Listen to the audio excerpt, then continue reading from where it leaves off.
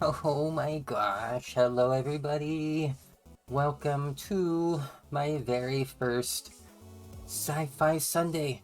Heckin' Sci-Fi Sunday. Oh, I'm so excited. This is, I feel like my first, theme day, right, for streaming. Um, Turbo Thursday is kind of like that, but, I feel like this is like more like genre theme. So, it feels like a milestone for me when it comes to streaming. Maybe even an Emma Stone. um, so let's see here. I don't really have anything much to mention in the way of things that I've done to the stream here. I kind of got a little bit distracted this afternoon, and I did not do the little things that I was hoping to do with my Sammy deck and stuff like that. Um, so unfortunately, that means that uh, everything is as it was yesterday. Nothing new. So just all the things that I've already gone and started playing around with on here. Oh no. Oh no. Excuse me?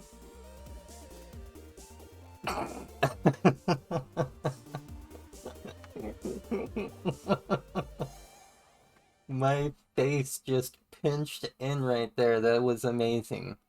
That was amazing. Thank you, Turbo. Oh, thank you, babe. Let me go ahead and change my scenes here. So I already got the audio capture set up, but I did not set up the game capture yet. So let me go ahead and start up Encased here. It's a Unity game, so it takes a moment, but not too long.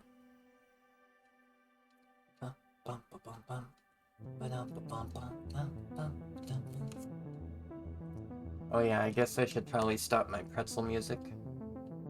I don't know anything about the in-game music that Encased has, but I want to check it out.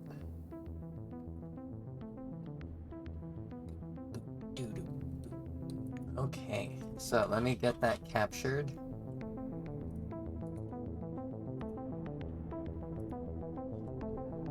There we go. As you can see, people have power armor and the power armor. That's the main thing that I noticed right off the bat. Is like, ooh, okay, so I can stomp around still. That's good. I don't know what kind of character I'm gonna be making yet, but we're gonna go through the character creation process. Heck yeah. Um, Let me get back into the game here with my mouse. Um, this is probably all just fine.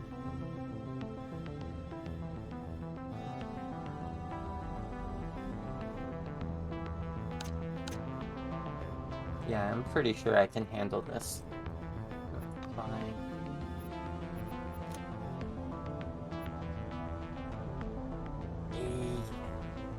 Yeah, it looks like the volume is okay. Also, I'm not liking the lag that I see, like in my OBS preview, but that's okay. I'm not seeing any like missed frames like in the stats window, so I'm assuming everything's working fine.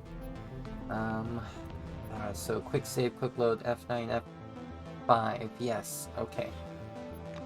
I think I have my, I think I have it figured out. So, new game. I think... Journey?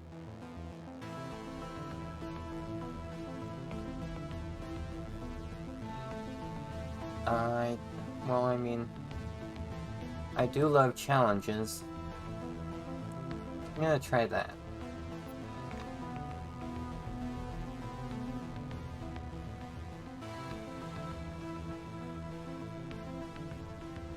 Okay.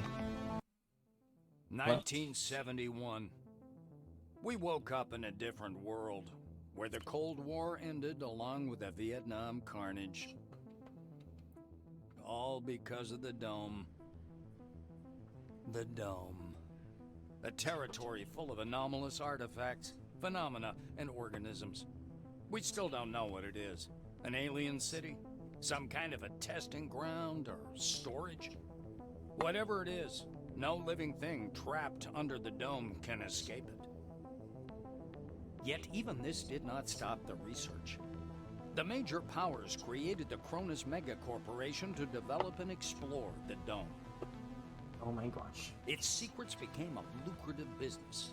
The Spire station was built on top of the Dome to export the artifacts and import supplies and personnel. That seems like a bad The idea. city of Crystal Sands grew at the foot of the Dome, eventually becoming a major transportation hub. All this required thousands of employees, and there was no shortage of candidates. Romantics, pragmatists, and adventurers of all trades swarmed recruiting centers around the globe, seeking jobs at Cronus. Awesome. We're one of those people. Very, very good, Pancake. Yes, 76, your yes. application was This approved, is true. and you went This under the is Dome true. towards the future. Whether a good one or a bad one, only time. I mean, I have a feeling it's gonna be a bad one.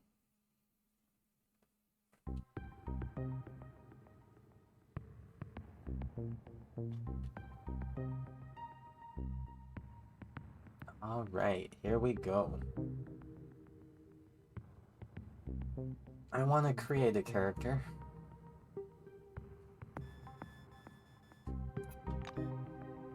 Oh my. That is a really cool first random there.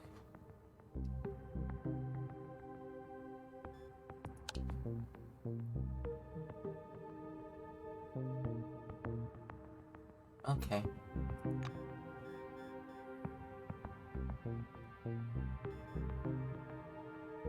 So,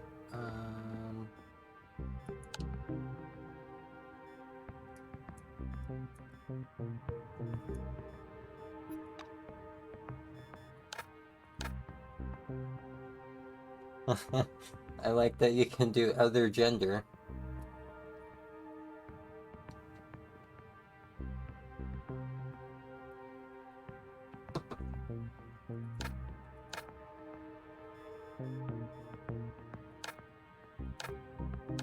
Nice.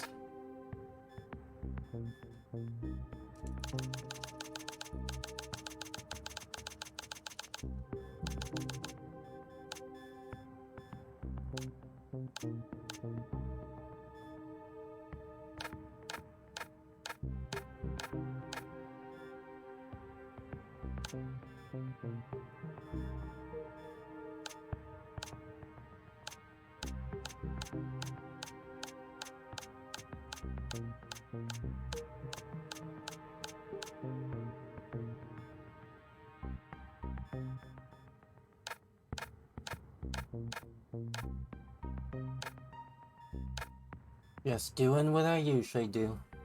Doing what I usually do. Ooh.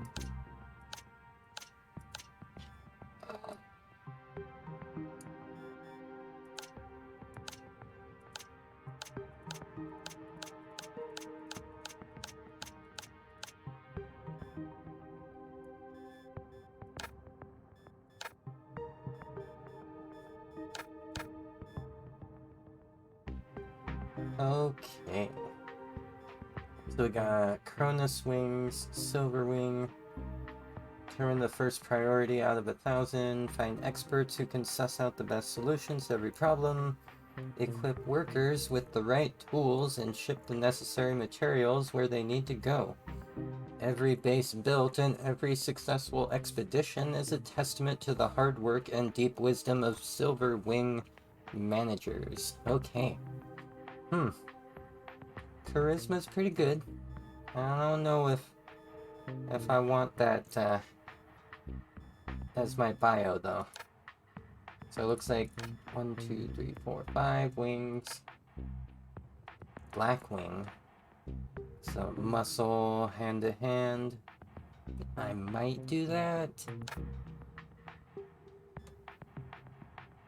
Ooh.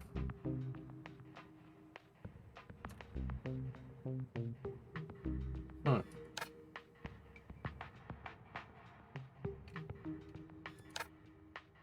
Okay, you know what?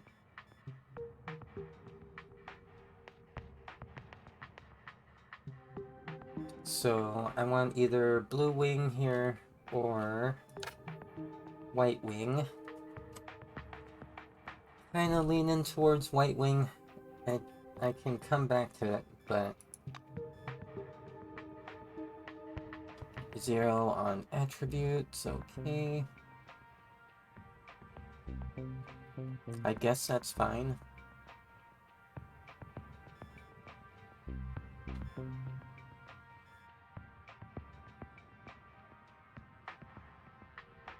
So deafness, action points.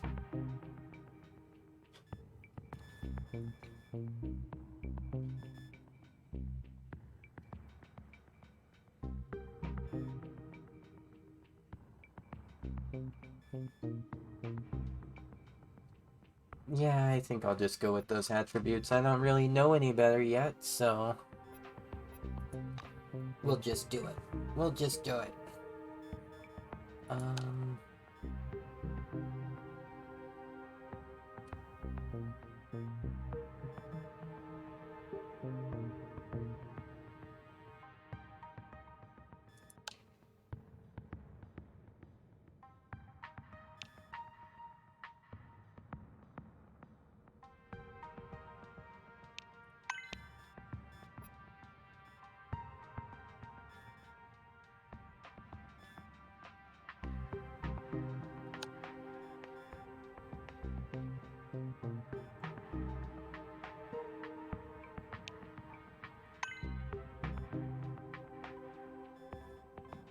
I'm guessing that medicine is gonna be helpful. I feel like tech is probably gonna be a good one to get, but I'll figure it out, I guess.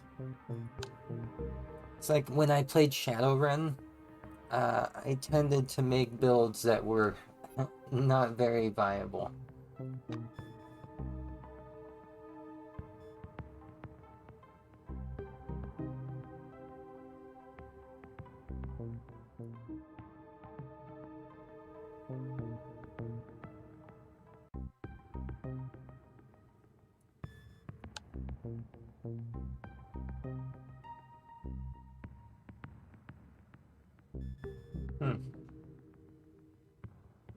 No smart smarty pants class. I like that.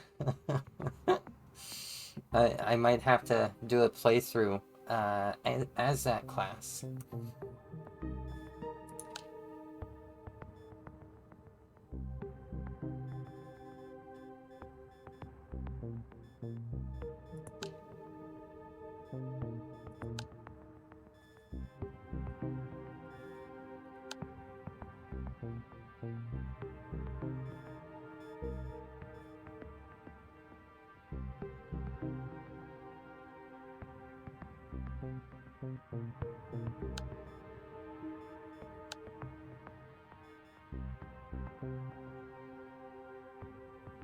Oh my gosh, these are interesting traits here.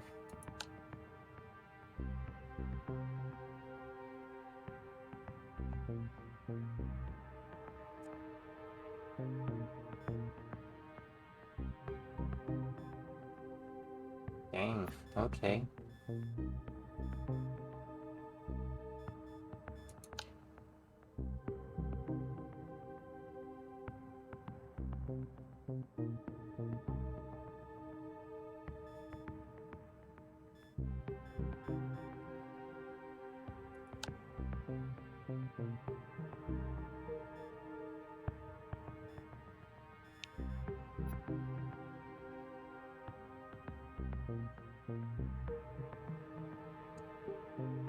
Okay, yeah, sure. I'll be bossy.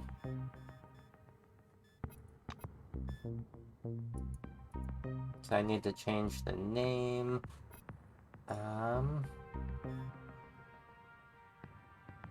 Cool.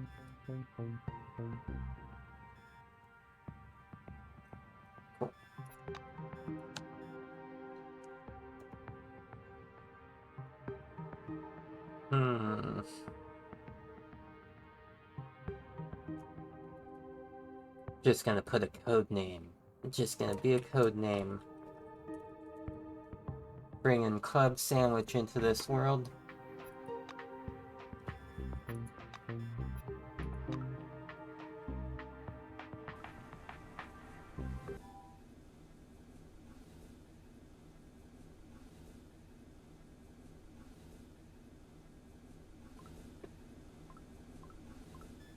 Oh my goodness.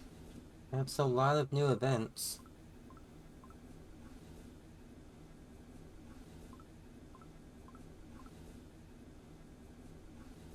Com bonds. Okay.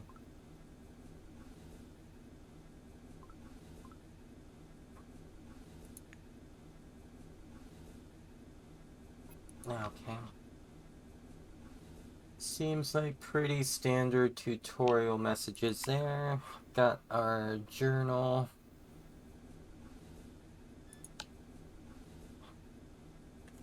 Yeah, my journey begins. That's correct.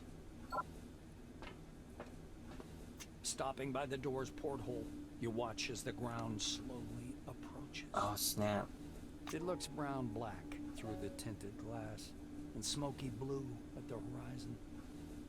It almost seems like the clouds are pulling apart there. You scan the desert for any sign of the anomalies you've heard so much about.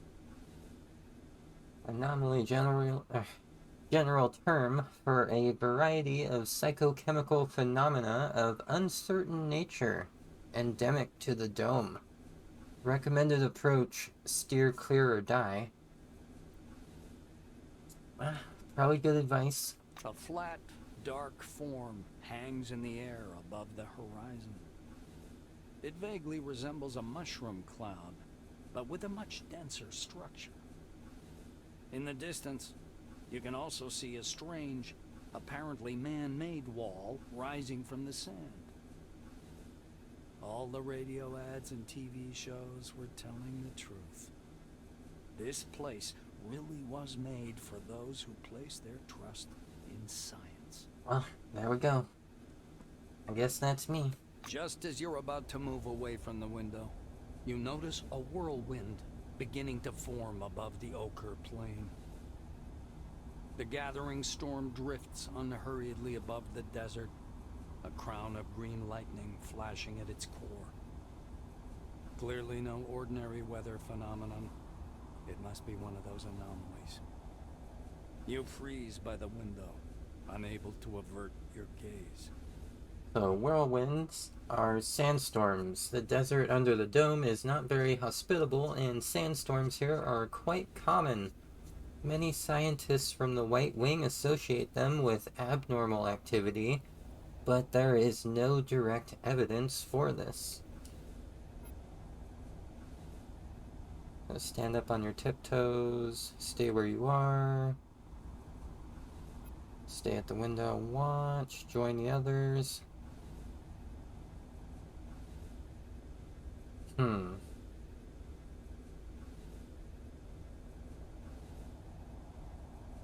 Like, I want join the others to let me go back and talk to them to make sure I didn't miss anything, but I think it might just, like, be a missed opportunity.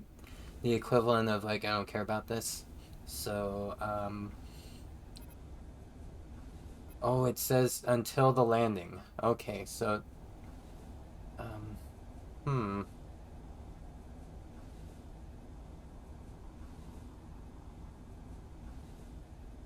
maybe I should try to spot those, The outlines of the landing site, blurred by clouds of dust, appear behind the greenish glass of the porthole. The capsule shudders as the braking devices engage.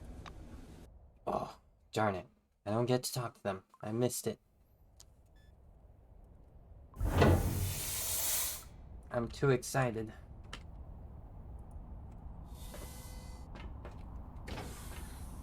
Well, I like the way the game feels.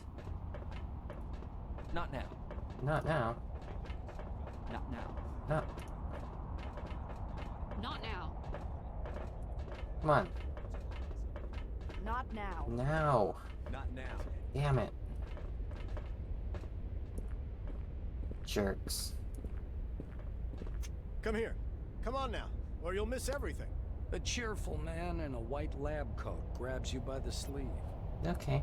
A badge reading Ludovico Nuzzi, scientific analyst, export department, dangles loosely on his clean uniform, which still smells pungently of washing powder. Look over there.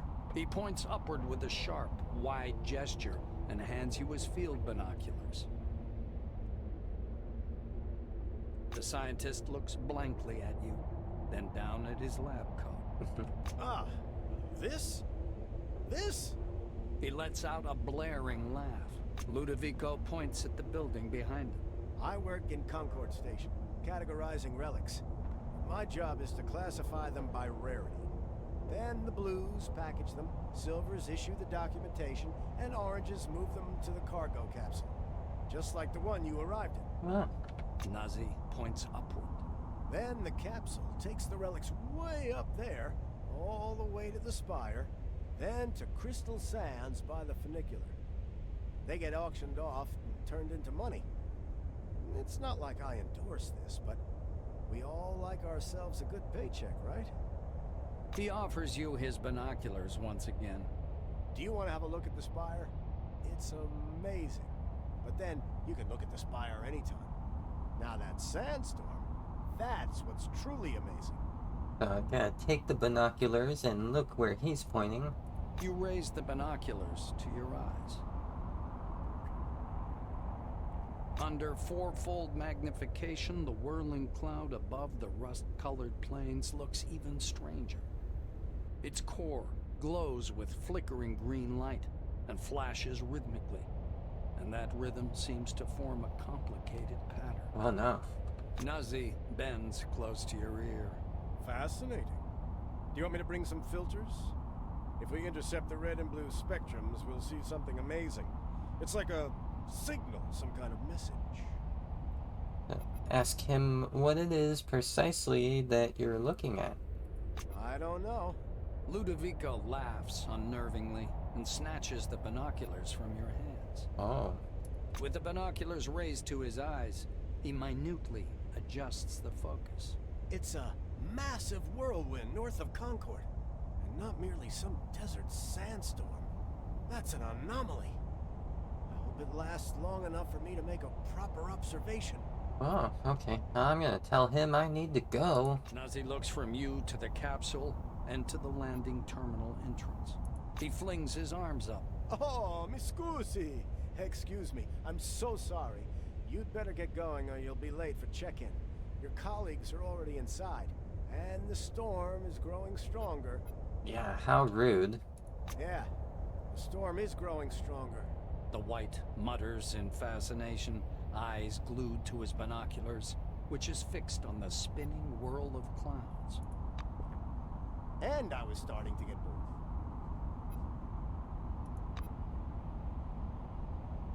Yeah, I'm trying to get in the station.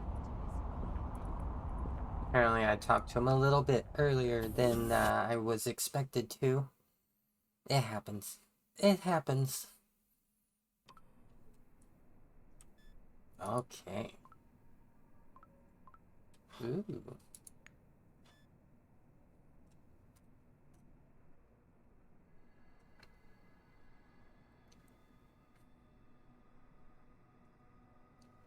So yeah,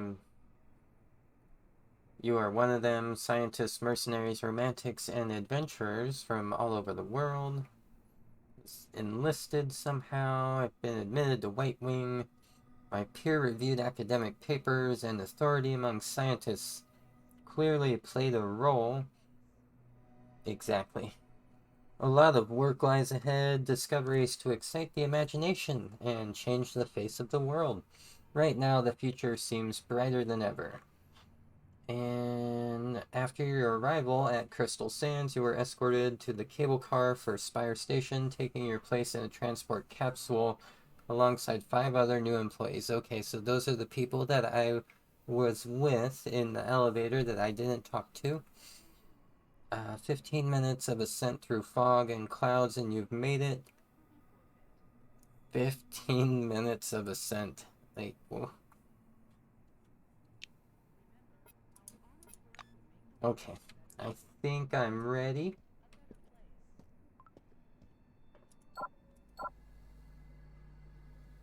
Okay.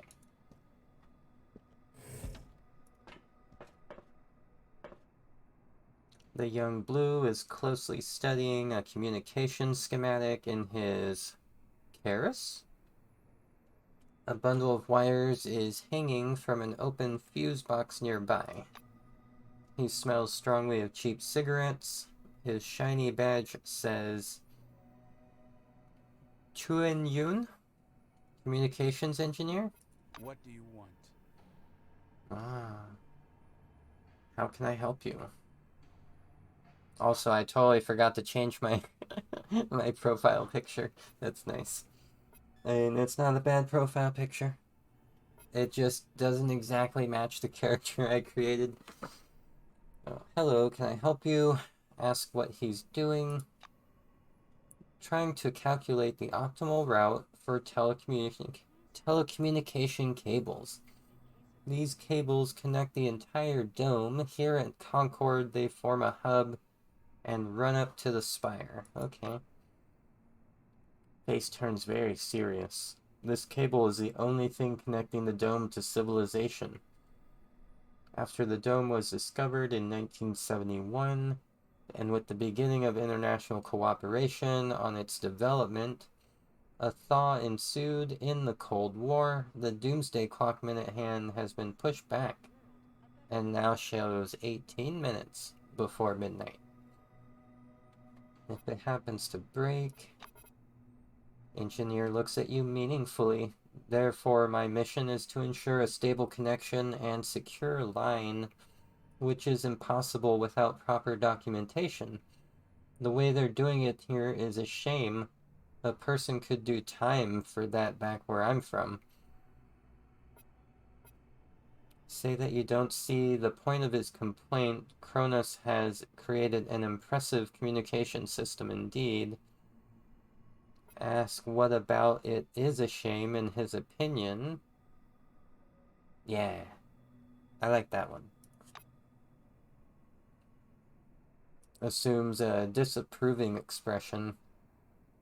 The cables are laid improperly. The various factors are negatively affecting the signal strength.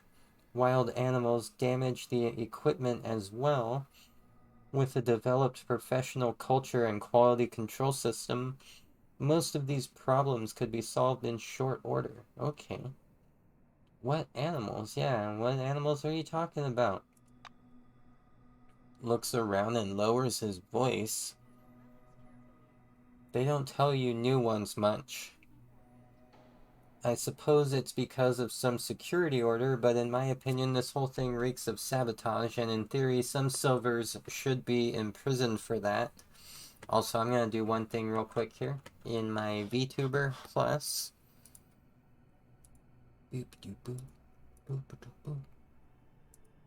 Okay. I'm hoping that helps a little bit with, I noticed that OBS was complaining about missing frames and getting overrun, so I went and turned down the quality of my avatar being rendered. Looks okay still. They don't tell you new ones much. I suppose it's because of some security order, but in my opinion, this whole thing reeks of sabotage. That's right. In theory, some silvers should be imprisoned for that. Sorry I got distracted. Yeah, I know the feeling.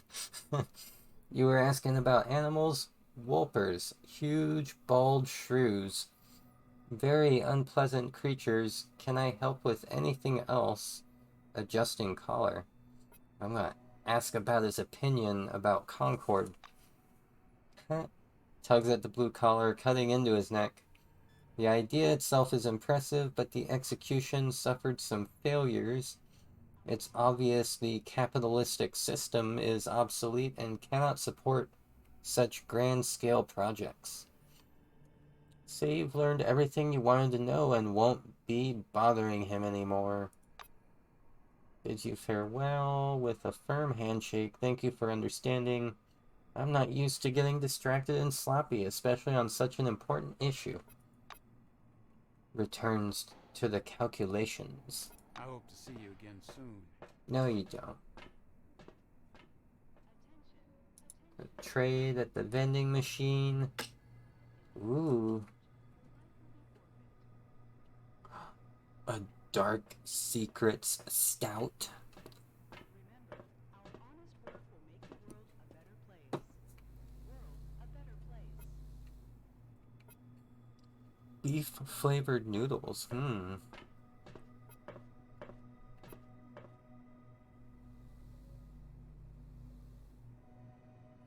I have a feeling that even if I'm not gonna smoke any cigarettes, it might come in handy to have some on me during the story.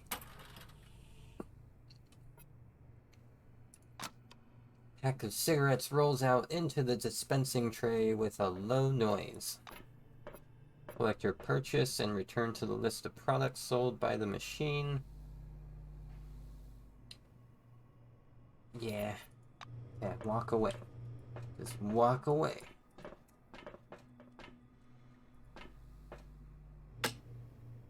The same stuff in that vending machine.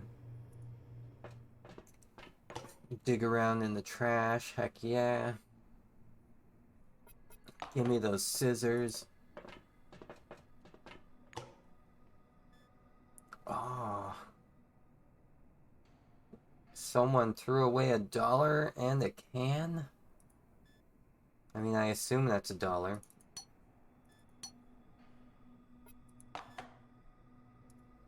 Monty James. A silver-wearing, thick, glittering spectacles is sitting on an orange couch, nervously fingering his badge, which reads Monty James. A large suitcase rests at his feet with a leaflet about the dome perched on top. Hello. Looks up and studies your face with a squint. Ah, it's you. How do you like the inside of the dome? Yeah, I'm not ready to answer that yet. Not enough time has passed for you to form a clear impression. He stares moodily down at his suitcase. My first impression is unfortunately not very positive. They forgot to add my name to the new recruit's manifest. Can you imagine? Offer to try and register him in the terminal. Okay. Looks up from wearing a hangnail.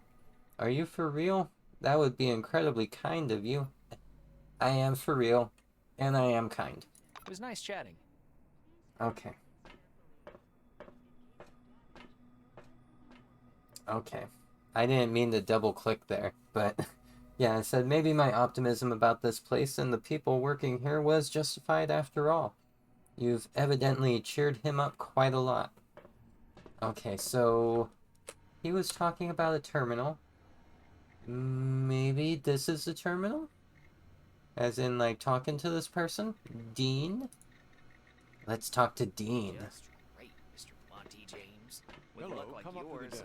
A tall receptionist watches you from behind his desk with a bored, haughty look. He waves impatiently at you to approach. Man, what a jerk. The employee glances at you indifferently. His upper lip is ever so slightly curled in contempt. Ah. Yeah. Jerk. All new employees must register first thing. Come up to the desk, please. The nameplate on the desk tells you you're talking with Dean Rayhet, administrator. Yeah. Also, oh, barter. Bribe. Okay, so you can bribe people. That's always fun. The administrator slaps himself on the forehead. Yeah. I almost forgot the regulation pre-registration greeting. Just a second. Yeah. Can I slap him on the forehead? Listen to the greeting. Rayhet produces a reel-to-reel tape recorder from beneath the desk, rewinds the tape to the beginning, and presses play. The speakers explode with a harsh, crackling sound, over which the tick-tick of a metronome slowly grows louder. Solemn music begins to play, and the administrator's face takes on a serious expression. Dear employee, on behalf of the Cronus Foundation, I, Administrator Dean Rayhet, welcome you to your new life under the dome. Ah, thank you. The administrator clears his throat and continues. By joining our company, you choose the path of science and progress. You are among mankind's best, and we ask that you live up to this. I'll try. Dean squints down at the monitor. Deserve this title. Do your job honestly. Obey the law. Respect your colleagues and... The music fades, and the administrator finishes his speech. And together we will build the best possible future for all mankind. Dean puts the tape recorder away. Now that we're done with the official greeting, I'll register you and upgrade your Selectron. Okay? Okay. Electronic key and ID. A computer program embedded in the Selectron grants access to certain areas depending on your wing and rank. Okay. So, say you're ready and begin the registration. Dean's hands hover over the keyboard. He gives you a nod.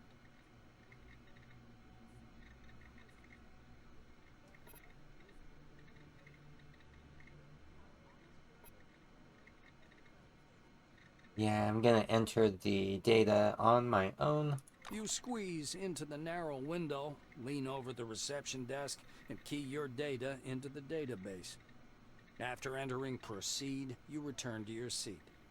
Dean mutters discontentedly to himself as he moves back to his terminal. That's right. Rayhet scans the computer screen. So your position in the waiting list was 63,784. You've been assigned to Magellan Station. A special bus will bring you there after a series of briefings. Please pass me your Selectron so I can update the firmware. Dean snaps the docking port of your pass to a recess in the casing of his computer. The administrator returns your Selectron. Cronus was founded as a society of scientists and military professionals. White Wingers have special privileges at most of the original locations built in 71 and 72. And there are still purely white zones in Magellan too. Limited access laboratories, operating rooms, the morgue, warehouses, some parts of the reactor. I think you'll like it. Dean continues. All new employees have a short list of tasks to perform on arrival. Do you want to hear all the details or just the short version? I think I want the details. Rayhet nods and points at the ceiling. First, you need a set of combat gear. Talk to Sidney Maynard, he'll give you everything. Dean extends his second finger. Second, weapons. Ms. Margarita Takachenko is the clerk at the armory. After she dispenses your firearm, you'll need to head to the training zone for a brief weapons handling exam. The administrator straightens his third finger. According to the latest regulations, all employees must attend a briefing on psi abilities. Apply to instructor Andrei Mihai. So, Psyche and Psi-Energy and Psi-Abilities became a serious matter of discussion soon after the first experiments with the Forefathers' technologies. According to official data, today more than 78.4% of people under the dome exhibit psi-abilities of various intensities that allow one to use tele- and pyrokinetics and to influence the interlocutor in one way or another. Fortunately, most of these abilities are weak. Scientists have found that for the presence of abilities, as well as for the ability to apply them or feel their use by others, a special characteristic of the body named Psyche, I assume Psyche, is responsible. So I really wanted to say Psyche. There's no E at the end, so okay. Dean extends his fourth finger and looks at you meaningfully. Did I tell you about the combat and tactical training? The fourth step is to visit instructor Winston Botherby. Okay. And finally, science is the overarching purpose behind everything we do here. Go to Professor Van Alden to learn how to study relics, avoid anomalies, and catalog scientific knowledge. This training is mandatory for all wings, not just White. Dean finishes. Dean catches himself. Oh, and when you're done with your trainings, proceed to the waiting room. From there, you'll travel to Magellan by bus. The administrator looks up at you again. That is all. He reaches for the tape recorder, but thinks better of it. Protocol calls for a little welcoming preamble, but dash it all, that's nonsense. Welcome to Concord Station. As he's about to turn away, Dean suddenly remembers something. Oh yes, I sent your mail to your Kairos. Check your Kairos, messages. okay. Well, that's all, I think.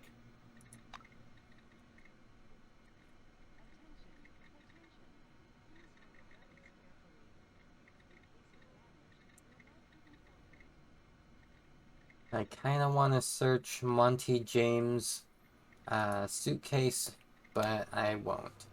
Oh, here we go. The public terminal. What a great prank. I am not going to prank Monty James. I will just register.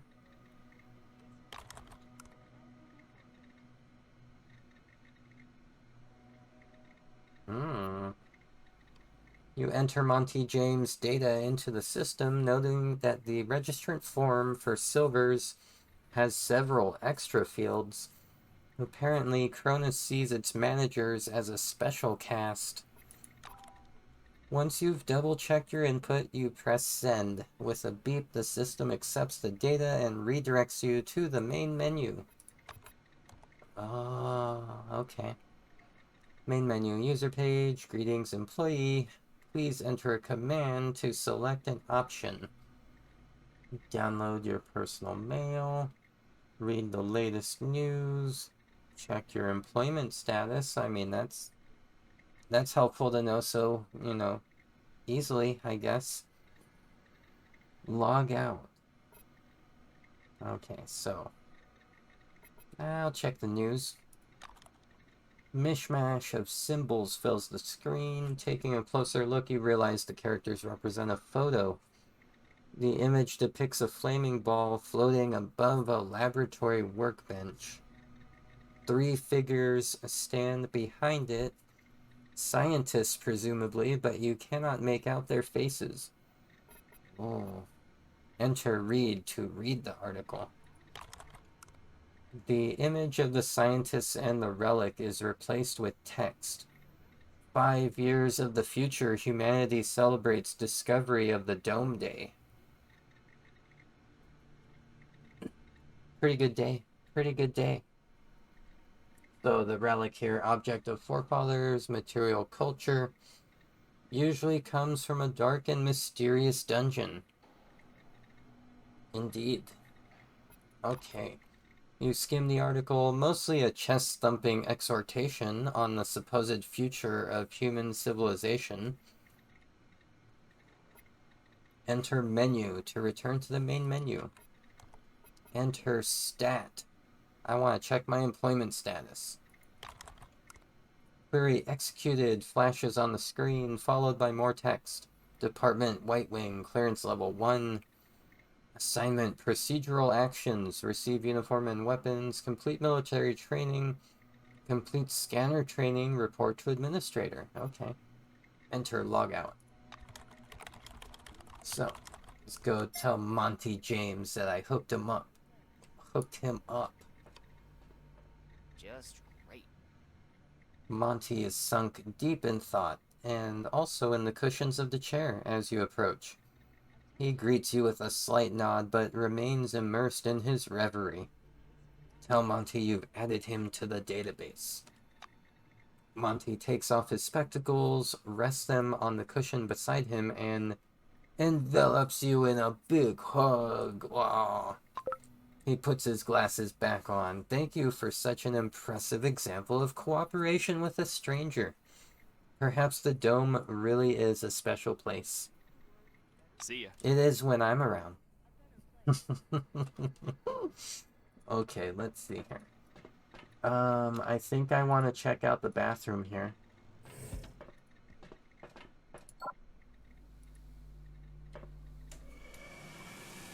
Heck yeah.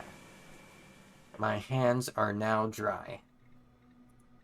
Search the janitor's gear. Haha.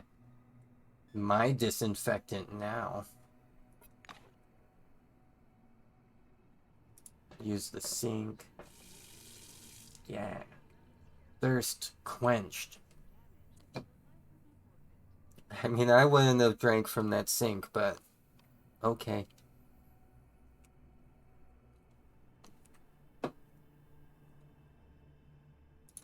Use the mirror. You wink at your reflection. Oh, that is what mirrors are for. Search the broken toilet. Haha, lockpick.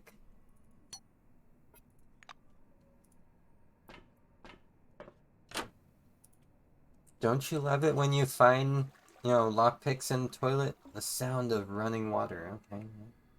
True Survival Simulator, the achievement I just unlocked.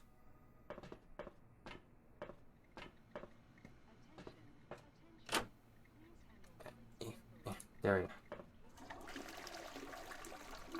we go. Oh, I see. Really? Okay.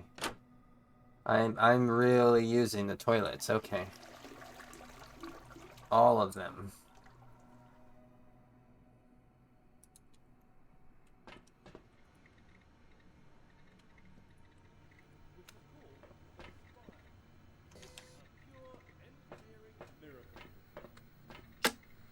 Cronus propaganda videos are playing on every channel. Cool. Those are my favorite videos. Cigarette withdrawal? Guess who has cigarettes? I'm all ears. You see a slim, cheekbony silver woman with a red warning lamp in her hands. On the lapel of her perfectly ironed suit is a badge that says Anna Leroy, Administrator. The girl waves her lamp in the air, trying to attract some attention. Oh, I don't like that. Trying to attract my attention. Valued employees, according to the Administrative Order of September 14th, 1976, the waiting area may be accessed through the regular staff corridor. Please be advised that this rule does not apply to newly arrived employees. She pauses and begins to cough. Shit, I should cut down on the smokes. Good day, new employee. The silver nods like she's depressed. She seems to have just noticed you. I thought she was trying to get my attention. Ask if you can go through the hall to the waiting room. Anna gives you a gentle poke on the chest with her warning lamp, forcing you to take a step back. Am I speaking gibberish or what? This rule does not apply to newbies. You need to go through training and... Oh, she begins to cough. Persuade her you don't need a training, because you know everything already. Red from coughing, the silver waves her hand helplessly. Oh God, come on. Don't forget to sign a waiver. Just go. It was nice chatting. Smooth. I'm so smooth. I think maybe I want to talk to Sydney. Get some armor. Search these containers. Oh, a reagent box.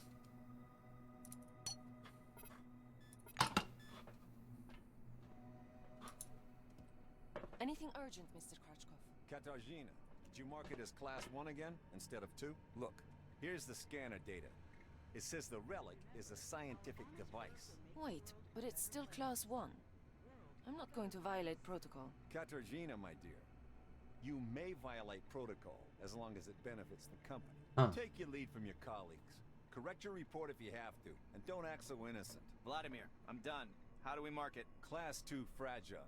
Tell Noyan the relic should go out with today's flight. Think about it. A Class 2 relic will mean a bigger payoff for the company, and that means a bonus in your wages. Categorizing it as Class 2 means access to state-sealed bids. I bet the Brits will buy it. They're always trying to one-up us. All right, Mr. Krashkov. I'll correct my report. Carl, add sealed bids to the marking.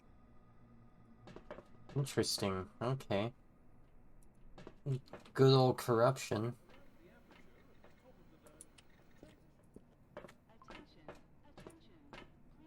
Search the toolbox. Yeah, pipe wrench. And a crowbar, but the pipe wrench perfect for smacking people with. Oh, there we go, right across the back.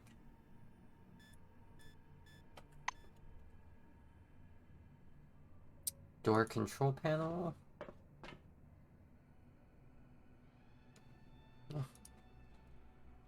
Okay.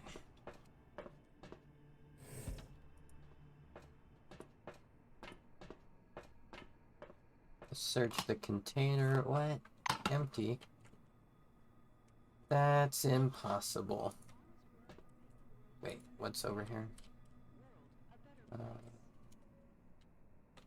Go this way. Oh, that's the way I came. Oops.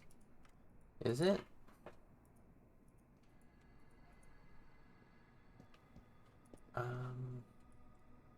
No, it's not. I came in there. Okay.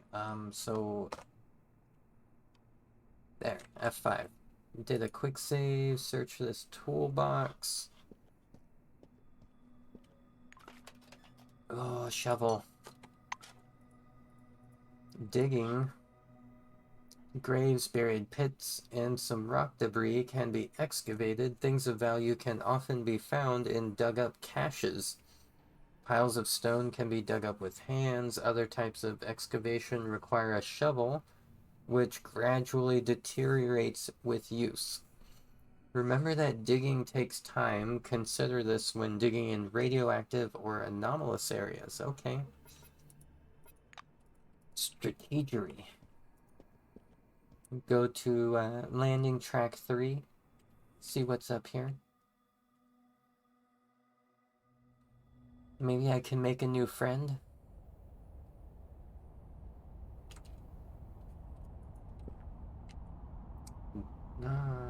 Let's talk. Hiya.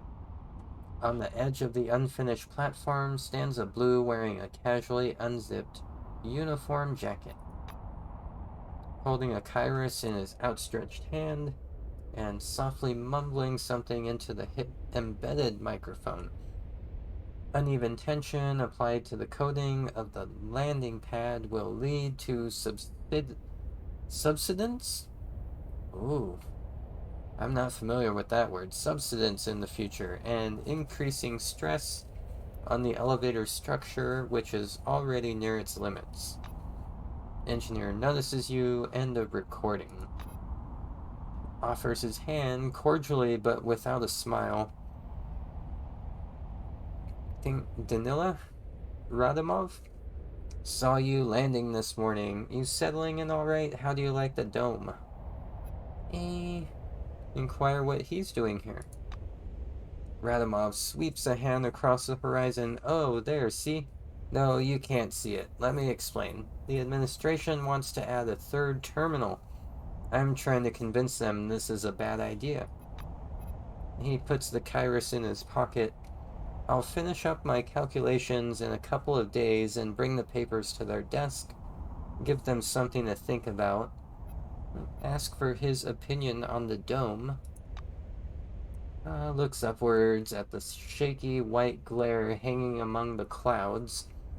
What do you think? My opinion is that this discovery is more important than going into space. Give humanity 10 years, and you simply won't be able to recognize the planet. That is, of course, if somebody doesn't hoard a few million for the platform renovation. The blue looks down at the unfinished balcony and shakes his head in discontent. Learn what changes are awaiting Concord in the future. Now this, mind you, is a competent question, just for my specialty. For starters, evaluate the scale of operations. Here, look, from the hill to that roadway over there, The engineer circles the space with a gesture and looks at you satisfied. After savoring the effect, he continues, everything will be rebuilt. There will be warehouses, laboratories. I really wanted to say laboratories. The first level of Concord will finally be unoccupied. It's going to be the largest storage terminal under the dome. Come back again. Oh. Cool, buddy. I think that's all I can do at gate 3.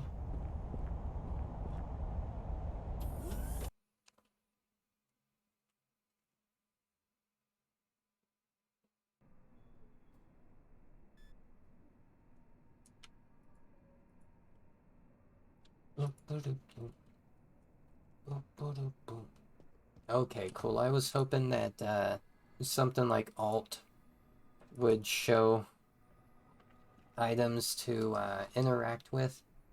High capacity power cell.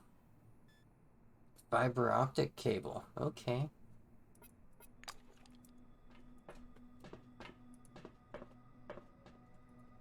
Yeah, there's all kinds of stuff that's hidden.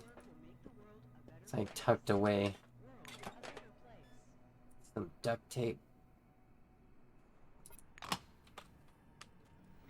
Oh, see, like there's a door over here that I missed.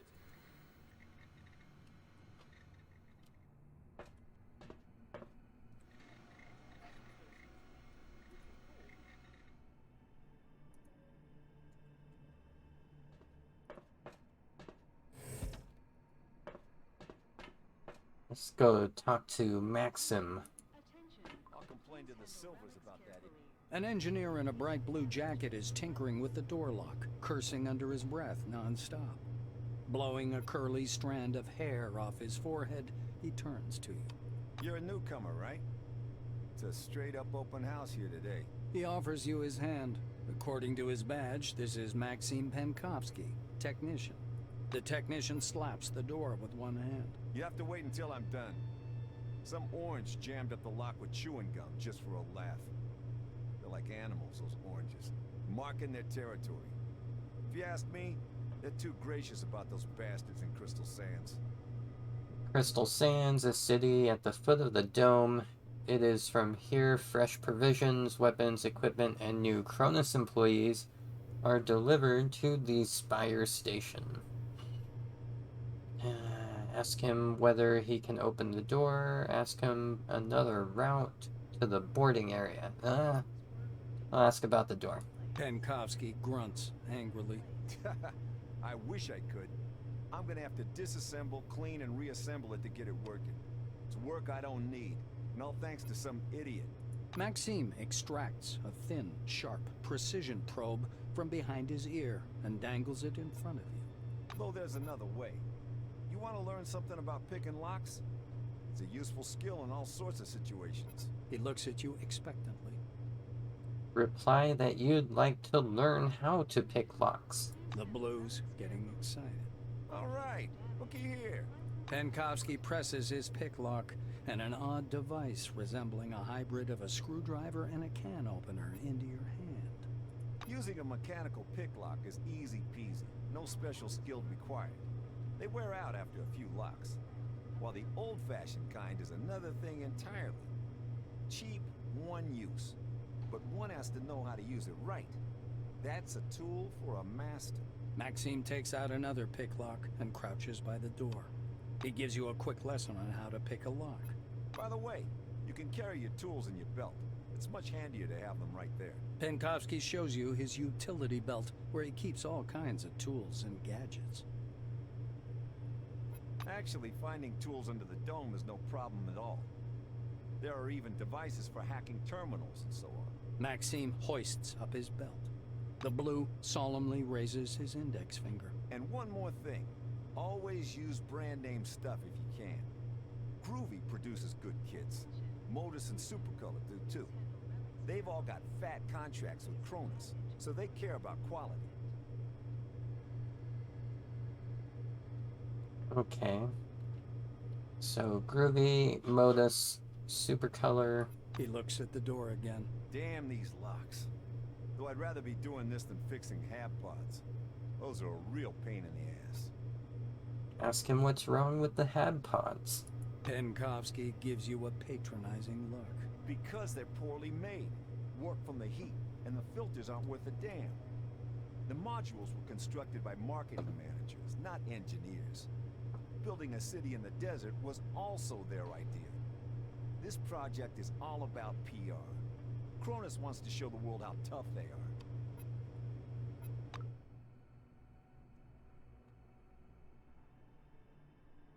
I repeat, get a lockpick and attach it to your utility belt. And then, apply it to the door. Yes, apply is the proper word.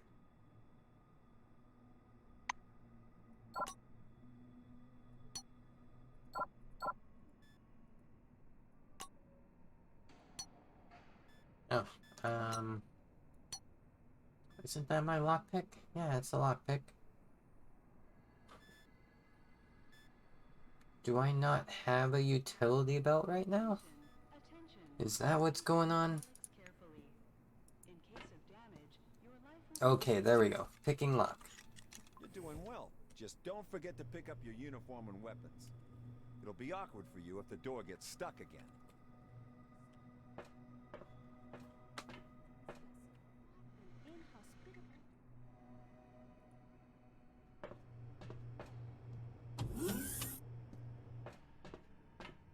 A lean Silver with thick black hair and a huge cigar clamped in his teeth is sitting in front of you. As you approach, he flashes a sly grin and slowly raises an outstretched hand above the table.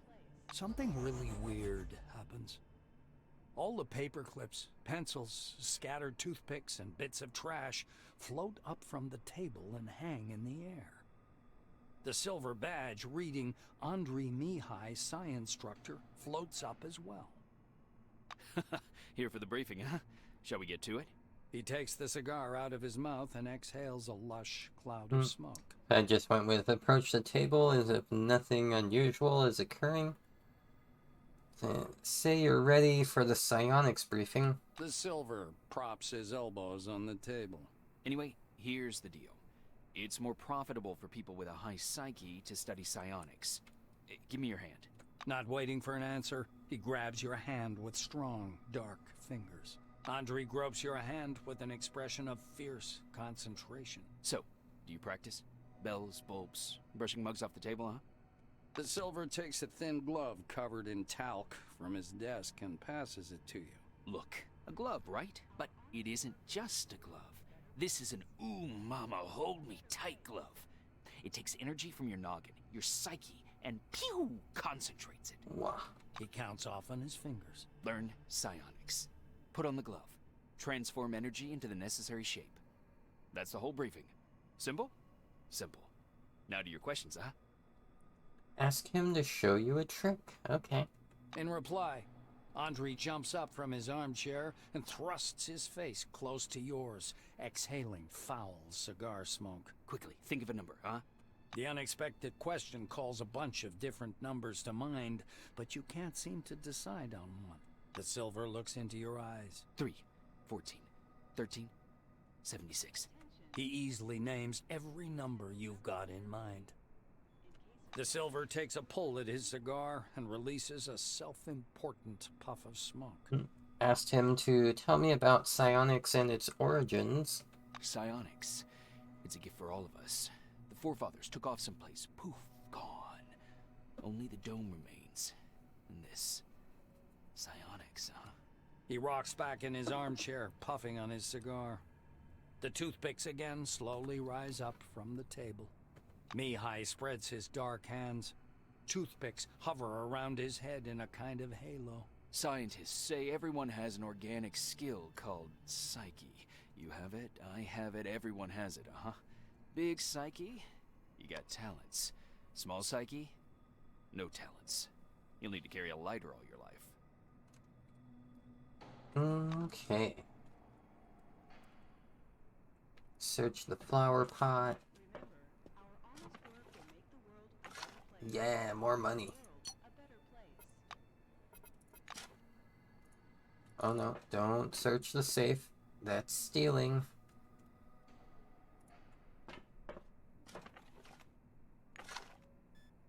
Oh, handful of earth. Finally.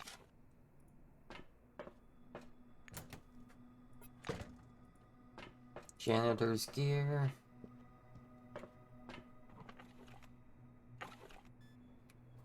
Ooh.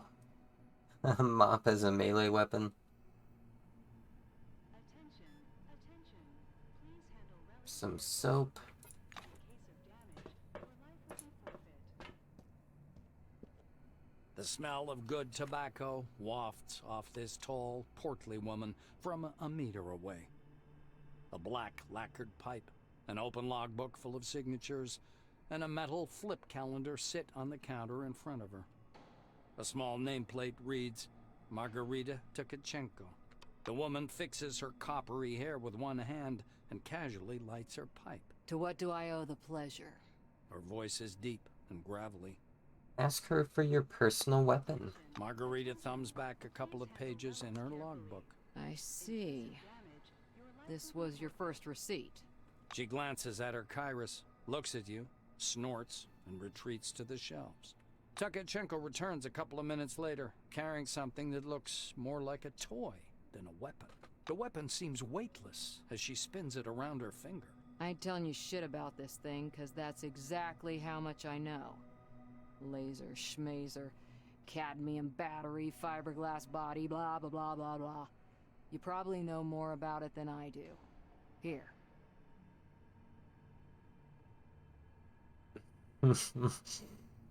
Interesting options here. So accept the firearm carefully with the barrel aimed downward, like you were trained. I'll go with that one. Margarita drags on her pipe and releases a puff of thick, yellow smoke. I see you know the rules and won't cause problems. Okay, so I'm gonna go ahead and proceed here, but I need to step away and go AFK for a minute. I'm wondering if it might be a good opportunity to just take my intermission a little bit early, because I'm gonna be playing this game for at the very least the 3 hours that I'm scheduled to go live today. And if I extend, I'm pretty sure I'm gonna be playing this still. So yeah, I'm gonna go ahead and put up my AFK text. And yeah, I am gonna make it intermission time. So I will be right back. I'm not gonna be like totally AFK for all this time, as you may or may not be aware. But yeah, heckin' love y'all.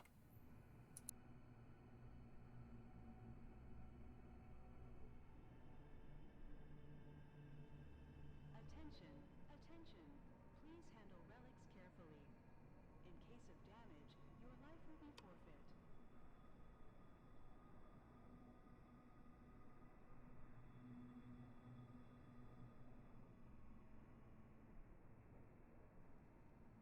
Remember, our honest work will make the world a better place. World a better place.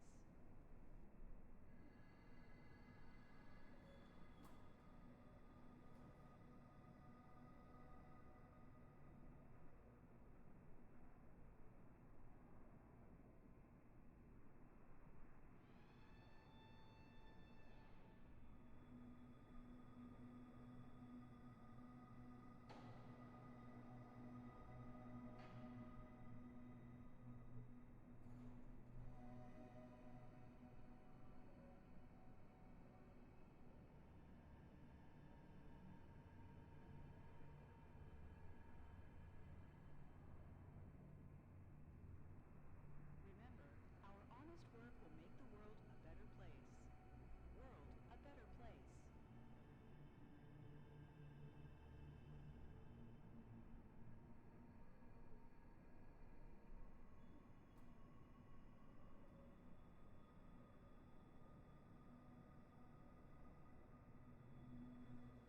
Attention, attention. Please handle relics carefully. In case of damage, your life will be forfeit.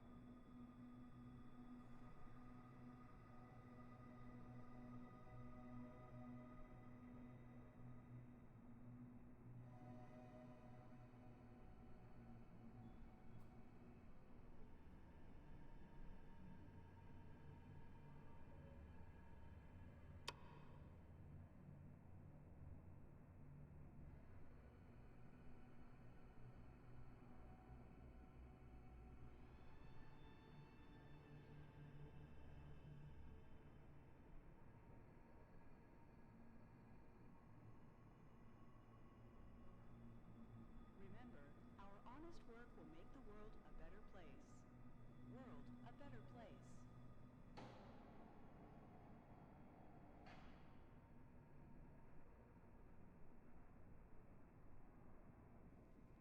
Attention, attention. Please handle relics carefully.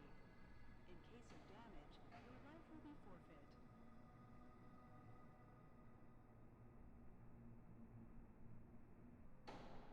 Oh my gosh. So I'm gonna go ahead and mute the game audio for a moment. And yeah, here we go. Put back on the OC remix from Rainwave.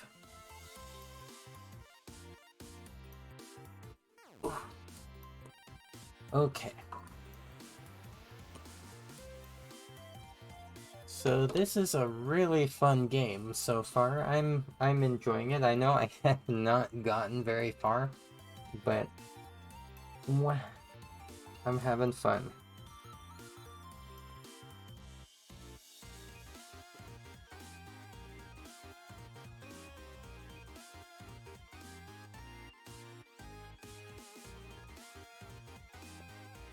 Just over here having problems with depth perception.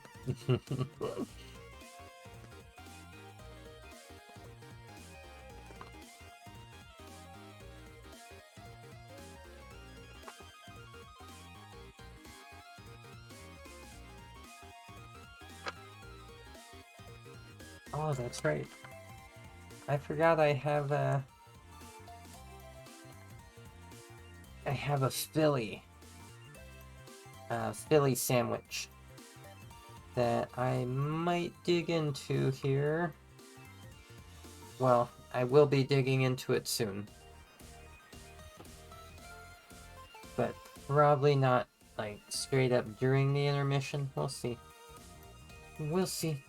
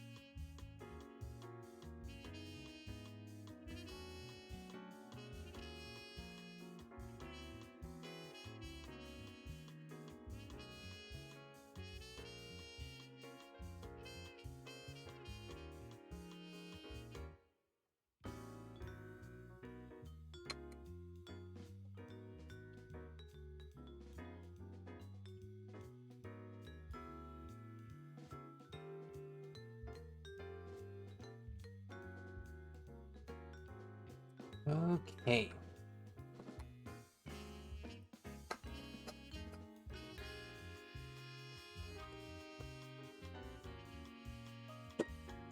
So I think I'm ready now for the actual, like, final AFK portion of my intermission here. Gonna step away for probably just a couple of minutes here. And yeah. I'll take noms of this sandwich, like, during stream. I'm not gonna go and extend the intermission for it. I mean, I'm not terribly hungry. I just know I should have something to eat. Okay. So, BRB, heckin' love y'all.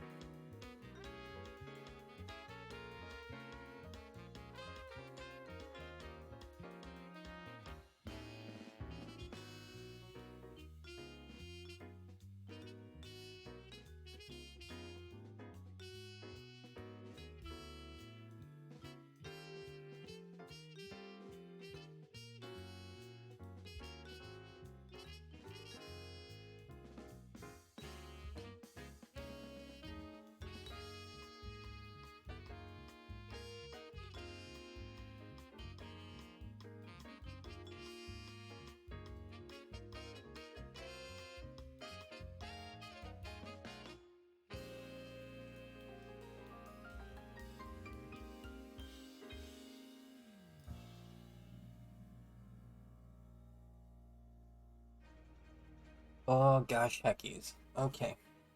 So, pretty much done with that break.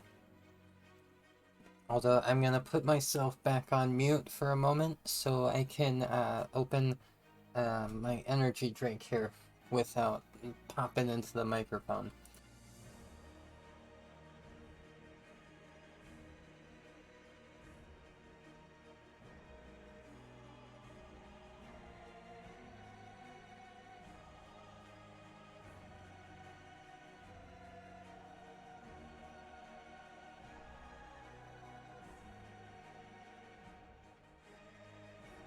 Okie dokie. Okay, so stop the rain wave again.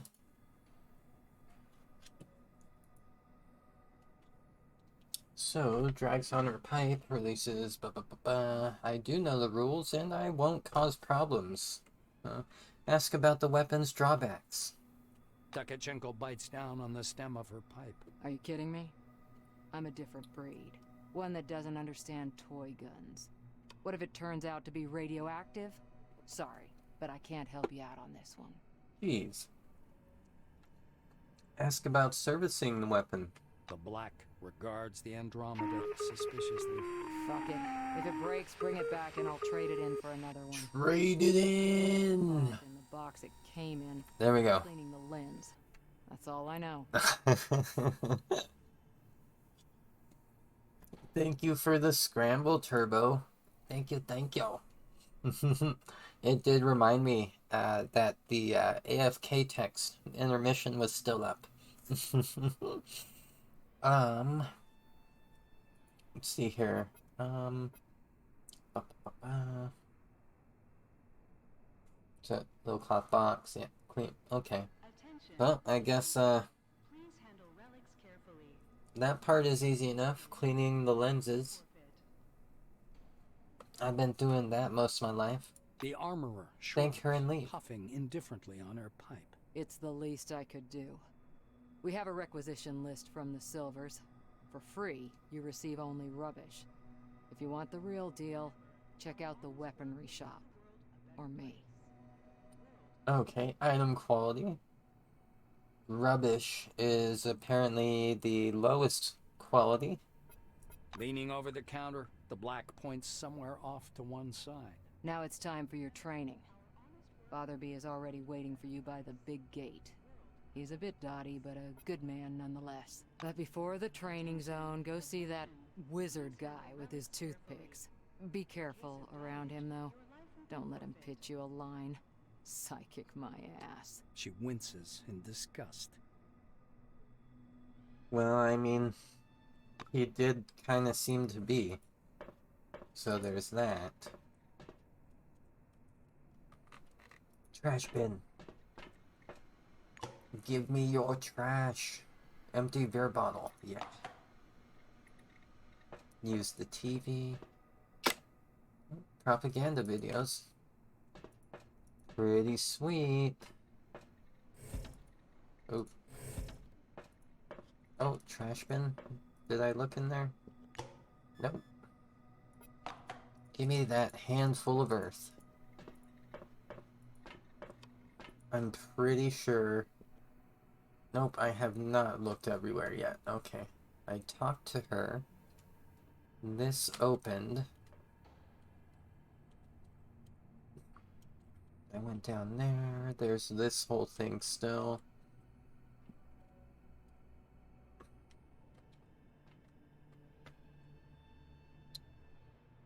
Huh, interesting. So I lockpicked this one, but it seems like I didn't need to. Like I'm gonna go around this way, and it'll lead to that place. Did I already talk to this guy? Behind the storage counter, you see a small, Nope. neat guy. His gingery hair shines with something like brilliantine. His badge says Sidney Maynard, storekeeper. Brilliantine, huh? Oh, what a lovely angel came down from the heavens. Mm-hmm. Good morning, my lady. Is it something urgent? By the way, my name's Sydney. My friends call me Sid, though I prefer a different name. Want me to whisper it to you? He smiles languidly, leaning on his elbows against the counter. The effect is more laugh-inducing than playful. Never taking his gaze off you, he reaches under the counter, loses his balance, and clips his chin on the desktop as he falls down. Oh my gosh. A full minute later, he reappears, grimly rubbing his jaw with a thick logbook. He thumbs through it for a long period, squinting nearsightedly. Eventually, he gives up the struggle and reluctantly puts on his glasses. The silver finally stops and pins down a particular page with his finger. This is your first uniform requisition, right? You can also purchase any equipment you need for the desert directly from me. Okay. Ask him to issue my equipment. Maynard smiles at you over his glasses, practically stripping you naked. Oh my. Your voice is enchanting, my lady. I could listen to it forever. Right now, you need to listen to me. I am going to give you some instructions. These are the rules. Yeah, okay. Say that you're listening. Sydney fiddles with his hairstyle. So, I'm not going to sugarcoat it. Life under the dome can be dangerous. You may get shot, spill acid on yourself, get electrocuted, or suffer the effects of a dangerous anomaly. You may also freeze to death or get fried. That's why it's important to wear protective equipment when traveling outdoors. Of course, in hazardous situations, the equipment will get damaged, and the more it's damaged, the more often one has to repair it. The silver steps back from his counter to indicate the repair kit boxes piled in the back of the warehouse. I got mechanical damage, biochemical damage, energy damage, psionic damage, cryogenic damage, and heat damage. Okay. It's a lot of damage. He points back at the shelves behind him. We've got repair kits for this gear. There are Blue Wing specialists ready to help you at any large base, of course, but they're not always available. So, you'd better learn how to use repair kits and workbenches on your own. It's a useful skill. Sydney leans on the counter again and throws you a lazy wink. No one would ever say no to a cutie pie like you, though. Those are all the instructions, by the way. Shall we get to the giving part now? The silver disappears into the back for a while and returns with a small package. Unfolding the package, Maynard shows you a brand spanking new uniform. Sydney proudly shakes out a bright white jacket. It more resembles a thick mantle than a lab coat. Look, this is the most advanced clothing under the dome. It protects from acid, aggressive fauna, and radiation. Not very effectively, though. Don't expect miracles. He raises a finger. One more important thing. In accordance with Order 16-225, helmets and gloves are not issued, but they're available for purchase from me. Please bear in mind that a full set includes headgear or a mask, jacket, trousers, gloves, and boots. Yeah, okay, barter. Sydney hands you the package. Here's your uniform. Enjoy. The silver follows you with his gaze. Okay. Let me put some stuff on. This is not merely a jacket, it's the pinnacle of jacket technology.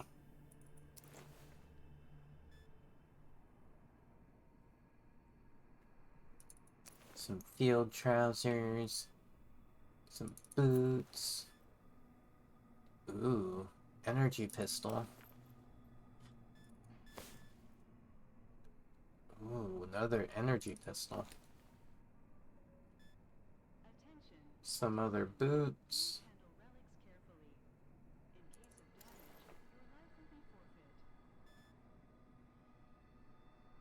Some gloves. Oh. Oh, I see.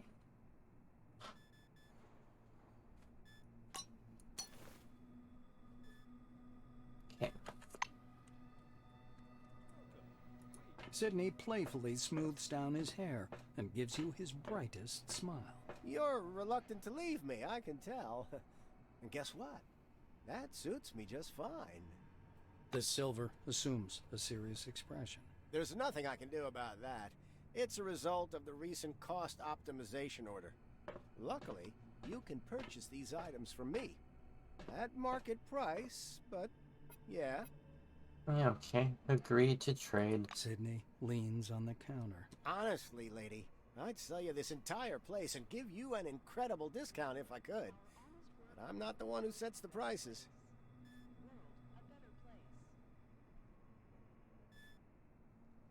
Attention, attention. Please handle relics carefully. In case of damage, your life will be forfeit.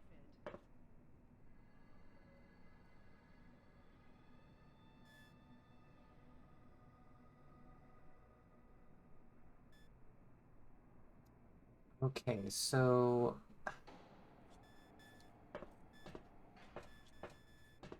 I can't see what I have equipped here. That's alright. I think I might want that helm and belt. Our honest work will make the world a better place. Sell these boots. No, I'll keep that for now. So sell the empty bottle.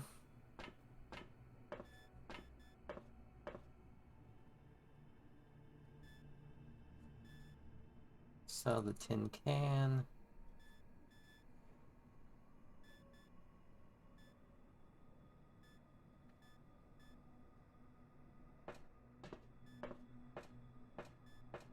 Scissors.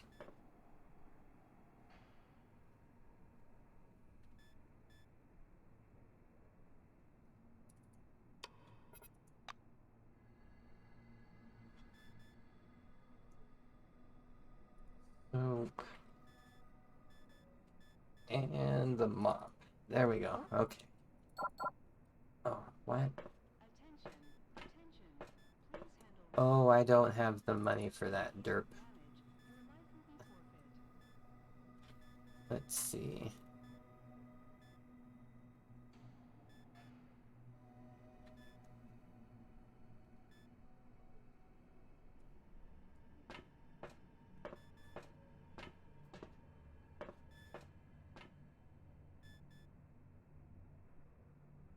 Dang it.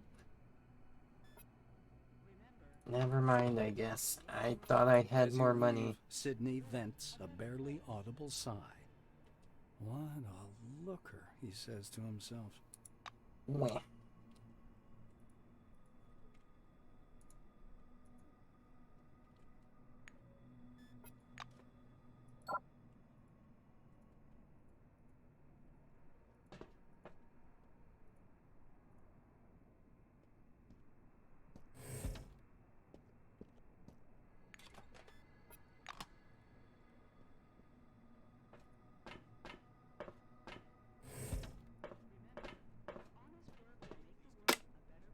Task for you.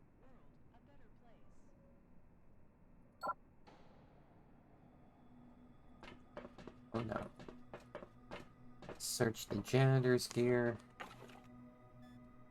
Ooh, another mop. Heck yeah. Talk to Adolf. Okay, here we go, I guess.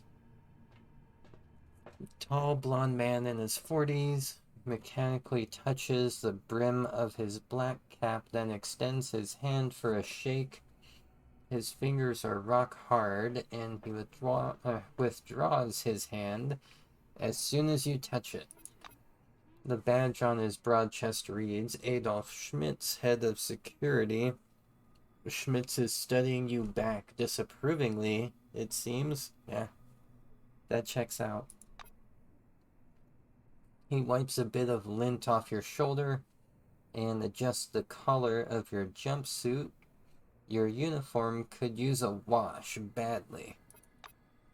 I'm Adolf Schmitz, head of the security service. You were to be sent to Magellan, but there was a change of circumstances. The Black nods toward the door behind him. I've got an urgent order for you. Your help is needed at a nearby object. Mr. Kingsley is waiting right now to give you your assignment. He'll tell you everything himself. Adolf steps aside, glancing down at your boots. He shakes his head morosely. Ask why he needs you, but not the other white that arrived with you. Schmitz impassively draws a small notebook from his pocket. You arrived together with, yes, I see, Tomoko Kimura. She's too specialized. That's why Mr. Kingsley asked for you specifically. Alright, say that you have some business to attend to and you'll return later. Luke says, watch, alright, but please don't take too long. I'll take as long as I want. Attention, attention. Please handle relics carefully. In case of damage, your life will be forfeit. Yeah, there's no way for me to get in there.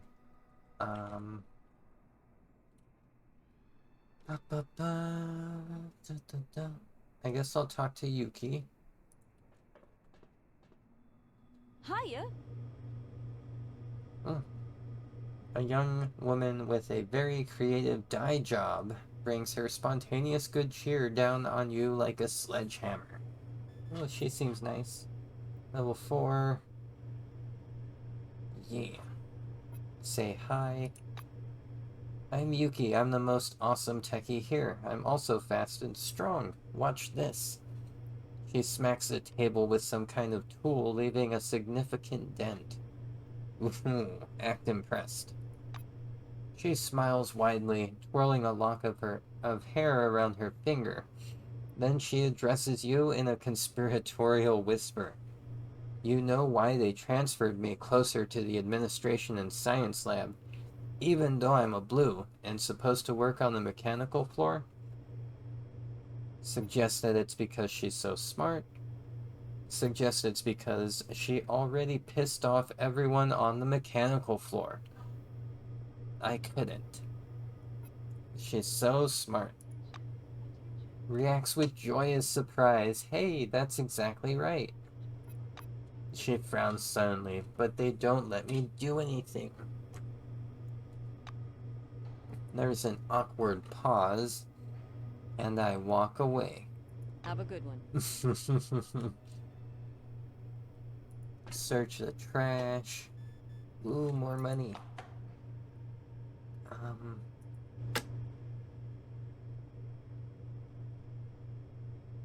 I'm saving up for a nice beer.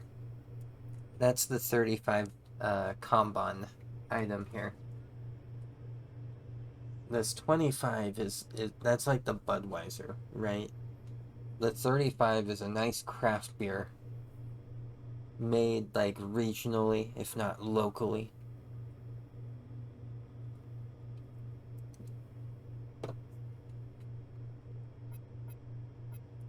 Alright, walk away. Where the heck am I going? I think I wanted to go up here. Ed, spit it out. I can see that something's bothering you. Well, it's a bit of a private matter, you see. God. Come on already. We can't just hand Miss Norway over to the Silvers, see? She's unique among relics. Ed, we already discussed this. The relic's effect is well known. It's nothing but semantic imitation. I wrote you about it, remember? I know. Well, there's something else. She's rational. No, really. I've talked with her for hours. Damn it, Ed. The relic doesn't speak. It's some kind of subliminal wave field messing with your head. It's you having both sides of the conversation with Norway. It's all inside your head. You're imagining that it's rational. That's it. We've gone through all that. Doctor, what if it's the other way round? What if she made you believe she's not rational? Eddie! But you can't exclude the possibility, can you? Hmm. Okay. Welcome under the dome, an amazing excursion to a world of new technology and the riddles of an ancient civilization. Listen to this information, useful for all wings, and receive a colorful leaflet. Talk to Milo. A slovenly bald man with a dull, bug-eyed look and 3 days stubble is sitting behind a table covered with papers. As you walk by, he pokes at your elbow with a pointy finger, causing you to stop. Oh, hello there. The silver smiles, revealing crooked yellow teeth.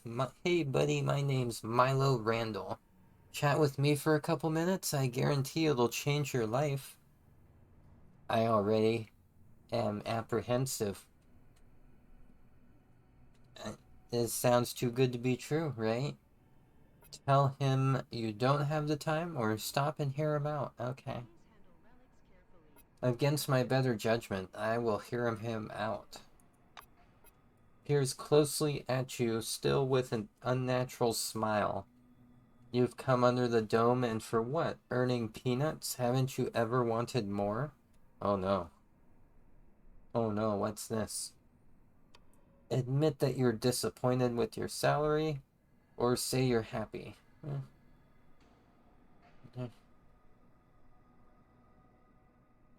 I mean, I've been digging in trash to get things to sell, so I think I'm disappointed with my salary. Milo's eyes shine with excitement. I've got an offer for you, my friend. Are you ready? Well, are you? Of course you are. You said yes, right? The silver throws up his hands and papers fly in all directions as though a bomb had gone off at his bench.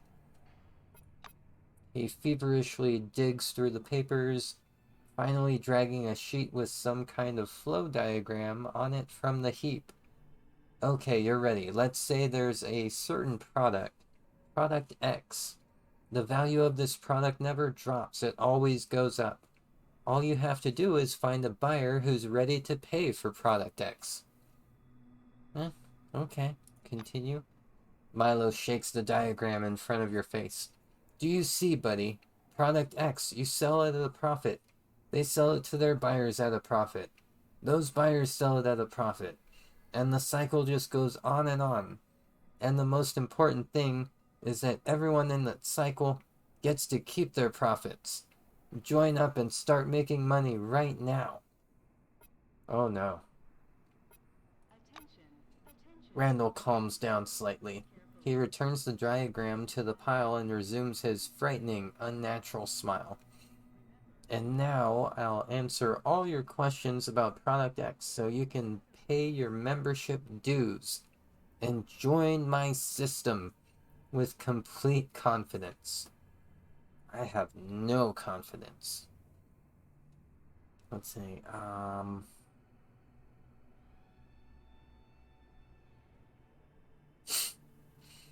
convince him to pay a fee and join my network. Uh-huh.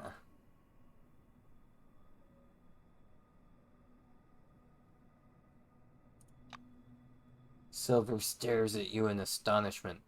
What? Are you kidding? I'm the one who comes up with systems.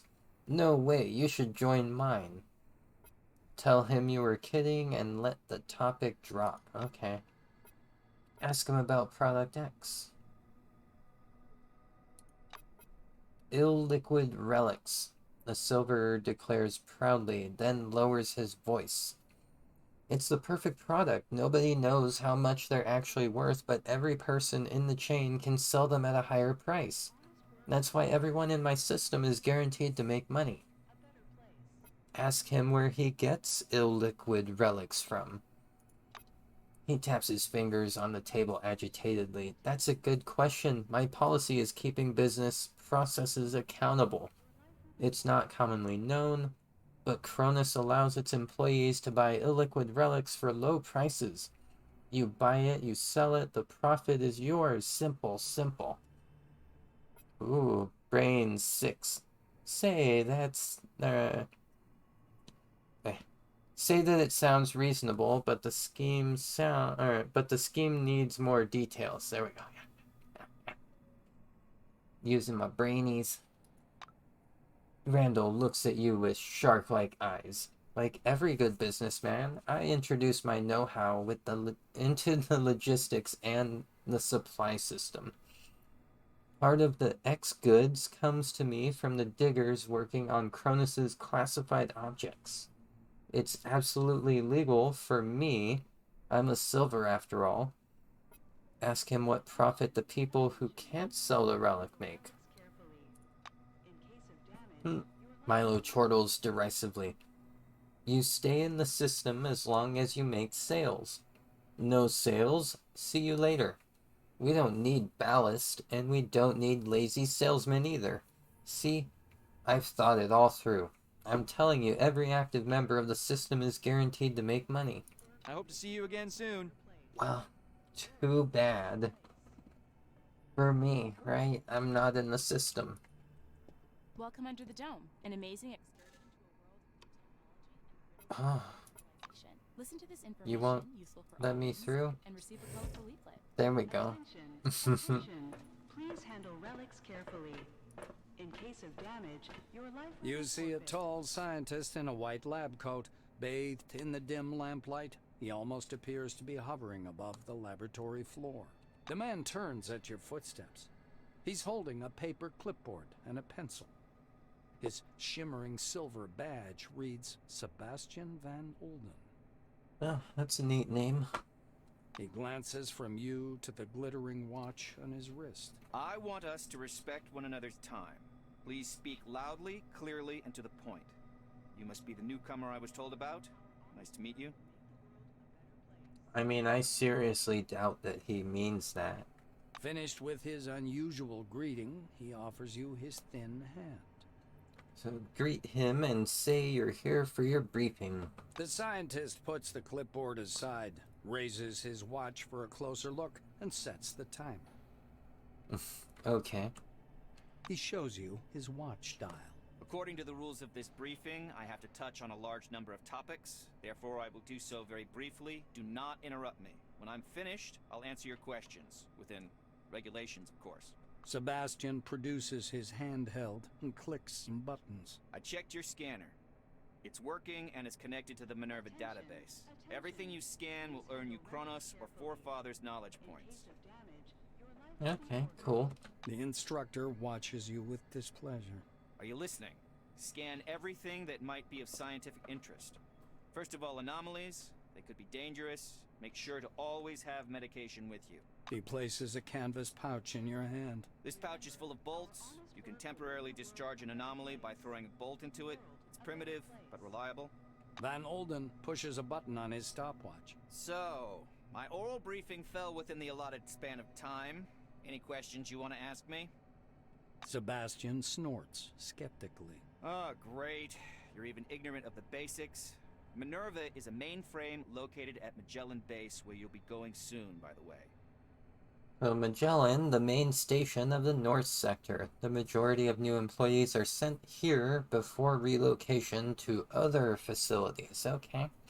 Neato. The Minerva disk stores the database containing every piece of information about the Dome and the company's employees. It is thanks to this scanning that the database is constantly updated.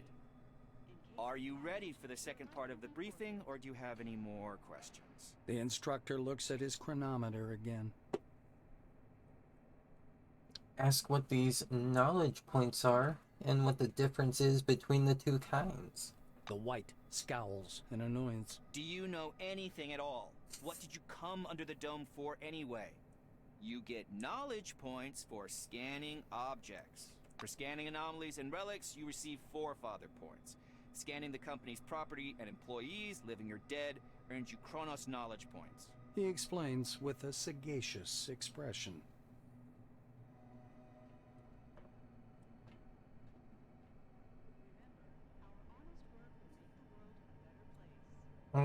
Okay, scanning the dead, You can okay. exchange knowledge points for medication and equipment as part of the volunteer research program. Are you ready for the next part? The clock is ticking. The instructor taps his watch meaningfully. Ask him for more details about how to scan objects. Sebastian pulls a scanner from his pocket. I will demonstrate this only once. To switch on the scanner, press the button on the right side of the manipulator housing. The scanning beam is narrow. It's intended to focus on one object at a time. Van Olden turns on the scanner and continues. My advice is to scan anything that might be of scientific or statistical interest.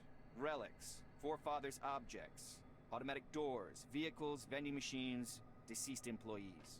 He turns the screen so you can see it. The scanner automatically transmits data to the Minerva system, and you receive knowledge points. Do you have any questions, or can we proceed to the practical part of our briefing? Ask him for a list of useful medications for researching anomalies. You'll need some one-use stimulator injectors, bandages to stop bleeding, and anti-radiation agents and radio protectors, including ARAD-3. The white ticks these off on his fingers. He produces a black-capped, transparent plastic jar out of his pocket. According to protocol, you should have this medicine. I'll give it to you as soon as we proceed to the practical part of the briefing. Are you ready, by the way, or do you have any questions? Ask him how exactly you can discharge an anomaly with a bolt. The researcher winces. Why do I have to spell out every single thing for you? Take a bolt, throw it at the anomaly, and it goes off. Any more questions? Oh yeah, I've got more questions. Say that you have no more questions and you're ready to proceed with practice.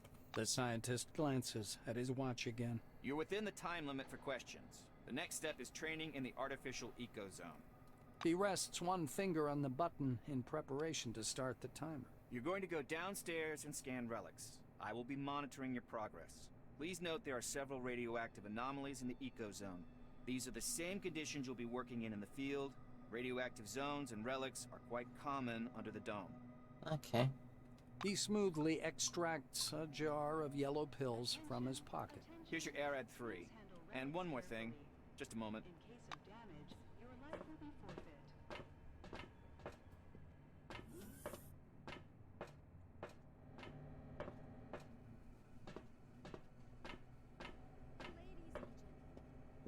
this is the dome from the inside.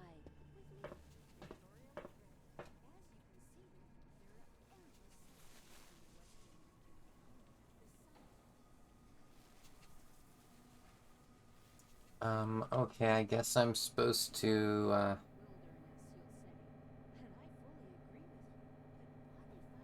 I guess I'm supposed to get over there somehow? And receive a colorful leaflet. Hi there.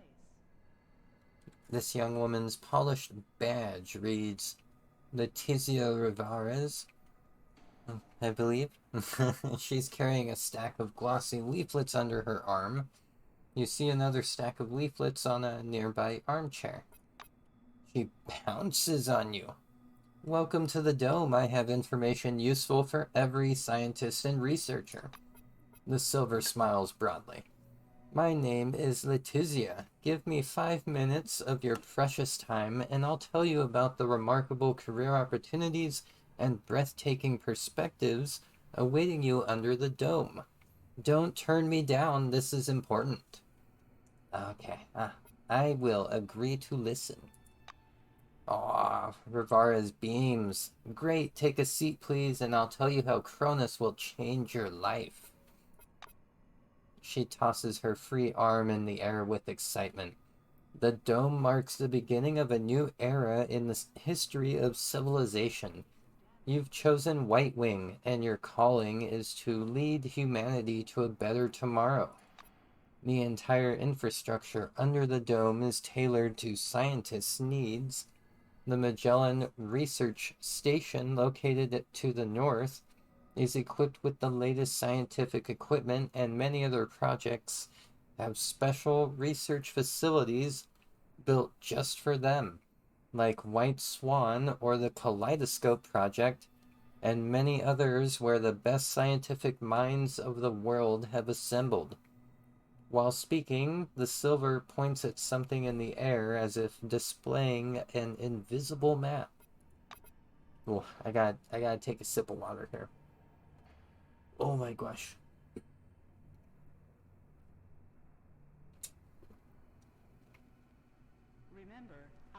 Honest work will make the world a better place. I don't usually do very much reading on stream. Ugh. She looks at you again and produces a smile. Cronus believes that Forefathers' technology will change the future. Therefore, it invests heavily in providing luxury living conditions for White Wing employees. Substantial wages, comfortable accommodations, free insurance, all to help you uncover the secrets of the dome as soon as possible. Ask her in a skeptical tone when you're going to hear the useful information she promised. I don't want to be a mean character. Maintain a meaningful silence. You both stay silent for some time, watching one another. Oh my. Cronus, thank you for joining us, Rivaris adds awkwardly. She looks at you expectantly. Thank her for the speech. She blushes slightly. I'm glad you liked it. Usually people don't see how important this stuff is. The girl offers you a colorful booklet. If you were honestly interested in the speech, maybe you'd like to look through the leaflet. The Dome as Your New Home, an exciting read for the entire family. I will... I can straight up just tell her to fuck off. Okay. I will not be doing that. Thank you. I will take the leaflet. You take a glossy leaflet with a colorful picture on the cover. White and pink houses, palm trees, and luxurious cars. You can't actually find all these things under the dome, though the picture is beautiful. The instant the leaflet is in your hands, Rivaris offers you a couple more. How about a few more for your friends? No? Well, alright. Bye-bye. Bye-bye.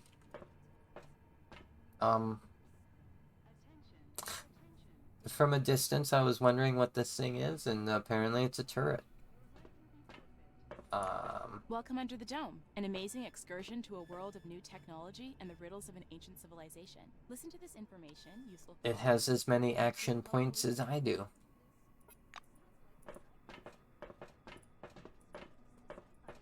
Welcome under the dome, an amazing excursion to a world according to them. There will soon be a real resort. Holographic table, huh? This desk is a bit different from the others on this floor. It's covered with a thick layer of cellular glass, treated with luminophore. Every little point of the surface emits a weak yellow light, some of them glowing brighter than, some dimmer. Oh my. The worktop has a huge built-in digital display. Rows of glowing points form a detailed map of the area under the dome. You touch the screen with your fingertips, and the static makes the hairs on your arm rise. Ooh. That's always fun, right? So, let's see here. Look at the central part. Bird's eye view of Concord Station, the main structure built into the rock, is a harsh... The main structure built into the rock is a harsh white against the backdrop of yellowish sand. So, look to the north. The image pans down and zooms in slightly to display the northern territories. This is the most developed part of the dome. 3 highways lead from Concord to Magellan Station, the observation deck in the city. The D11 Bremen, C13 Cincinnati, and C12 Nashville objects are also located here. Look to the south. The desert to the south is colored a bright brick red. Something huge and shapeless resembling a poorly drawn star casts its disjointed rays across the sand. Nearby, the site designation O10 Ankara glows blurrily white. Yeah, I'm pretty sure O10, yeah. Look to the west. You stop the display over the pale lands of the west, which consist mostly of milky white patches of salt marsh. The west of the dome is amazingly empty. What about the east? You gently pull the tight fader slider to the right. The eastern section of the dome has several unfinished facilities and abandoned buildings. Paved roads are almost absent, all but a lonely fractured highway dusted with sand. So how about turn the audio guide on? A loud voice, like a salesman's, blares out. The eastern part of the dome is the business center.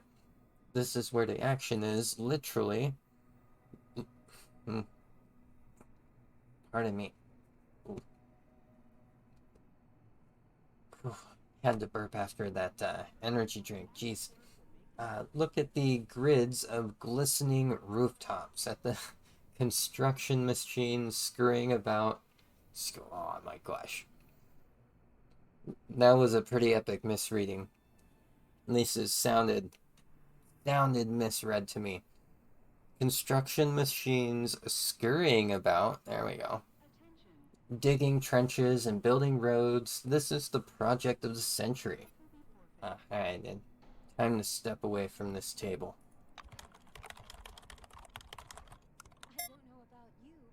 Oh my. So much reading. So much reading. I need more water.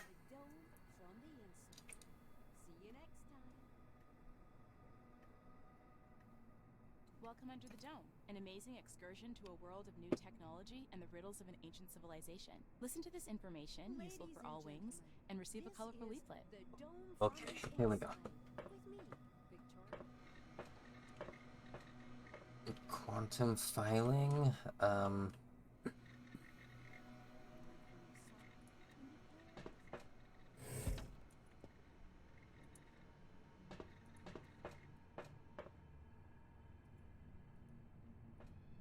janitor's gear. You, lady. Stop blinking like a dummy. I'm talking to you. Oh yeah? Don't scrunch your face at me. Come here. I'm talking business. What a jerkwad. Hey you. Yeah, you, lady. Before you, you see a large hairy orange with funny round little glasses. He has a pack of fish snacks in his hand, and he dips his fingers in it, carefully fishing small pieces out. Daryl Gilmore, loader, says the badge on his chest. Good day to you. Okay, he resettles his glasses on his nose and looks quickly around. Then he puts an arm around your shoulders and pulls you to him. Long story short, kitten, I have one offer, a business offer. You smell what I'm cooking? I do not smell it. Okay, here's the thing. Do you see the hall behind my back? I've just returned from there, from shipping. I've been moving some crates. They weren't sealed for transit yet, so I checked a few of them out, and looky. There are relics inside. I thought they were rubbish at first, but no, these are solid relics, category 2. Hold on.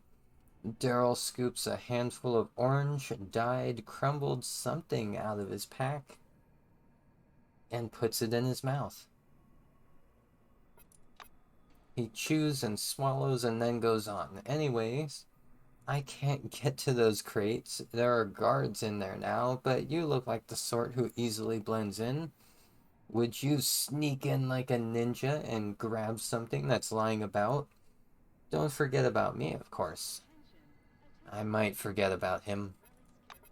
The orange crumples his pack and rummages around for more snacks.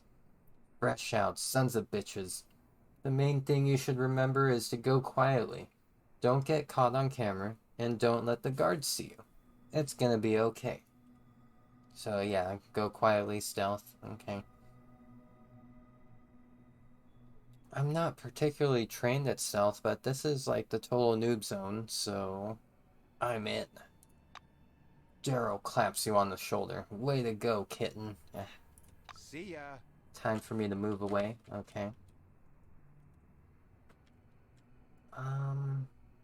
Search the empty Cronus coffin. Oh, it truly is empty. Talk to Nelson. An impassive man, his long gray hair in a bun, smokes a cigarette, dropping ash on his boots from time to time. The headphones hanging around or on his neck produce some metal music. Ooh, good choice.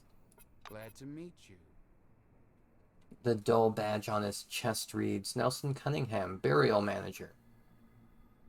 Nelson takes his cigarette out of his mouth.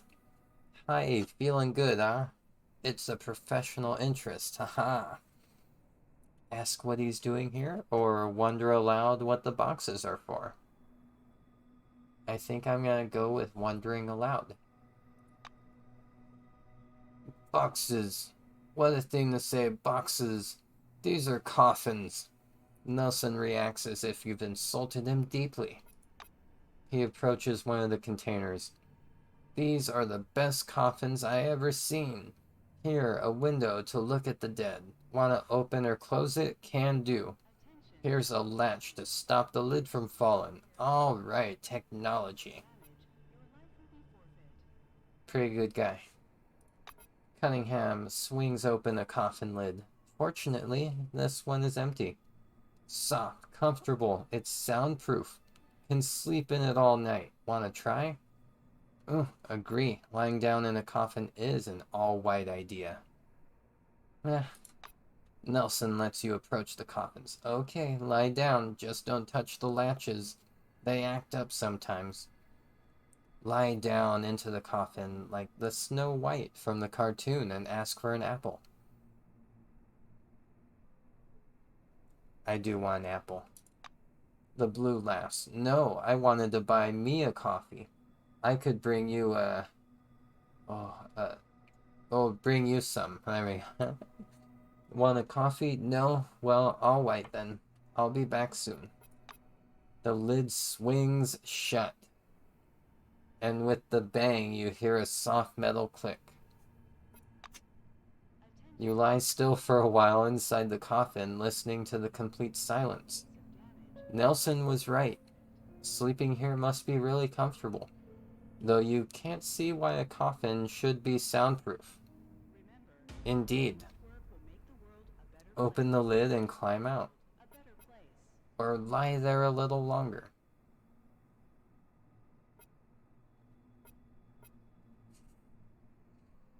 I feel like I'm just gonna lie here. The coffin's soft velvet upholstery tempts you to spend a couple more minutes inside. With your Kairos flashlight, you study the brass tags on the inside of the lid. The coffins are ordered specifically by Cronus from Locker & Locker, the main furniture supplier for the dome.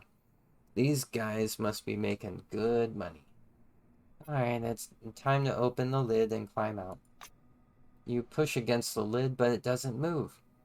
You remember hearing a metallic click when the coffin closed. It must have been the latches the blue was talking about.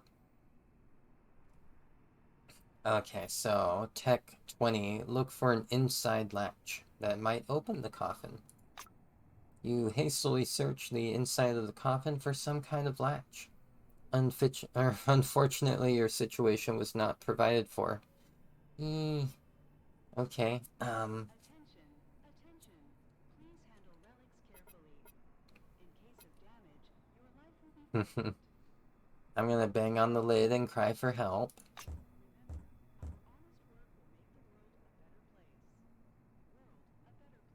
You bang on the lid, but no one comes. The coffin is soundproof after all, which means that only you can, that not only can you hear nothing from the people outside, they can't hear you either. Suddenly, you feel the coffin being raised up and almost immediately placed on something solid. Judging by the light vibration and bumps, you are being transported somewhere. Soon the bumps stop and you feel the coffin being shifted again. A few seconds later, you sense heat. A square of crimson light is glowing ever stronger before your eyes. It's the metal screen covering the coffin's window, incandescing. You scream as loud as you can, but nobody hears you. Whoa! Whoa! I just got like, whoa! How they gonna do me like that? There's just like some dude going and abducting you to send you to get burned to death in a coffin?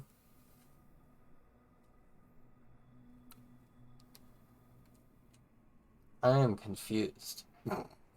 Let's see, I think the quick save.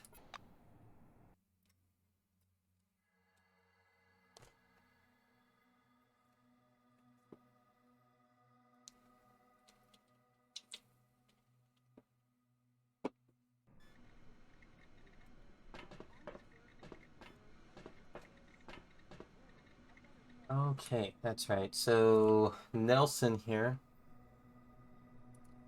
I'm gonna see what I can do about this guy. Howdy. Wonder aloud. Agree. Lie down. Lie there. Open. Heck. Guts. We'll go with rock the coffin so it falls and attracts someone's attention. Aw, oh, darn it. Okay. Yeah, I'm still dead.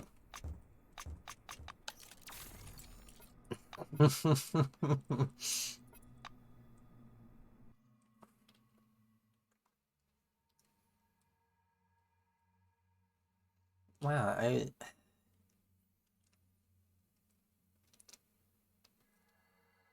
I wonder if there's anything I can do about this guy right now, or if I just am not smart enough. Hello. Oh, refuse. Oh yeah, ask permission to take a look at the cadavers. The blue readily lets you approach the containers. Just don't open them. There's windows. Slide them open and look, alright? Look at the first corpse. Upon a velvet pillow rests a hand wrapped in shreds of black uniform. All that remains from some soldier. Second, occupied by a beautiful, coiffed middle-aged woman wearing a silver wing uniform. Third corpse, a pale-skinned orange with a purple face, is lying in the coffin. Neck has rope burns. Oh my gosh. Ask him what he's doing here. That's it. Prepared these guys here. Well, okay. For cremation. Waiting for the meat wagon. I'm here to kind of watch everything goes alright. Sticks out his chest proudly, puffing out smoke.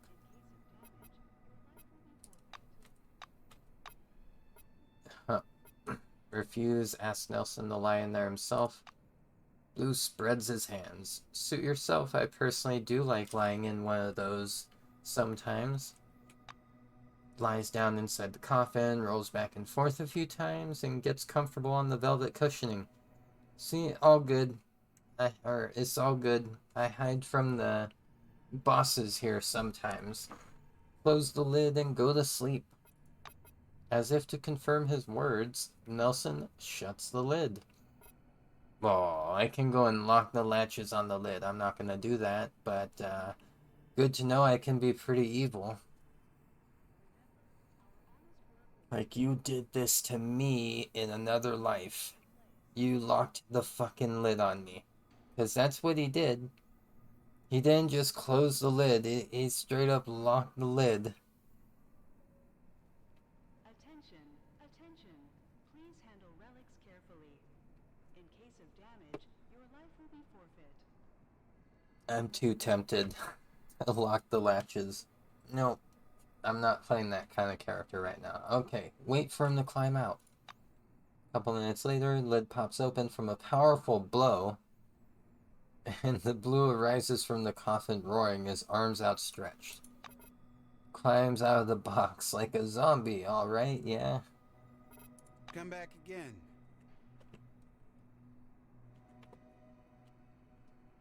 Okay, use the door. You're at it again, asshole. Okay, you got me, Butch.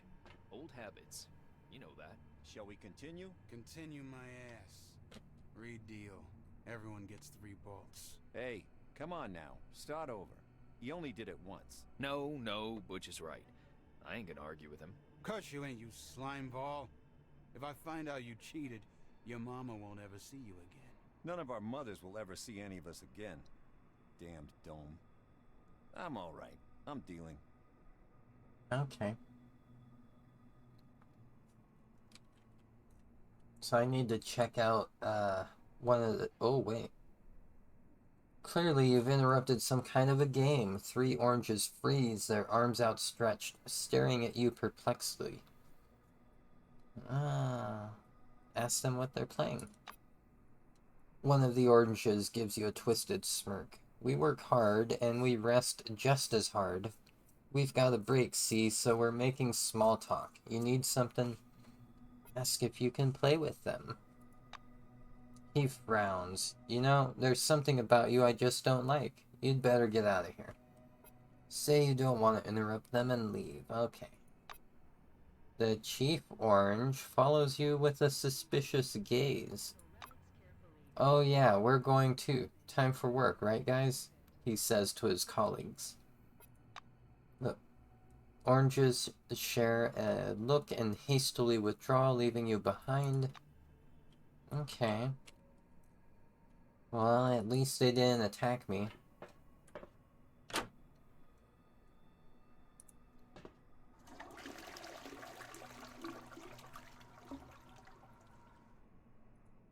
Search the janitor's gear.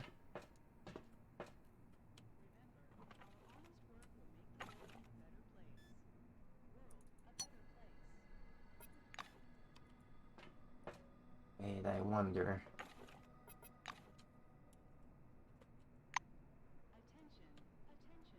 Nope. It does not stack. Okay.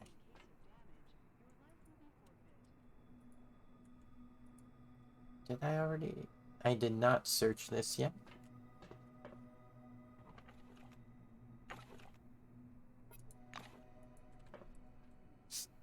Hey, you. Yeah, you, lady. Okay, I already talked to Daryl here before I killed my character on accident. So tell him I'm in. See ya. Okay.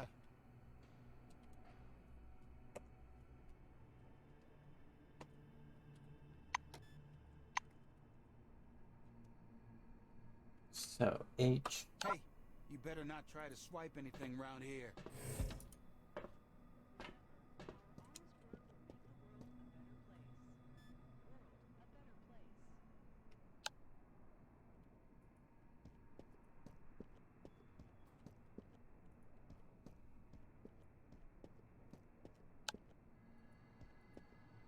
Oh, you again. Oops. Come back again. Fine. That's right. Okay, now I get it.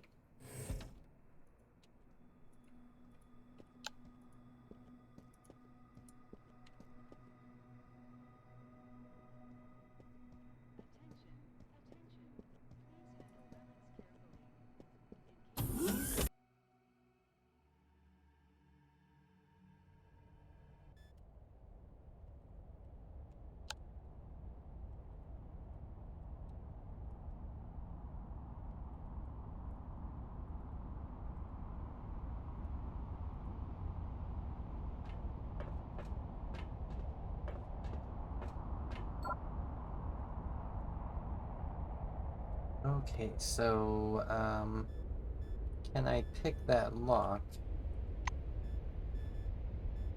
I do have a lockpick.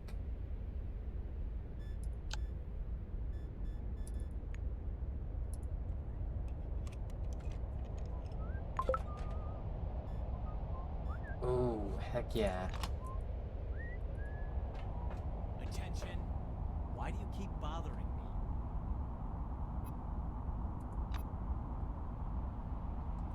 Oh, the guard slows his approach. Without taking his eyes off you, he pushes a button on his radio. The radio crackles and hisses. The signal must be coming from incredibly far away, perhaps even outside the dome. What's up, Catch? The black stares at you. I just said code 06. A woman is walking around the loading zone. Over.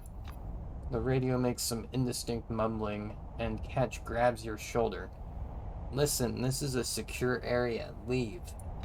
He gives you an unceremonious shove towards the exit. Ah, darn it. Alright, so I was supposed to evade that person. I had a feeling I should have evaded them since I knew I wasn't supposed to be there.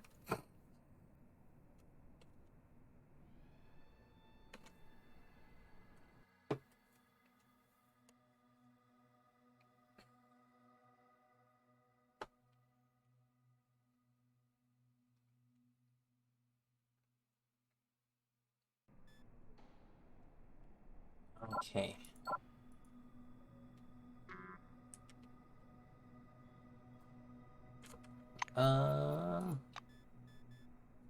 Alright, I guess maybe I'll load the autosave. So I thought I would reload my quick save, but all of a sudden the person's on the other side of the door. Like, what? They're on the other side again. Oh, darn it, really? Attention, attention. Please handle relics carefully. In case of damage, your life will be forfeit.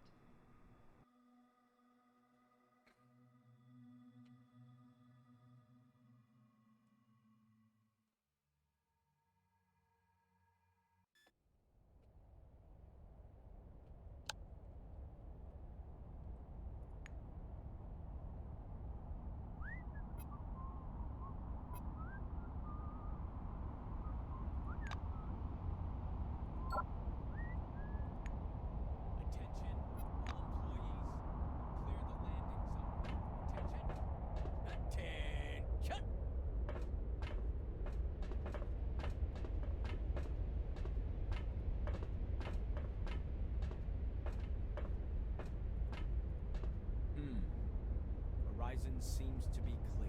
What have you got, Catch? Landing zone is clear. No idiots. Over. Copy, Catch. The black moves on, oblivious to your hiding spot behind the pile of boxes. The payload pod releases its brakes, rising slowly to the edge of the glass tube, and stops directly across from you. The doors open with a hospitable hiss. Enter the pod and return to the spire, or change your mind and stay in Concord. I think I want to enter the pod. You go inside and grope about for the door button. You push it with a click. The doors go down and the pod is in motion once more. The closer you get to the border of the dome, the more you begin to feel a strange sensation under your skin. Slight tickling and tingling as if dozens of small bubbles were moving inside you, not being able to find an exit. Wow, that sounds good. The tingling abruptly develops into incapacitating pain. You drop down on your knees and your body explodes, splashing the capsule with intestines. Oh my gosh. Wow. Oh my goodness. That did not go very well for me.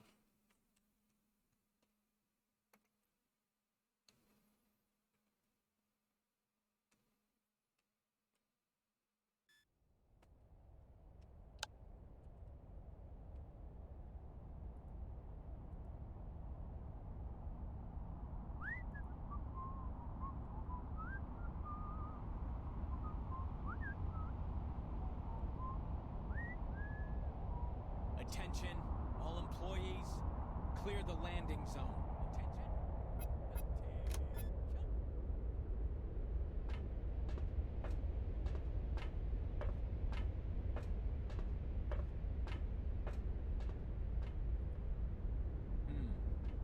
Horizon seems to be...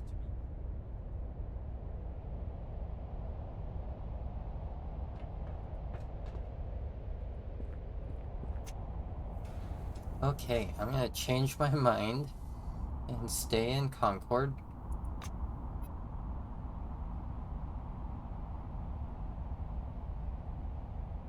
Yeah, maybe all this talk about the dome's impenetrable border is nothing but a scary tale to keep employees on site, but risking your life to verify this theory is not on your agenda. The workers who load the pod will be here at any moment, so you exit the cargo zone in a hurry.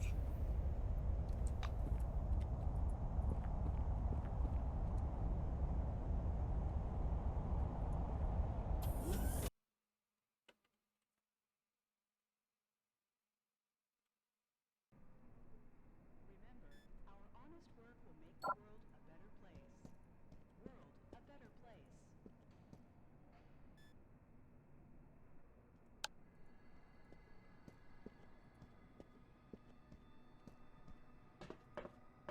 And I was starting to get bored. Bye-bye.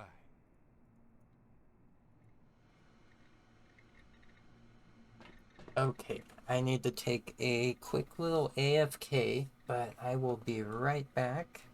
I'm gonna go ahead and put on the OC remix music while I'm AFK.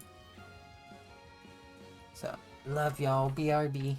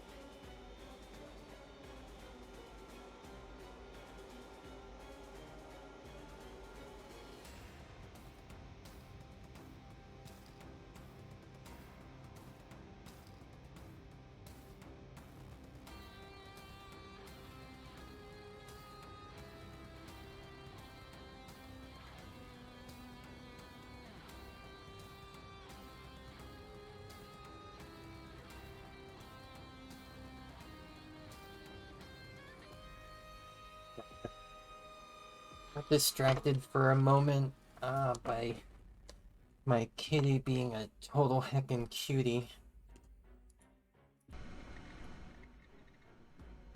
Total love bug right now. Let's see. There we go. Okay.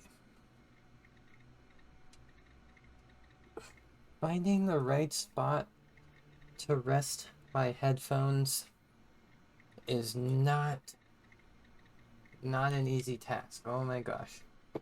I wish I could wear them the correct way, but I'm still healing from 2 ear piercings, so I cannot wear them in the correct location.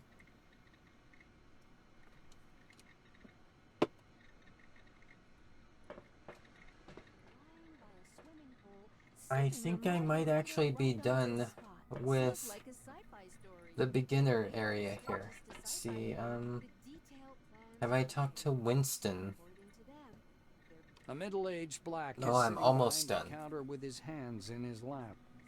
The buttons and zippers on his uniform are polished to a shine, and even his badge, Winston Botherby, Instructor, has been buffed so much it hurts to look at it. Botherby frowns as you approach. Your first act is being late for the briefing. You going to be late for your funeral as well? Uh-huh. Say that you wish to receive military training. Uh-huh. The black looks you over. Yes, I see the weapon received checkmark. Looks like you are fully prepared to disappoint me. You are prepared, right, employee? Uh-huh. Tell him you're against violence. I mean, I am, but you know what? I'm gonna do it. Winston frowns. Stop displaying moral impairment, employee. You'd better prove your defensive skills now. Uh-oh. Prove my defensive skills. What's he gonna do? Botherby leans over the counter and directs you to the doors. Behind this door is a combat simulation computer. Launch it and begin your course. He raises his index finger. The conditions in the training zone closely simulate those one would experience in the field. Your goal is to avoid getting lost and dying of dehydration. And try to aim the barrel away from yourself when shooting. That's a little too difficult. Pulling a notepad from his pocket, the instructor jots down your name. Your goal is to hit 3 targets. I'm going to monitor you and advise as necessary. And try not to burst into tears. That's all. Go ahead.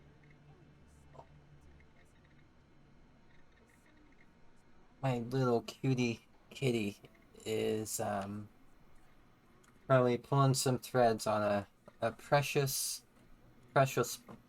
piece of apparel of mine. It's too many P's. Precious piece of apparel. Ugh. Okay, anyways.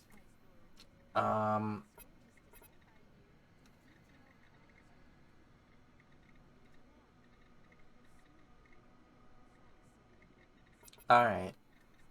Leave. I'm not gonna salute him. He seems like a total, you know, like jerk face, so use the terminal. Welcome to the Sherman Holographic Combat Emulation System. Please select a program.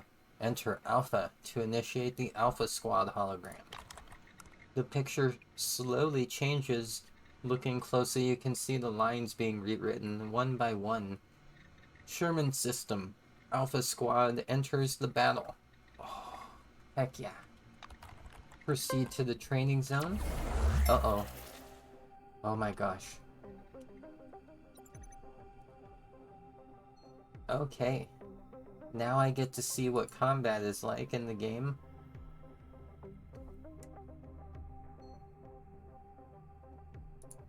Target hit. Target hit.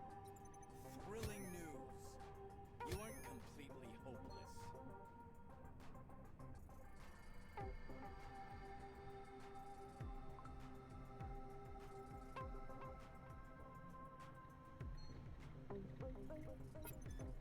So, energy shot, ionization. Okay.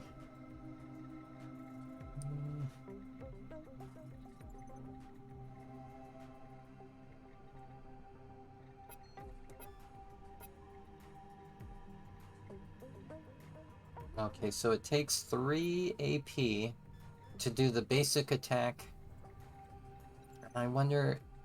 That looks like it's just the regular energy shot here. Okay, well... I should probably do that. Maybe I should crouch.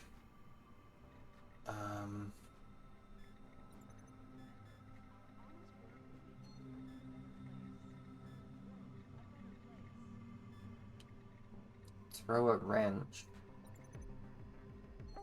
I can stun with that. Okay, and it only takes 2 AP. It breaks your weapon? Oh no, I don't want to break my weapon.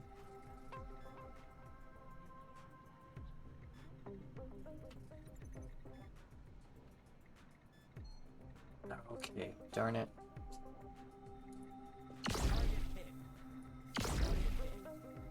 Can't help but say I'm stoked.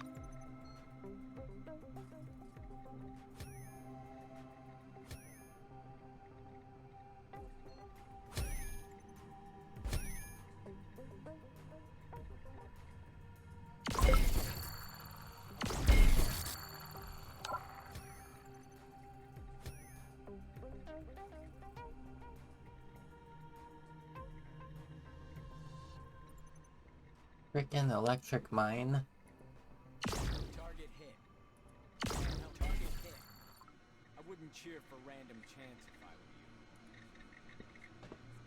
were you. What do you need? He backs away a few steps at the sight of the weapon in your hands. Listen, could you put this thing away, please? Looks as if you were going to kill me.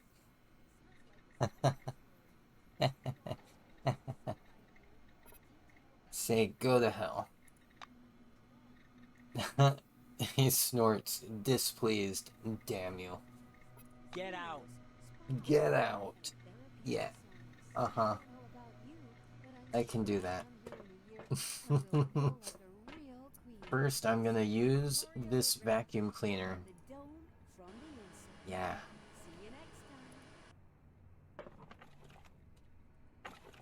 Like, I'll get out of your hair, but before I do... Information useful for all wings, and receive a colorful leaflet.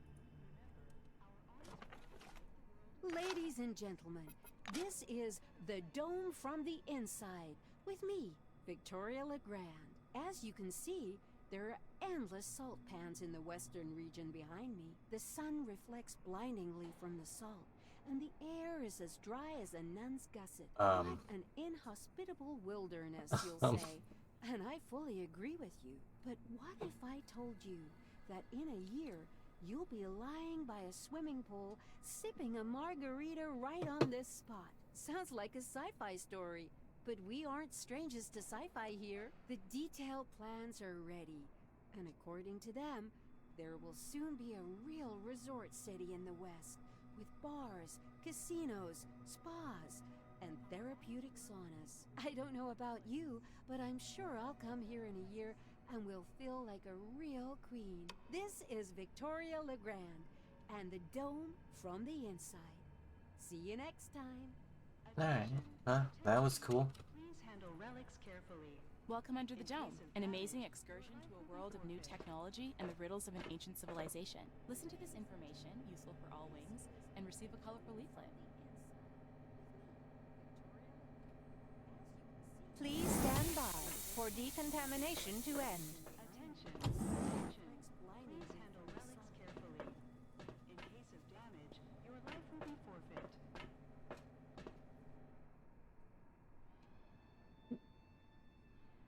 Okay, so the White Wing employee is whispering something, his eyes lifted to the ceiling. He doesn't even notice you. His coat is covered with multicolored stains and paint splotches. Even his badge reading George Zarins is blotted with something pink. Hi there. The professor jerks his head up and squints nearsightedly. Yeah, I can sympathize with that squint. Yes, are you looking for a scientific curator? You've found him. I can exchange your scientific data for incentive rewards. Tell him you want to know what forefathers' points reflected on the screen of your handheld are. He looks at you with extreme surprise. He's certainly good at this expression of absolute puzzlement. Shuffling his feet like an old man, he comes up to you. Are you not ashamed at your ignorance? This is a revolutionary program launched by the corporation. You should know these things. Say you want to know all the details about this program. Zarens proudly puffs out his chest. Well, you've come to the right place. I am one of its creators. This program was created to support and motivate explorers. The White takes a communicator out of his pocket and turns its screen to face you. Numbers are appearing on the monitor, apparently information about total uploads and volumes of transferred data. And it works perfectly. They come here and seed the database. Sometimes they scan the most curious things, but not without a material incentive, of course. Here, look at this. The professor taps at the scanner lens with his crooked finger. You scan, you get Forefathers points and Cronus points. You take those points and exchange them for medicine, chemical agents, and everything else useful. Soon, a network of curators will be placed all over the dome. They'll reward explorers with their scientific data. Ask him what exactly you could get in exchange for these points. Tell him you've made sense of it and you want to exchange your points for something useful. Tell him you understand everything but you're not interested in his offer. I mean, I think I want to ask him what I can get. Okay. Professor spreads his hands. That depends on the person you trade with. Typically, they might give you medicine, but it could be a weapon or armor. Some people might even give you experimental gear. Different things, all kinds of things. He sticks out his skinny chest with pride. Just so you know, not only did I invent this program, I participate as a licensed vendor myself. You and I could make an exchange for your reference. Tell him you've made sense of it and you want to exchange your points for something useful. Okay, there we go. So, I see. Because I was wondering, I'm like, something useful is like that. Is that just being like derisive or dismissive? I think would be the more appropriate term. George takes a perfectly clean Kyrus in a leather case out of his pocket. Which points do we deduct? He asks while clicking buttons. Cronus points. Turns his handheld screen towards you. Cronus points, huh? Well, let's take a look. I don't have anything. Never mind. You should be more diligent. You know what they say, none but the brave deserves the fair. What else can I do for you? You can shut up with that crap. That's what you can do for me. Come back again. I don't know. I did not appreciate that saying. Let's see here. I think I already searched that trash bin. I want to look in the relic storage. Unidentified relic? Like, just sitting here where I can steal it? Welcome Under the Dome, an amazing excursion to a world of new technology and the riddles of an ancient civilization. Med kit. Listen to this information, useful for all wings, and receive a colorful leaflet. Oh, another relic?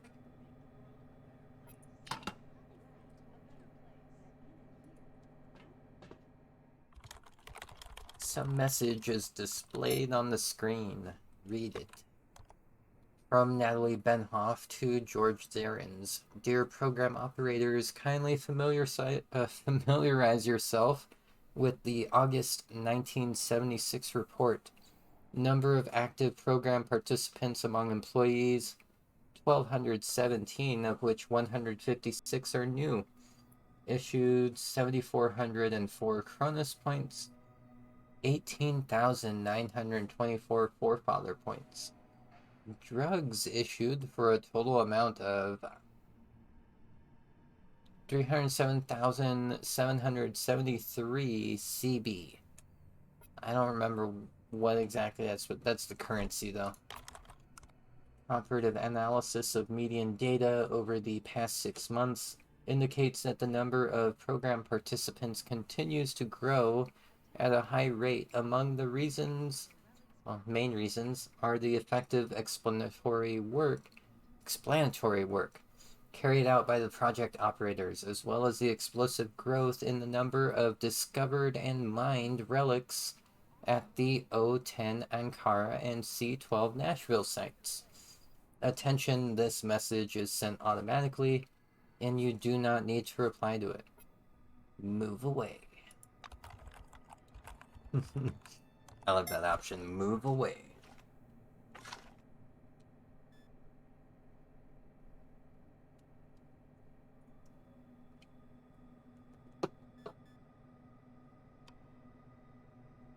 Okay, well.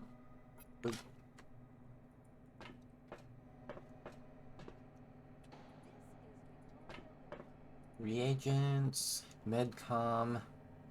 In front of you is a high-tech device that provides medical care without the participation of a doctor.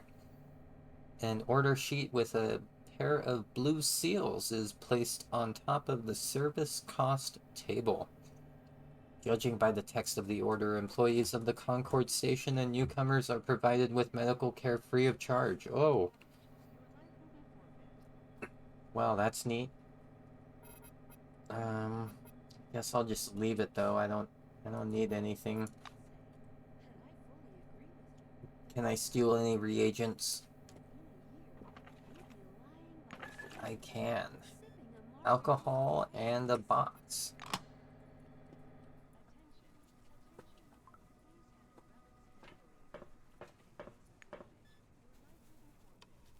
To perform a scanning, select the ability in the panel and then click on the object you want to scan. Okay.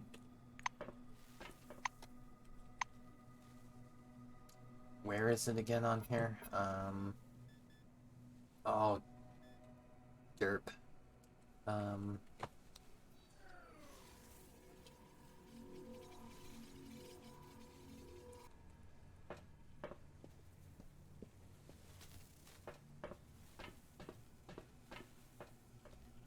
I don't like you. I don't like you either, buddy. Whitewash. So he backs away a few steps at the sight of the weapon in your hands. Listen, could you put this thing away, please? Looks as if you're going to kill me. Oh, I see. Get out. These people are friggin' pansies and they don't like me walking around with my gun out. Von Oldham gestures back at the ecozone. You haven't completed scanning everything yet. Finish the task first. Aw, you friggin' jerk. I had to put away my gun before he would tell me that. Sipping a margarita right on this spot.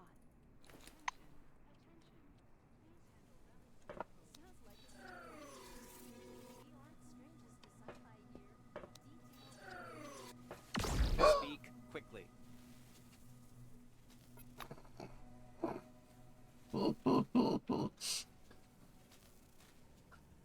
I did not mean to attack him. I meant to scan him. I feel ridiculous right now. Okay. He shakes his head in disapproval. If you want to fight, go to the ring. It is unacceptable to harm people for no good reason here. Okay, for the first time, I'll limit myself to a warning, he says in a conciliatory tone. Apologize for your wrongdoing and say this won't happen again. He softened slightly. Okay, you seem to be decent. Yes, you. Get out now.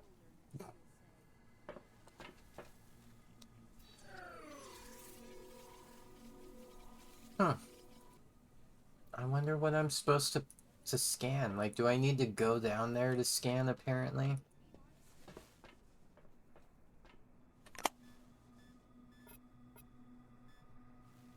Wow.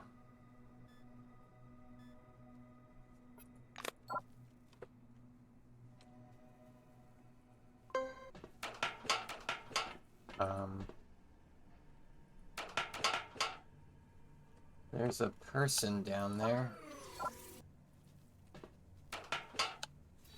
Oh, that's me. It's me. Okay.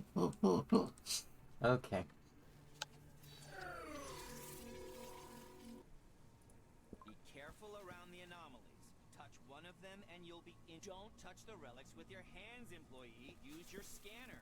Oops. Radiation sickness will not add to your knowledge. Attention. Please handle relics carefully. In case of damage, your license is forfeit. Journal entry. A successful scanning attempt. You're doing all right so far. Go ahead.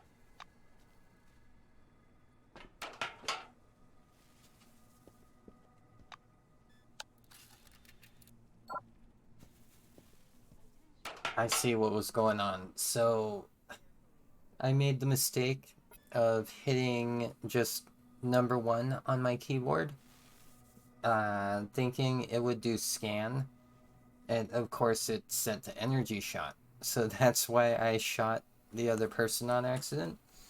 I'm not quite sure. N1, like, is it F1? No. Control 1. Shift 1. There. No, not Shift 1. I really should, you know, look in the game settings at some point. The actual controls. This information useful for all wings and receive a colorful leaflet. I think, am I supposed to talk to him now again? Van Olden gestures back at the ecozone. You haven't completed scanning everything yet. Finish the task first. That's right, there's another set of stairs here. I forgot. Okay.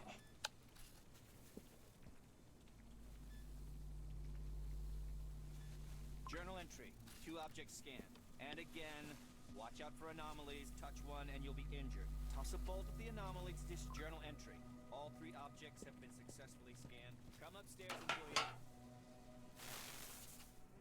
Listen to this information useful for all wings and receive. Sebastian meets you on the platform. Your finishing time is within the acceptable range. He clicks the stopwatch button, fixing the result time. Ask about your test results. The scientist turns back to his notes. Not bad. One question. You observed several anomalies while scanning. Why do you think they appeared? I'd like to hear your opinion. So, White Wing, formulate a hypothesis based on the scanner beam's wave structure. That sounds like the ticket. The scientist assumes a superior expression. I knew you'd come up with something like that. I see you understand nothing about the nature of anomalies. So let me add a couple of points. He glances at the shimmering blue light in the ecozone. The truth is, we don't know the precise reason for these phenomenon either. We actually know nothing, no matter how much we try to convince ourselves otherwise. Sebastian points a thin finger at the clustered lightning. I personally believe that the anomalies are the dome's security mechanism. The ones you saw are relatively harmless, but there are different anomalies in the desert, phenomenon that toy with the human mind. Van Olden clasps his hands behind his back. I know you don't care, but I'll say it anyway. Scientists today are required to be wonder workers who can heal cancer with a wave of their hand and solve the secrets of the universe during their coffee break. For some reason, no one wants to understand that fundamental science is always an investment in the future. It produces no answers here and now. The White's gaze strays back to his clipboard. If something terrible happens under the dome one day, and I'm sure it will, science will protect no one. That is all. Off you go. Okay. So I think that's everything for me over there. Please stand city in the for decontamination to end. Casinos, spas, and therapeutic saunas. Okay. So I've been around all around up there.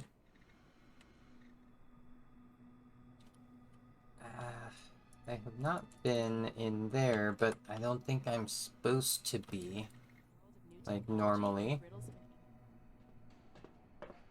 It's behind an armored door, so...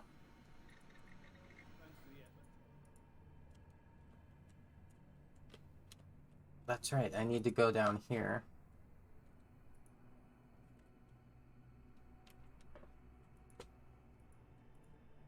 So I think, yeah, I went up here, but I want to go down.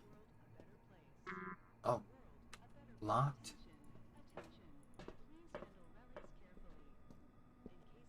I'm not supposed to go through the turnstiles? A secret discovered.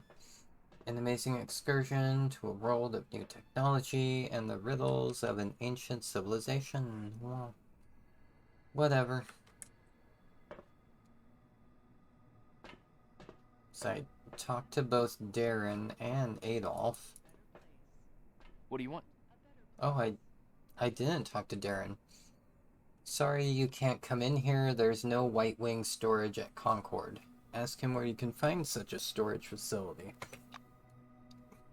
There must be one at White Swan. I don't know how hard it is to get a job there, but nothing's impossible, right? Niles gives you a friendly smile. He really enjoyed telling you that. Bye-bye. Damn it, Niles.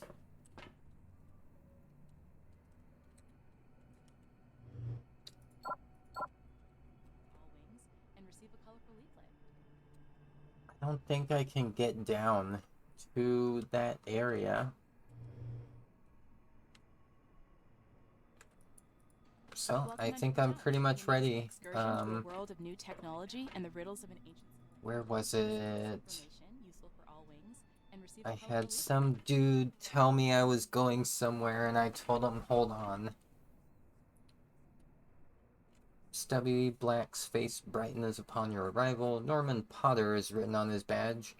There's a plastic peace sign next to the badge in violation of regulations. Oh, hello there.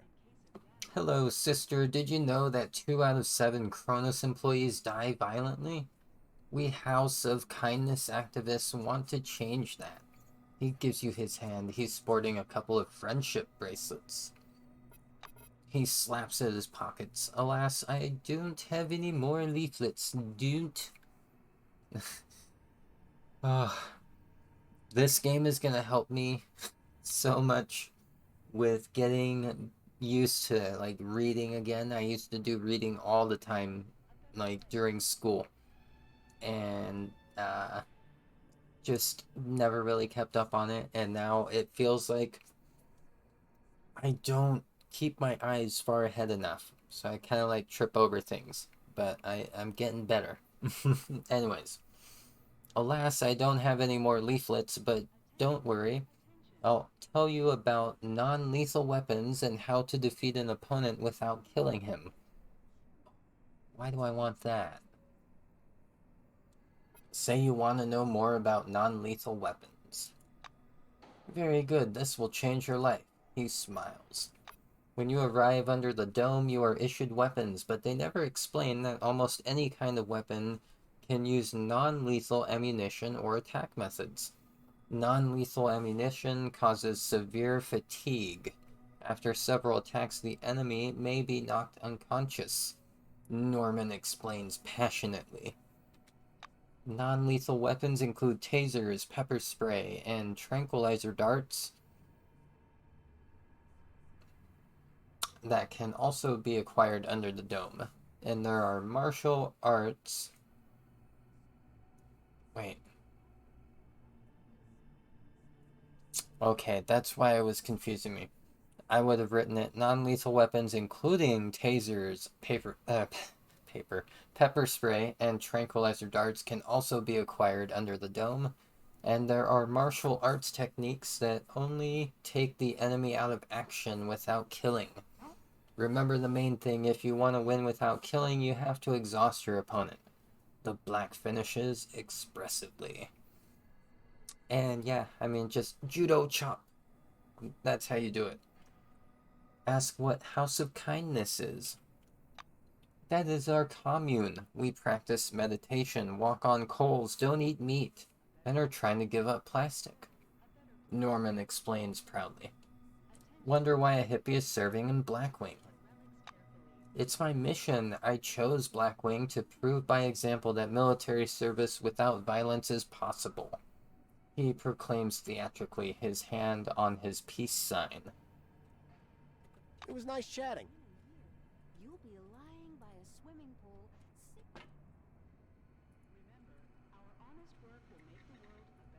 Alright. Let's see. Which person is it?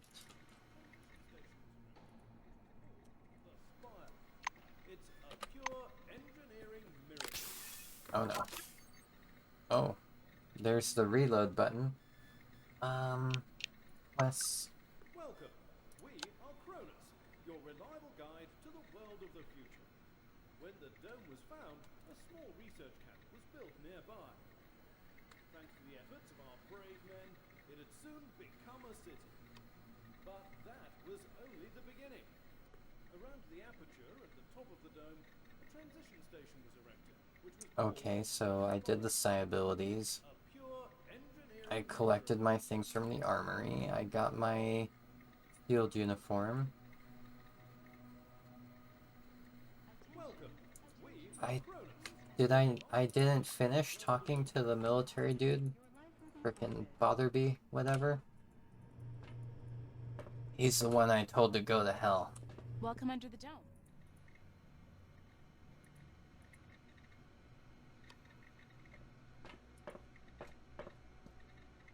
Oh, what do you want? Nod and hide your weapon. You, never do that again, alright? Sighs softly, obviously relieved. Botherby nods grandly. You made it through training without making a total fool of yourself. Congratulations. I'll send a report up the chain about your completely unanticipated success. You're dismissed, employee. Sipping a margarita right on this spot. Okay, Sounds like so a sci-fi story. that Strangest means to sci-fi here. relic scanner, basic military training.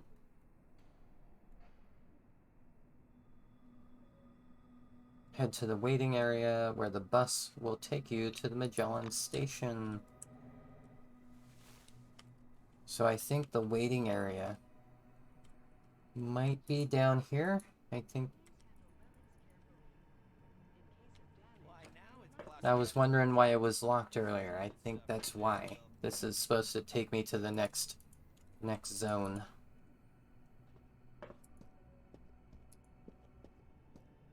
No?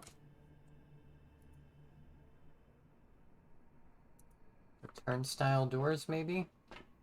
Oh, a forgotten case. I love going through other people's stuff.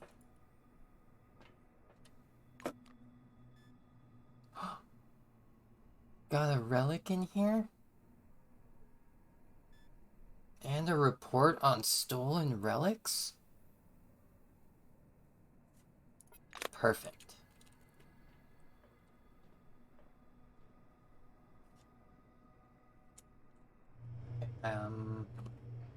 Saved my game.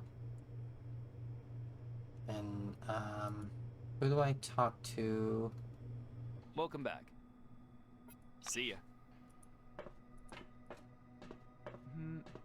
Yes? Are you done with your business? That's right, okay, it's this dude.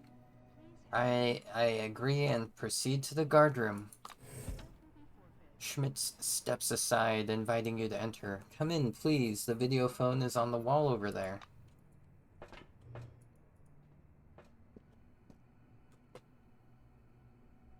Interesting.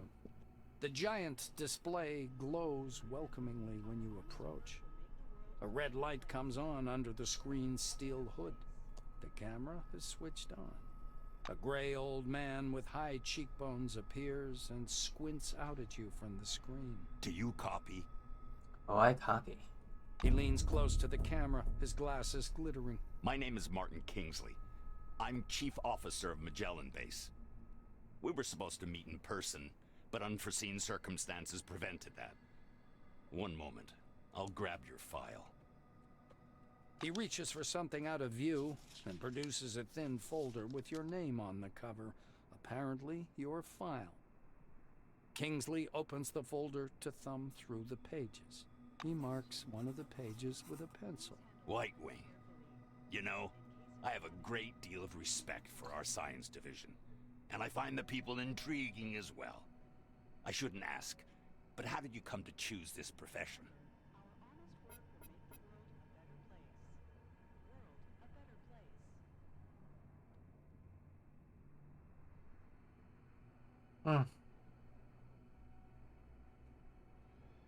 I mean, I would pretty much go with number 2 here. So, say that your work is part of a higher mission. It's your way of giving back to humanity and the sciences. The other options confess that you're attracted by the dark secrets of the forefathers' technologies, which apparently I didn't realize there were some dark secrets. Shrug, you're a doctor and must make yourself available wherever your abilities are needed most. Okay, I'm gonna go with number 2 here. Martin taps his pencil on the desk, considering what to write. I'd like to believe that your understanding of your mission includes more mundane, down-to-earth tasks as well. Not really. Kingsley closes the file and folds his hands in front of him. Thank you for your reply. I learned a little more about you. Now I want you to learn a little bit more about us. Keep in mind, this is not a rehearsed speech. He assumes a serious expression. When the dome was discovered in 1971, it became a scientific and media sensation, a worldwide phenomenon, and likely the most significant discovery in the history of mankind. Kingsley drums his fingers on the unseen desk, his gaze focused somewhere beyond. I see. You were enticed here by radio advertising, telefilms, and all those interviews, billboards at every turn. Cronus wants the world to see the dome as a stage where something merry and fascinating is going on. But now that you're actually here, I want you to see the real picture. You can't make out his eyes behind the glare on his spectacles, but he seems to be staring directly at you. Here's the truth. Nobody was waiting for us inside the dome. It's neither a treasury of technologies nor a cemetery of the ancients. Perhaps what we're doing now is defusing the world's most complicated bomb. Will our mission thrive? I believe so. If we work together and everybody does their part. He looks back at your file. I say, do what must be done. Because that's what the concept of the 5 wings is all about. Kingsley points at the camera. You're from White Wing, and everybody else, even I myself, is working to allow you to do your part. But the inverse is also true. People are eagerly waiting for your results, discoveries, brilliant solutions to intractable problems. Some progress to justify all the catastrophes and tragedies that happen here under the dome. Putting the folder aside, he sits back and stares at you in silence. It gets so quiet that the ticking of a clock can be heard through the speakers. Kingsley sighs quietly. You were probably waiting for some boilerplate welcome speech, but I prefer to talk about real-world problems. Glad to meet you.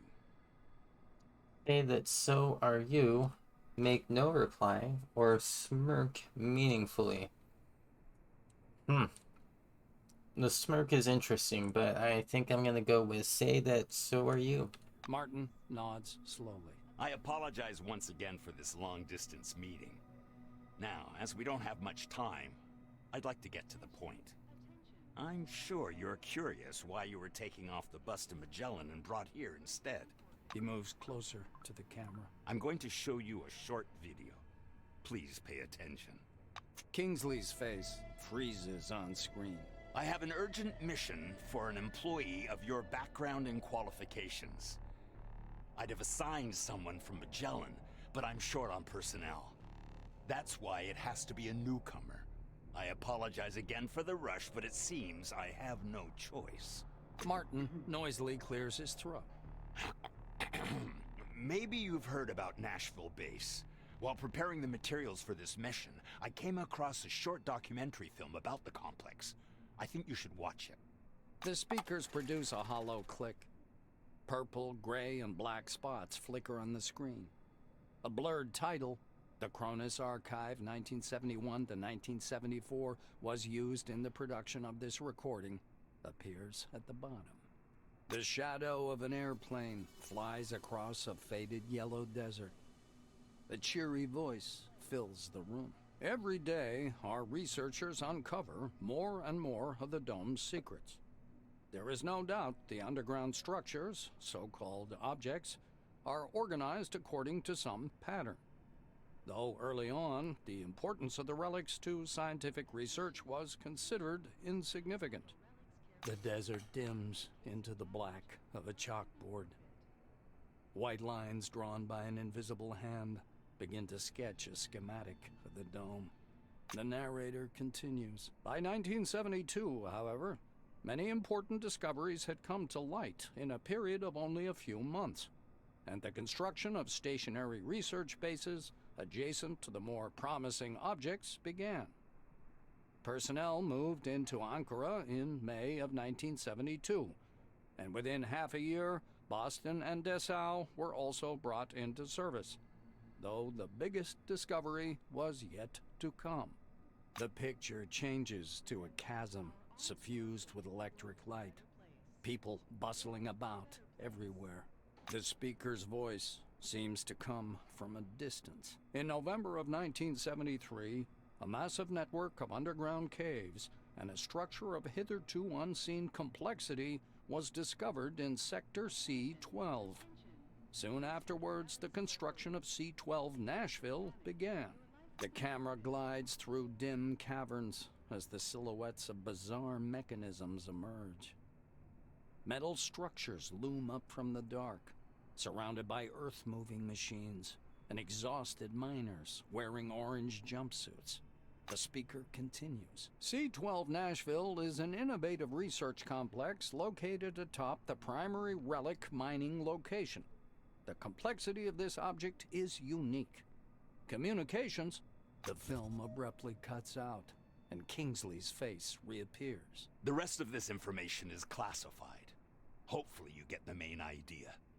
Nashville is a very special place, requiring people with both special qualifications and special clearance level, though yours will do for your task. I'm gonna tell Kingsley I need to know why Nashville is so special. The chief officer bends threateningly close to the camera. I thought I made myself clear. That information is classified. Ask who else is in your group. Kingsley lowers his eyes and flips through some documents. Only the driver. The rest of the group has already departed. I'll tell you everything you need to know, don't worry. Ask what your task is. Martin adjusts his glasses. So, the task. Nashville base stopped transmitting and receiving signals yesterday evening. A reconnaissance group was sent out earlier today, but we haven't heard anything from them yet either. The chief officer rubs his forehead. Normally, I would never give this task to a newcomer like yourself, but I just don't have enough people. He looks down at the documents again. Furthermore, the group was lacking someone with your specialization. It has been reported that nearby anomalous zones are unusually active. I suspect a scientific approach will be needed to resolve their communication problems. Kingsley is looking into the camera once more. Your task is to get to Nashville, figure out whatever's behind the communication problem, get in touch with the group, and work with them to solve the problem. The chief officer carefully returns the documents to the folder. You notice his hands tremble slightly. Go downstairs. The truck must be waiting for you in storage. This task is urgent, but a small delay is acceptable if there's anything you need to settle here first. That is all. Any questions? Say that you have no questions and are ready to get started. Kingsley's hand reaches toward the camera. Great to hear. Take care of yourself. I'll talk to you later. Okay, and with that, I need to take a quick little AFK. I'm going to keep playing the game for a little while longer, because I feel like I'm getting to the very good portion of the introduction here. But yeah, I really need to take a little break here. I'm going to mute Encased and let the OC remix music play while I'm AFK. And heckin' love y'all. I will be right back.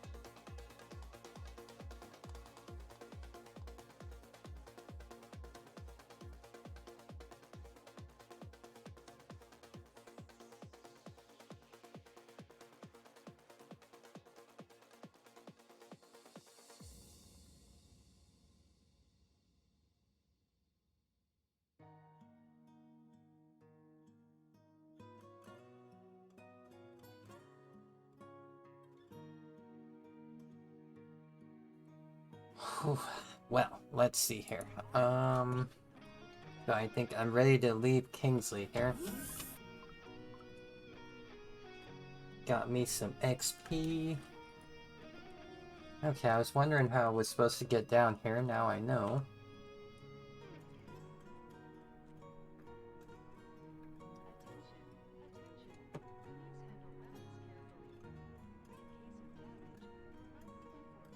Why is Adolf in that room now? Hello again.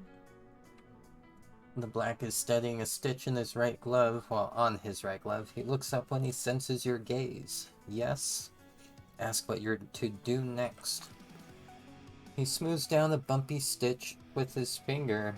The stairs from the guard room lead to storage parking. Look for the orange tractor truck. The driver's name is Clara Morgan. She'll take you to the object. Come back again. Easy enough. Ooh, that Jupiter Moon car. Tractor truck. Hog.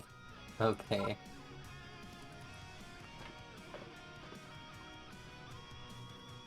A green light on the loader dashboard indicates that the vehicle is working and ready for a ride. Oh, I don't have car driving. That checks out. IRL, I also do not have car driving skill. Go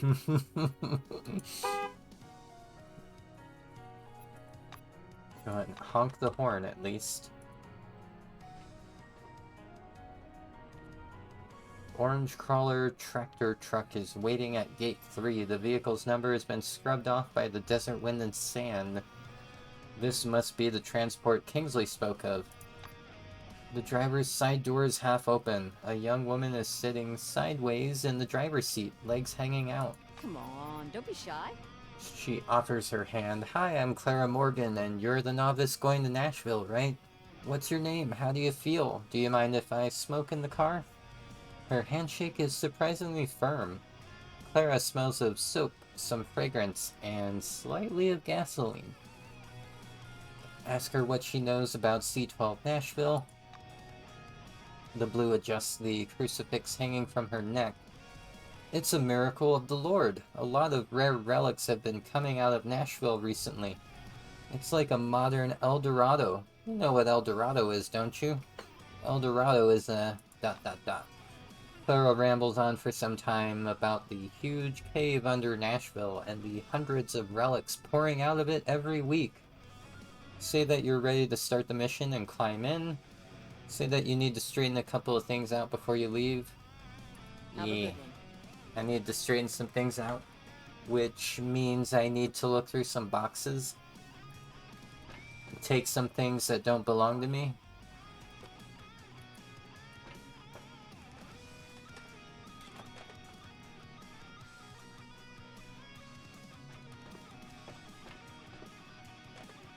Oh yeah.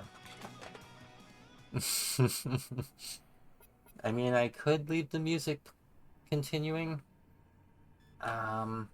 It seems like the music in this game is muted. Which isn't necessarily a bad thing.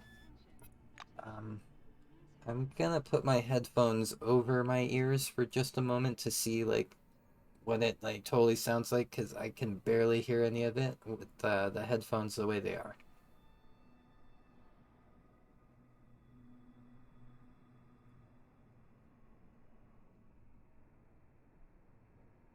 Okay.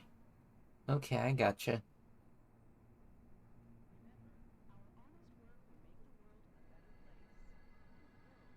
Heck yeah. Okay.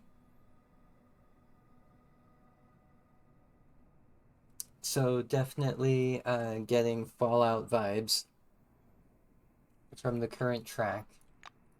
And that's a good thing. An unremarkable Jupiter moon covered with a thin layer of desert dust is parked in the repair bay. Look in the window. You look inside. The interior of the car is upholstered in grayish blue. Empty cans of soda perch on the slightly scuffed seats. Open the door and get in. You plop down onto the soft seat. The car smells of gasoline. Like gasoline, this warm, familiar odor is coupled with that of some vaguely familiar chemical. I mean, I don't like the car smelling of gasoline. I'm sure it's not something I'm supposed to be afraid of, but, look in the driver's side mirror. Okay. In the reflection, you see a slice of the rear fender and a small car covered with a tarp parked behind you. Oh. Look in the back seat. The back seat is covered with clothes. There are a few dank-smelling shirts, a light jacket, and a silver-winged blazer. There's a little bag under the blazer. Ooh. You find a container of anti-rads and yet another can of soda in the bag. You decide to keep the loot. Why not? Indeed. Examine the dashboard. There's nothing remarkable about the dashboard. The odometer reads 86,012 miles. I mean, that seems pretty remarkable to me. Then again, I don't drive. Look in the glove compartment. All you find in the glove compartment are a couple of old magazines and a dome roadmap. Start the engine. Yeah. You turn the key and the car is filled with the quiet, rhythmic rumble of the engine. Out of the corner of your eye, you notice that the other people in the repair bay have stopped working to observe you. Put the seatbelt on. You click the seatbelt securely in place. It's a good habit, way better than stealing other people's cars. Shift into gear, step on the gas, and drive out of the bunker. I don't want to do that. I'm just turn off the engine, get out of the car. Other people are like, what is she doing? It's okay, Todd. How can I help? A blue in a faded uniform stands leaning against the dusty orange door of the tow truck. His badge says Todd Gasparian. I'm listening. Looks at you and nods at the silver with a cigar. I've tried again and again to explain it to him. I say, show some understanding, but he just digs in his heels.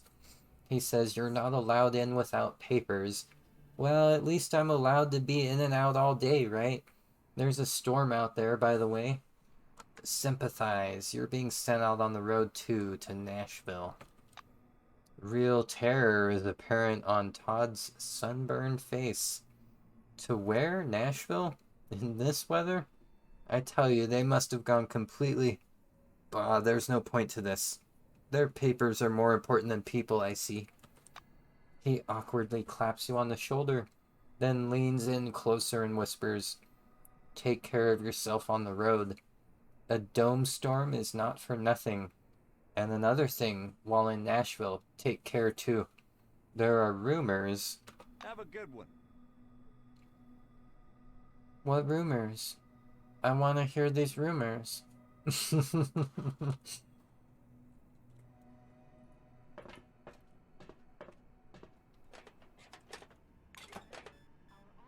Ooh, polymetallic ore. That's some of the best ore. I'll talk to Ulf in a moment. Dead insect on trailer. Like, that feels like a little bit more than insect.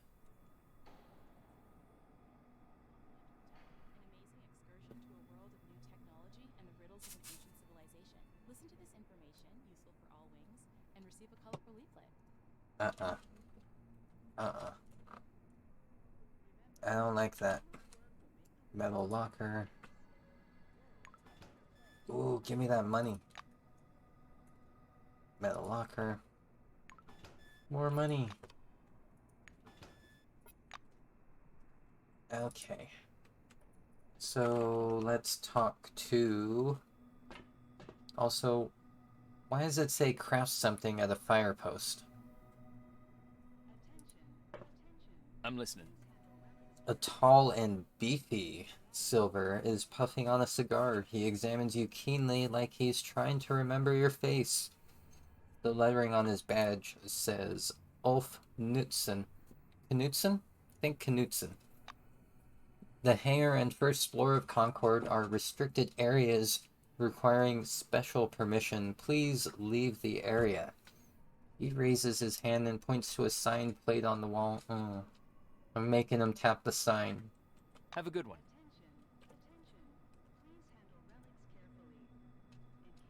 I mean, can I talk to Durrell before using the doors? Yeah. Please return to floor 2. You are contaminating valuable samples. Scram. Yeah, whatever. You're contaminating stuff. Jerk. There's a huge, disgusting dead insect lying on the cargo trailer. It most closely resembles an ordinary cockroach. Yellow Okay, I can do this. Yellow hemolymph, there we go, flows among the tarpaulins. Come on. Tarpaulins folds and mixes with the acid, leaving bleach stains on the cloth. That's a mouthful. Like, this is a very early test of many streamers' abilities to, like, smoothly read what is on their screen. I want to scan the cockroach. The green ray sweeps the remnants for a while, then fades. There's a new entry in your Karis. I think that's what it is. Karis. A soldier emerges from behind the truck, his black uniform dusty. He looks at you intrigued. White Wing, right? Look what a beauty we caught near the Swan. So, Science 30. Examine the insect's remains and voice your conclusions. Listing the phenotype details of the cockroach, you conclude that it's a mature female, at least 10 months old. The black regards you with respect. Yeah.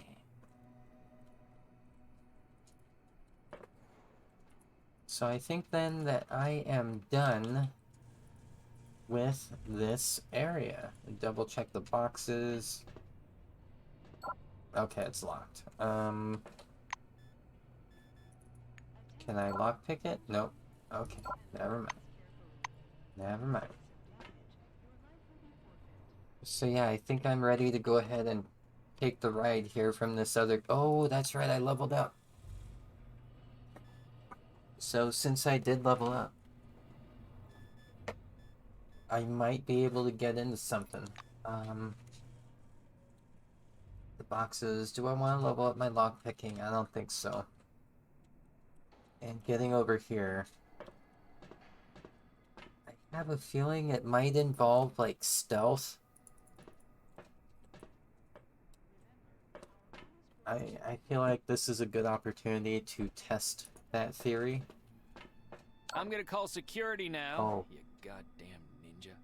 Oops.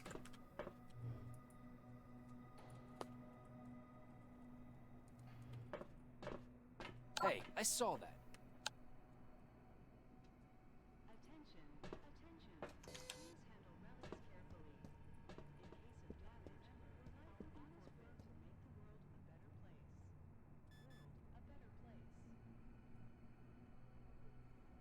Okay, so, like, I'm pretty sure I'm not supposed to be down here. So, like, do this. Not now. I'm okay coming down here? Aw. I don't like you. You are violating the General Dome Code, Article 21, Paragraph 1, encroachment on someone else's property. He frowns.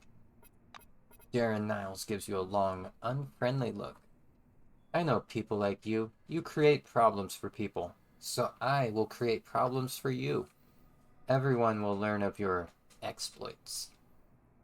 Say that you repent of your crime, act rude, or fight. I think I'm going to say that I repent. He reacts to your confession with a discreet disbelief. I'll reflect this in the report as well. Yes, you get out. Now. Bruh.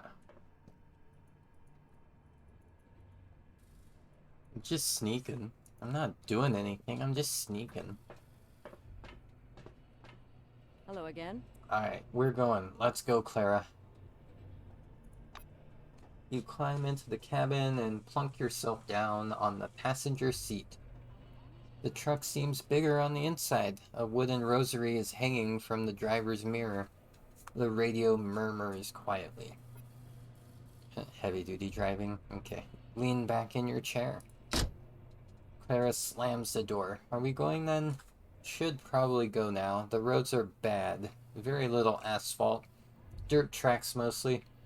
God willing, we'll get there before that storm hits. Mind if I turn the radio up a bit? Do you like music? Blues, gospel, please. I, for instance, like... Can't make out exactly what Clara likes. The roar of the engine smothers the rest of her sentence, and the truck lurches into motion.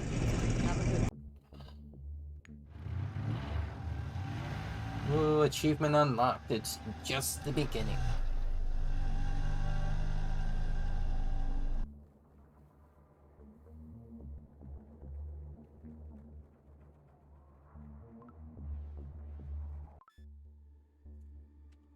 The highway leading to C-12 Nashville is blocked by an anomalous storm, and you're forced to detour over a mountain pass. Soon, the radiator boils over, and you have to stop. Darn it. Clara lifts up the hood and thoroughly examines the steaming radiator. The engine's boiling, so we'll have to wait. You do know what happens when a car boils, right? It's... The Blue shuts her mouth abruptly and stares anxiously at the dark funnel cloud dancing on the horizon. Now that you're on higher ground, it's clear that the storm has overtaken a fairly large section of road. The Blue looks at the engine again. We wait. As soon as it cools down, we'll go. This storm worries me more, but it's not an insurmountable problem. I heard there are some relics at the local gas station that protect against anomalies. You could even accidentally step on one out here, they say. Mysterious are the ways of the Lord.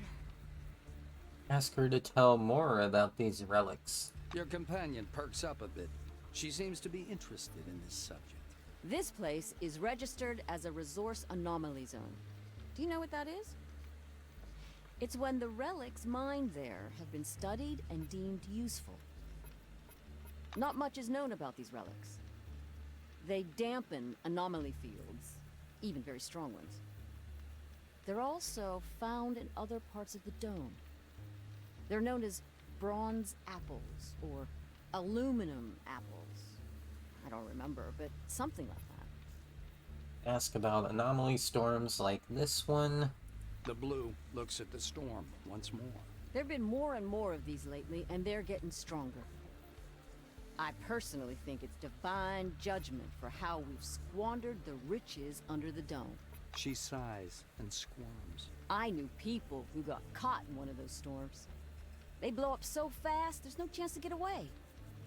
God rest their souls. The blue makes the sign of the cross. Find out what's interesting about this gas station. Morgan thinks for a moment. It's a combination cafe gas station called Roadside Picnic. Never been there myself, but there's something off about it. There are several anomalies around there and weird relics. Supposedly, machines and structures decay much faster than they should in that area. But maybe that's just a story.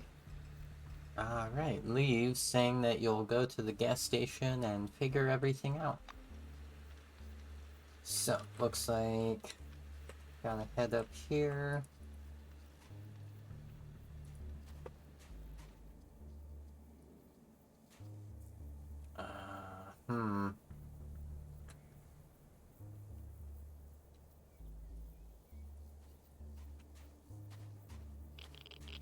Oh no. That's a lot of radiation. I was afraid of that.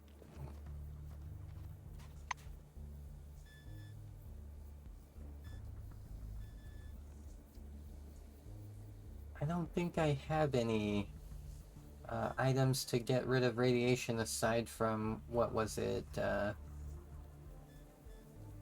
the heck did they go? These ones? Yeah. But... oh, okay, Rad Force. It's really expensive. I assume then that I shouldn't be using it yet. It's over here. Decommissioned turret. Nothing here should be hostile to me.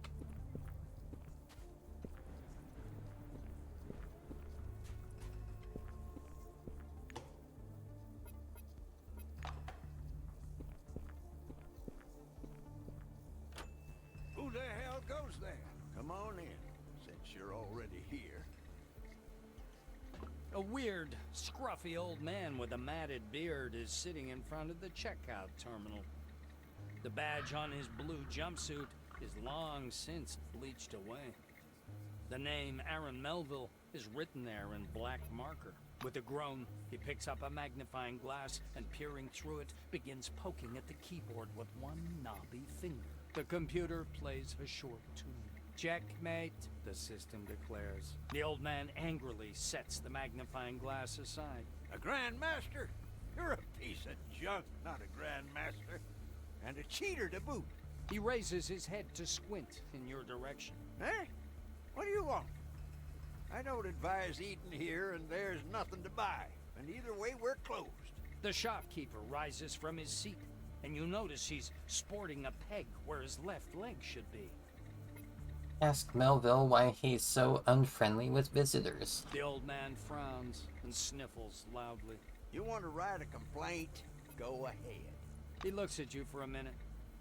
When he realizes you're not going to complain, the surly expression slowly leaves his face. The angry look turns to a sad one. After a brief pause, he speaks again. Yeah, well, I do have some problems. The old man lowers his voice, almost to a whisper. The oranges pick on me. Escapees by the look of it. They demand food, money, gas. I've got a turret at the entrance, but it doesn't do no shit. I stand-in screwed something up with the circuitry in the basement. I'll take a look when I get a chance. But with my leg acting up, those rickety stairs just ain't my cup of tea. So here I am, sitting and playing chess, waiting for those bastards to come back. Melville's getting grim again. He adds, It's my business, and you'd best stay out of it. But if you want to, here's the key. Go down to the basement and see if you can do something with the generator. Maybe you could get the turret to work. That'd make things easier. Hey, you wouldn't mind a snack. It's a cafe after all. Say you wouldn't mind a snack. I keep forgetting the perspective that your options are written from here. the old man sniffs. Oh my gosh, what? There we go. This game is surprisingly demanding on my GPU. Old man sniffs, annoyed, gets some noodles from the vending machine there. I told you we're closed. There aren't any deliveries. Okay. Say your truck broke down. The old man throws up his hands with a scowl. Then go fix it. Ask the old man if he knows how to protect the truck from anomalies. Melville reluctantly points a crooked finger at the front door. Go out there and walk over to the gas station. Go down to the basement. There's an anomaly, a tree. It's glowing. And there are some golden thingies hanging off it. We make special devices from that fruit called anomaly protectors. Should one be laying around on the floor, go grab it, then put it in the truck and bug off to... Where was it you was going to? That's where you bug off to. The blue starts slapping the pockets on his overalls. After a little digging, he pulls out a little key on a shoelace. Only take the device, you hear? It's company property. I should be charging you myself, as a matter of fact. Take the key and move away. Okay. Oh, I gained another level. Cool.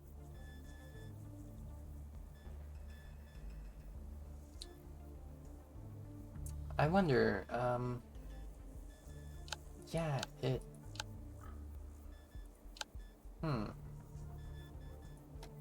No, I don't think I leveled up yet in this game. But yeah, heck. So I have skill points, I don't have anything yet to unlock these. It looks like these require me to save up my skill points for these abilities, or I can invest them into like these. Okay. Anyways, I feel like I'm probably gonna get into a combat situation before too much longer, so I'm gonna... There they are. Okay, now I get it. Interesting, okay.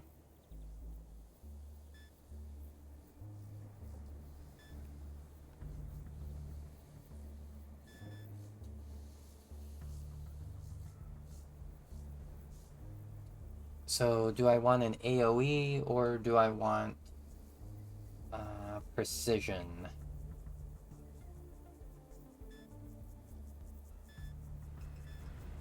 That's right, I don't even have a cryo laser or a flamethrower, so I only have the ionization. Oh, I see. I see. Okay, so yeah, 60 unlocks that. I see. So, high temperature shot. Cool.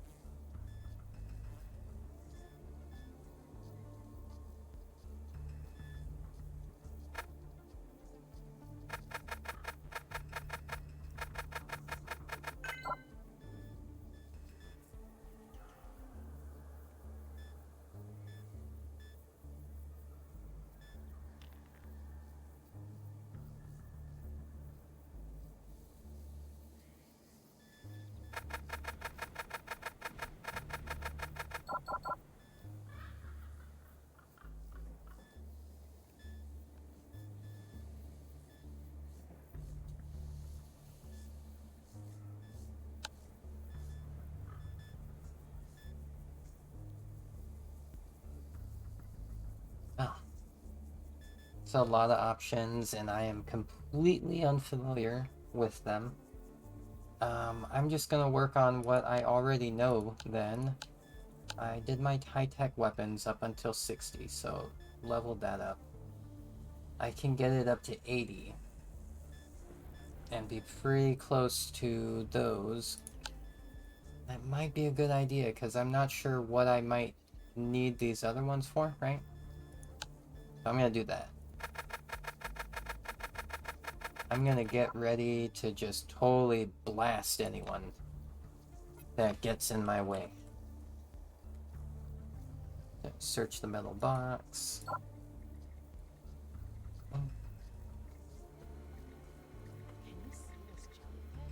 What?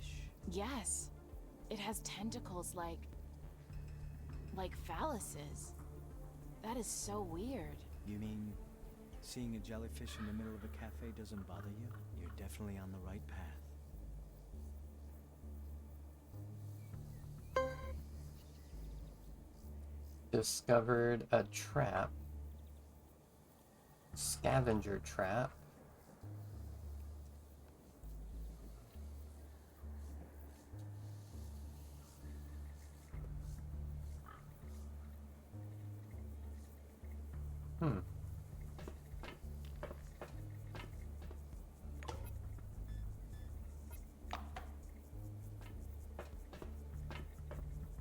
Come on, don't be shy.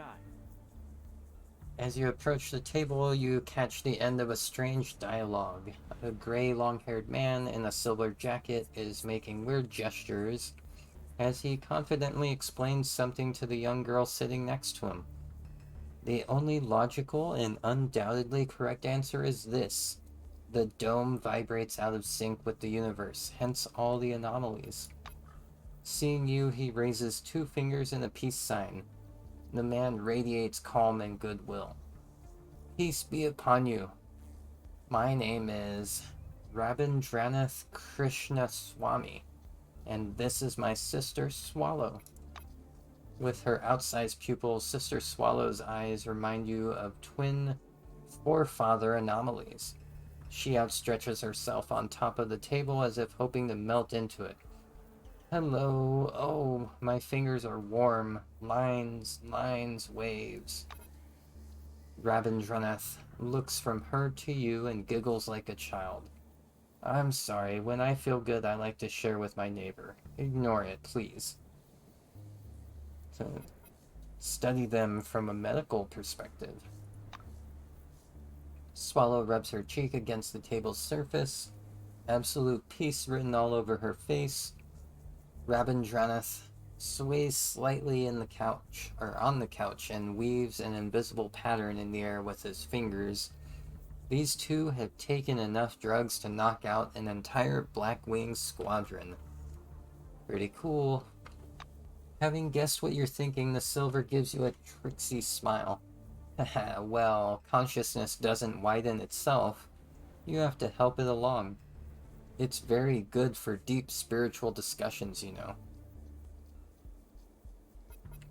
Calm them down. It's okay. They can widen their consciousness as much as they want.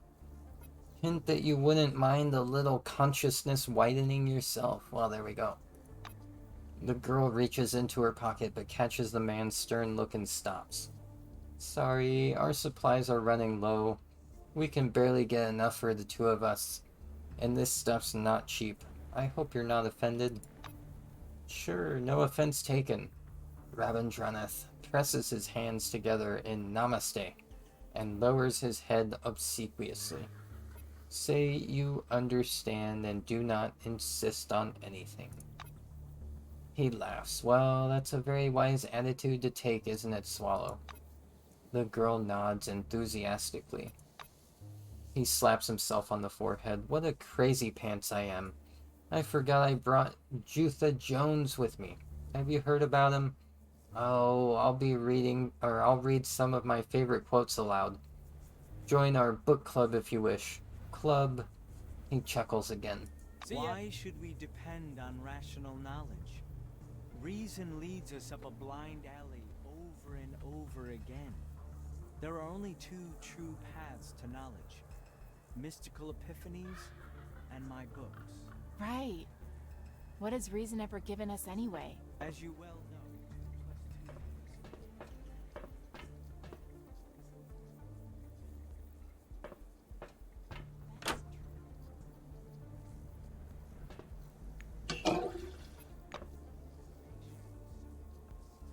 I wonder if there's anything I can use back here. Like, is the door itself trapped? That's what it looks like. Count on ascension, even with help from the forefathers' UFOs powered by energy or chakras. I pity them. The visible world is a hologram built by a trans-dimensional supercomputer, built by the race of quasi-demiurges to restrict humanity's potential. I've always suspected something like this. The sacred energy virus of the forefathers. Oh, requires muscle 7. Okay. Implanting the Omega chromosome to transform people Alright. into techno-spiritual beings. Cool. The difference between the mental abilities of a forefather and a human is the same as between a human and a dead hedgehog. Poor hedgehog. Discovered, trap discovered, trap discovered.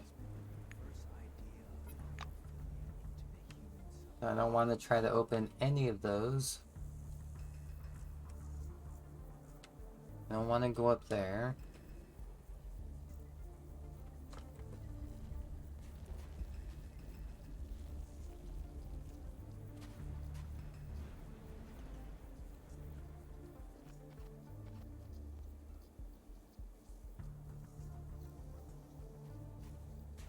Bonfire and cooking pot.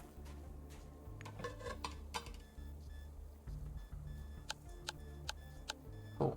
I can't make anything yet, though.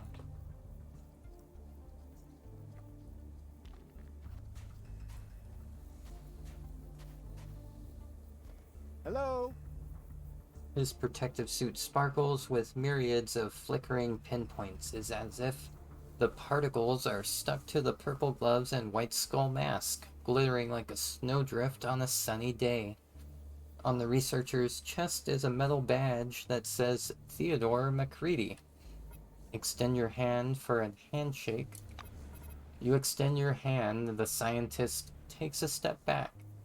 I wouldn't do that if I were you. The properties of this substance haven't been studied thoroughly, and your suit's defense is insufficient. I appreciate your readiness to give your life for science, but it's simply not worth it. Ask what he's doing here near the swamp. Theodore is agitated. I'm from Magellan Station. 2 weeks ago, management sent me to conduct a field study of my hypothesis, which is that the microlux is an indicator of the presence of Mobiuses. They either generate microlux or the two are in symbiosis. He raises his hand and watches the bubbles sparkling in the air. And now I'm here to confirm or refute this hypothesis. I see the behavior of the microlux particles has changed. Unfortunately, I can't establish if this is due to the presence of a Mobius or something else. Say you want to know more about the Mobius he mentioned. The scientist puts the scanner aside. That's a topic for another time, but I'll warn you in advance. Like most of what we know about the dome, it's just a theory right now. We often consider the dome a passive environment that doesn't react to our intrusions. This is a faulty, unnuanced approach. It would be more correct to say that the dome is studying us even as we study it. As we remove relics and integrate them into our lives or develop new technology from what we've learned, the dome consumes what we brought with us. Cars, equipment, sometimes even employees. MacReady is very enthusiastic about this topic. So keep listening. Theodore describes a circle with one hand. People who came with the first expeditions will tell you how it all began and how the dome was back then. It's a whole new ecosystem now. Have you heard of the afflicted? They are employees who've been heavily exposed to relic influence. Biologists will tell you there is a special niche in the food chain for these afflicted. Looks like the dome transforms the resources it gains into a useful form. The Mobios is an example of how the dome transforms our equipment. Research, drones, cars, diesel generators, these things regularly vanish, but not without a trace. They come back as biomechanical guards. Actually, Mobios stands for Mobile Biomechanical Sentinel, McCready explains eagerly. They have their own hierarchy, their own behavioral patterns, their own habitats. They also almost always incorporate an embedded rock formation. It's a mimicry mechanism to blend in with their surroundings, you understand? We've already classified several different types, and when we understand the connection between Mobios and Microlux, we'll know much more. Thanks for listening. Anything else you want to know? The White is watching you closely, trying to determine if you found his story interesting. Let's see here. Find out more about the lights. Your question is of keen interest to the researcher. It's a good thing you asked. We began to study this phenomenon at Magellan a couple years ago, so I've got something to tell about it. He wiggles his fingers and the lights dance. We call these particles microlux. They're small gas bubbles in a liquid shell. Non-toxic, slightly lighter than air, considered non-hazardous. The glow they emit is variable in intensity and independent of external sources. McCready raises his palm to his face in a scooping motion. The microlux hovers around it, forming a radiant ball. Behind the mask, the scientist's eyes twinkle with delight.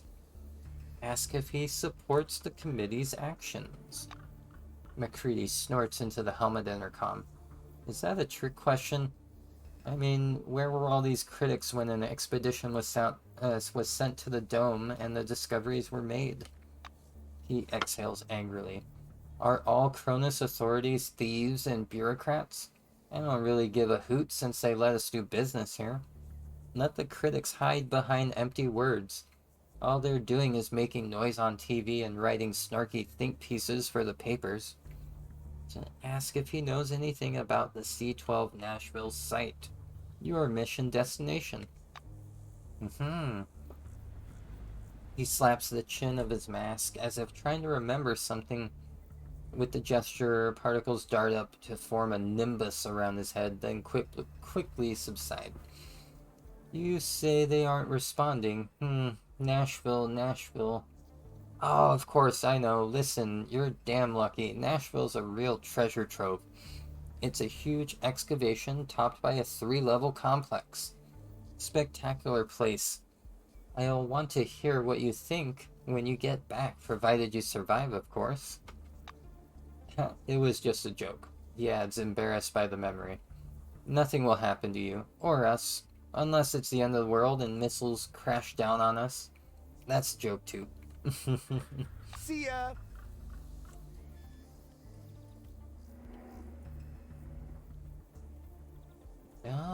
Gunsmithing workbench, a bunch of canisters.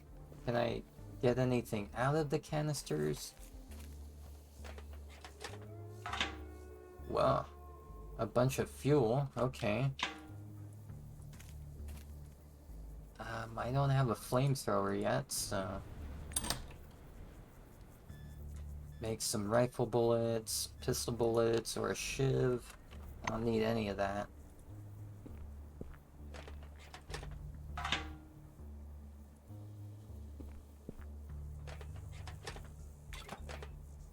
I don't need the scissors. I'm already overburdened.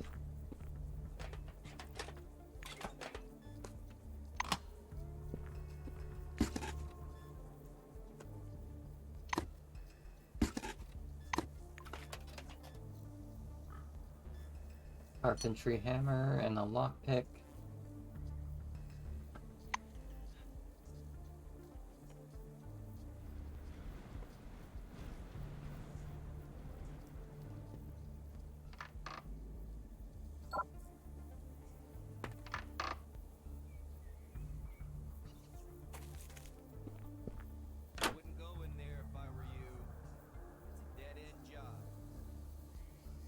What do you mean a dead-end job? Like, is there something hostile? Or is it... Oh, it's probably all the anomalies. Canned ham, packaged water, chicken egg, supply barrel.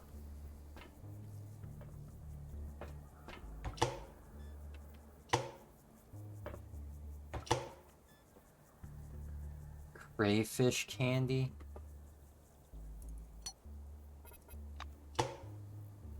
That reminds me of, I think, clamdy canes. And there's some other things like that. Your personal box.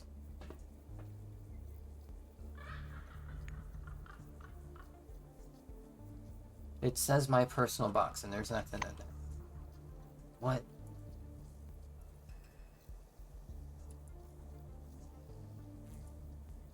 Oh.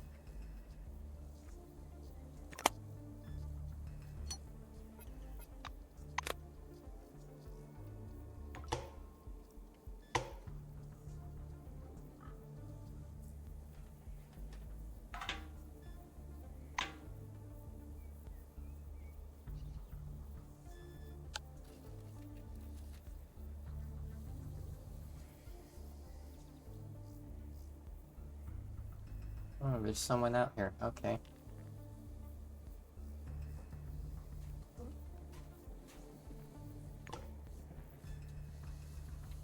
Okay.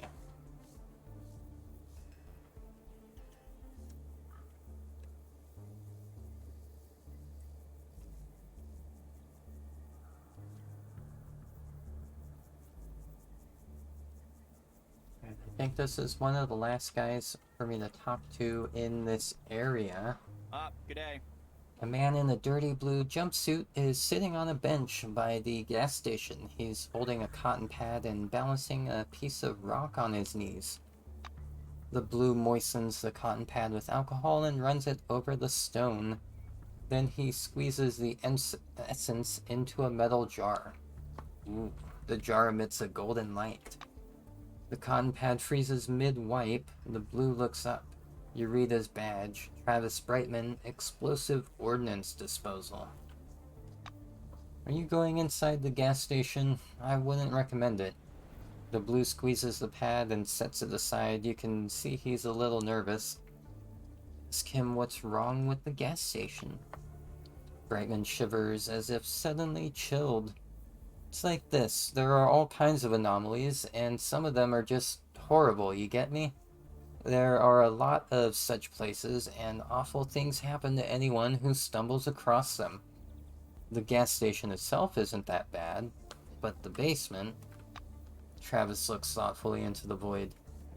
There's something there. Something like a tree, and it's running out of room.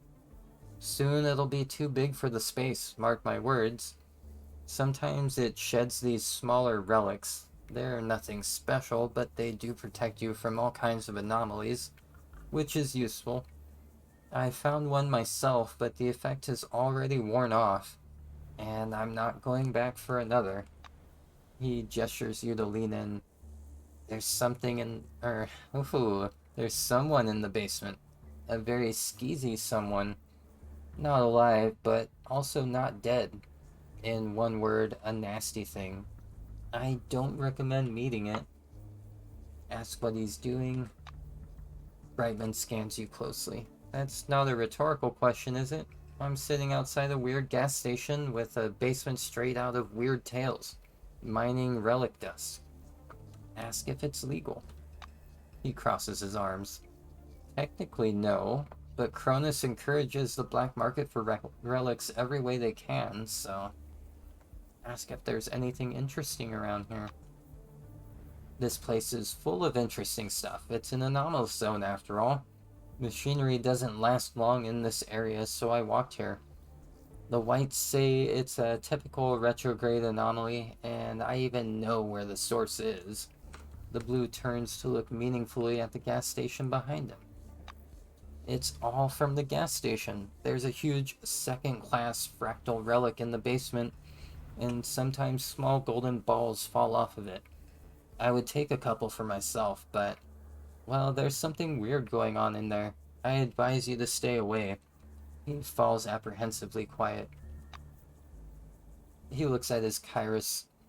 Oh yeah, there's a man behind the diner that leads, or there's a path, There's a path behind the diner that leads to the swamp. That's where you find the microlux.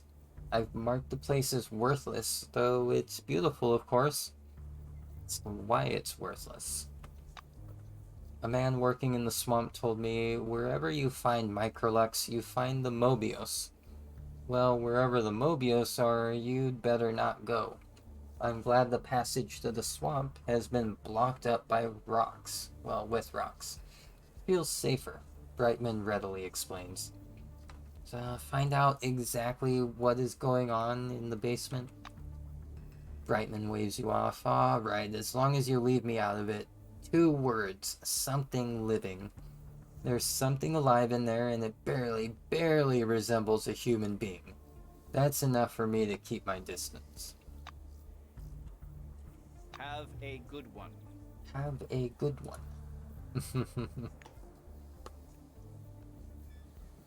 Alright, I'm gonna leave that stuff for right now, because my inventory is rather full. Do I want to check out this stuff here? I think so.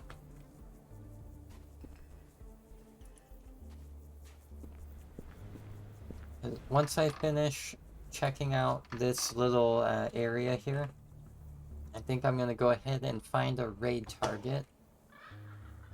Because, oh my gosh, I've been live for a minute now.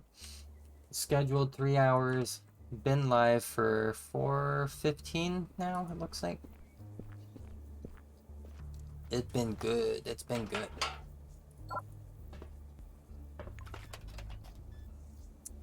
I don't think I care for that wrench.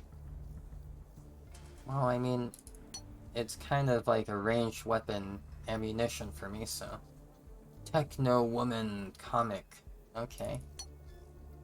Some nails. Well, I feel like I might need a hammer.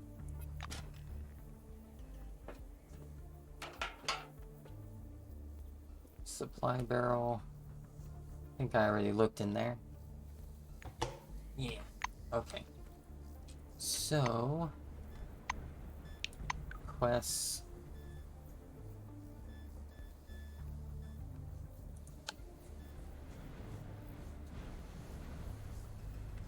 Okay, so I have the key to the basement door.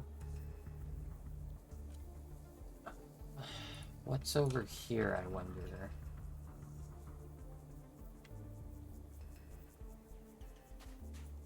Nothing.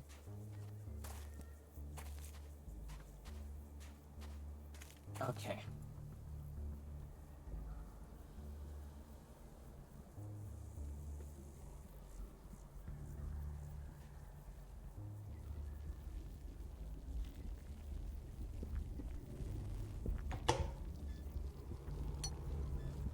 The back door key.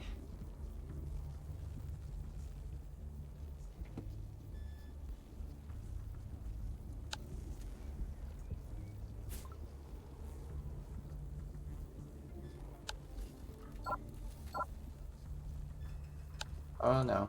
Ouch. Oh no, I did it again.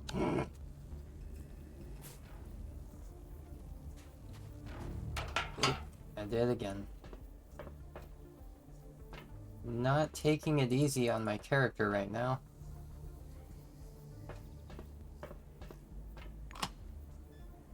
Ooh, heck yeah. I can't really make use of that gun right now, but I will take it and be even more over encumbered.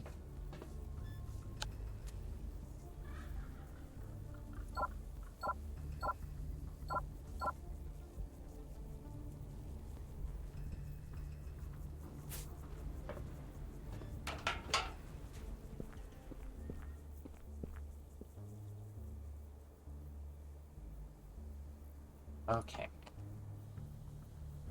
So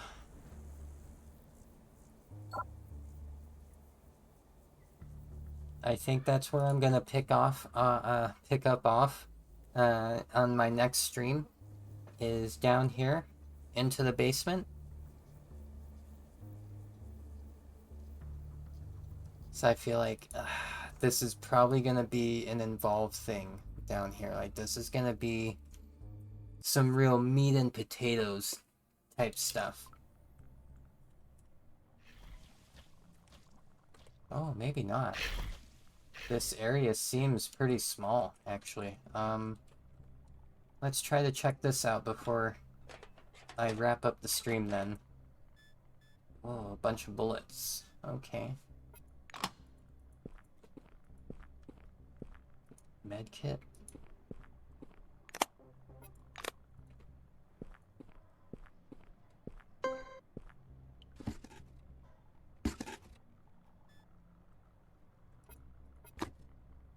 Oh, extreme encumbrance. Okay.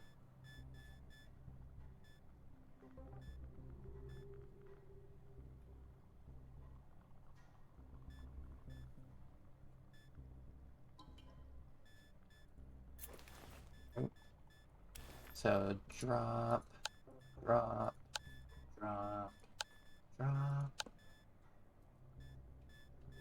Okay.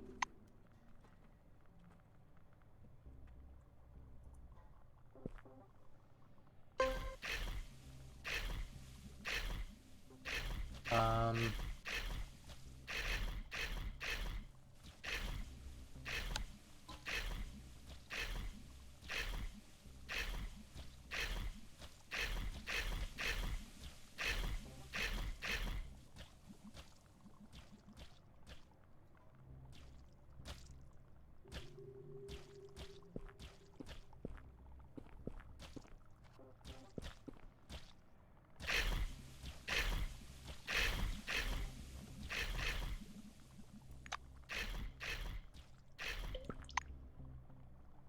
Found myself a brass apple relic. Cool. I guess I'll check out the container.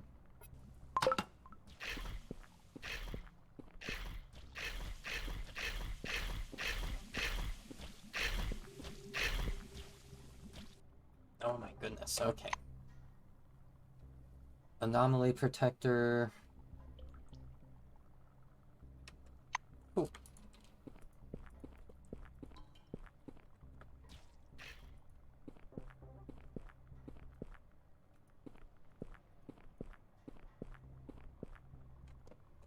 I wonder if I can make it between these. Oh, that'll be... I probably could, but I didn't.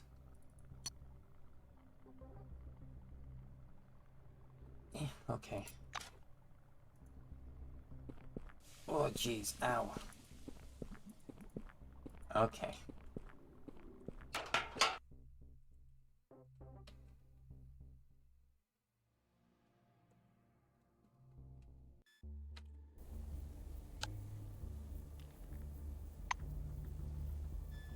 Hit points.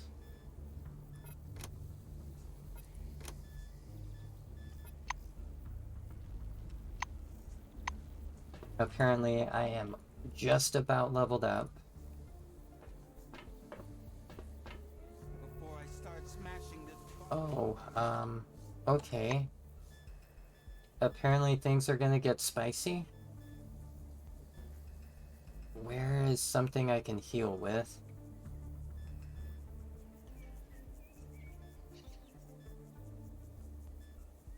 Do I not have anything to heal with? Oh my gosh.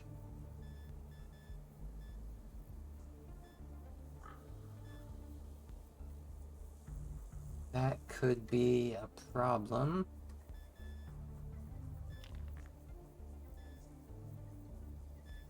There it is, the med kit. Wait, what? Active agent is toxic with potential long-term side effects.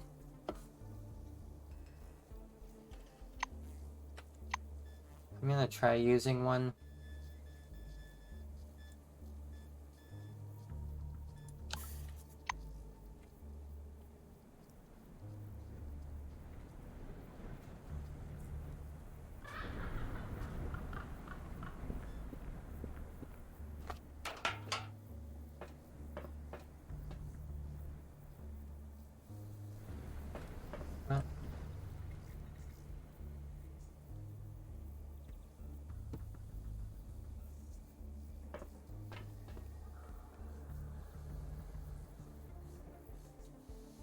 I want to try to help this Aaron, even though he's a total jerk.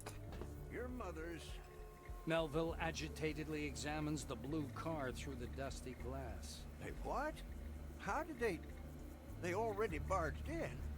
Well, that's no good. Okay.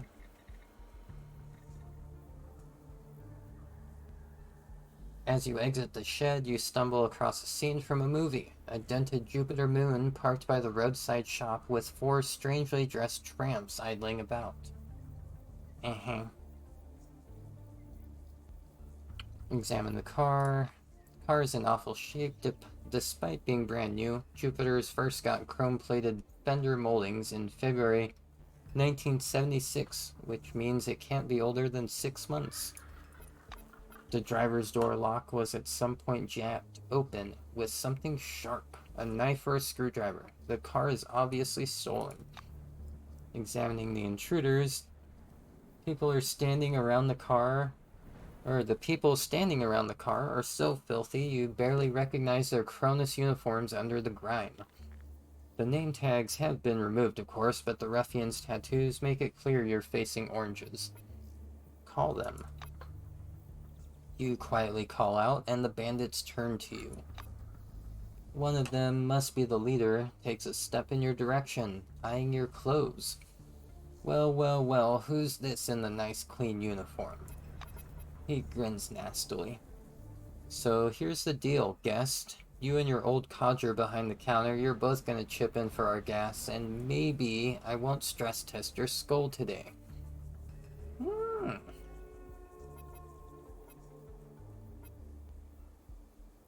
Answer that you've got a better idea.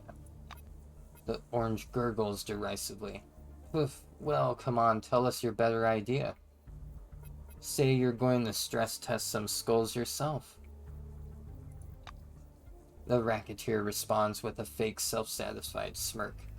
You know, I appreciate your attitude. Wanna dance? Okay then, put your ballet slippers on. Bump-a-dum-bump. Alright, here's me getting in trouble. Here's me getting in trouble.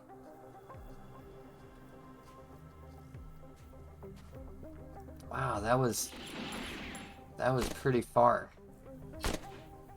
Ouch.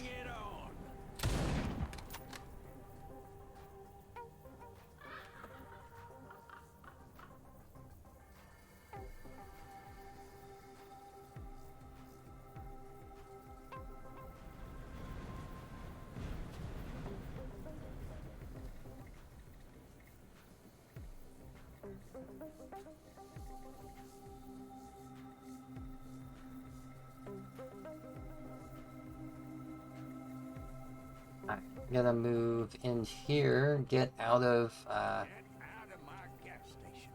all their way. Definitely get promoted when this is over. God, I want none of that. You're dead, asshole. Guys, take down this scum. Colleagues, help! A scientist is being murdered. Clip's empty. Reloading. I'll distract them.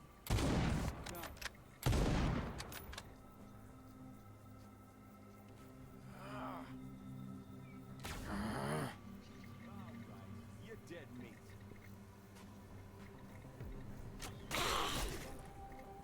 Oh my gosh.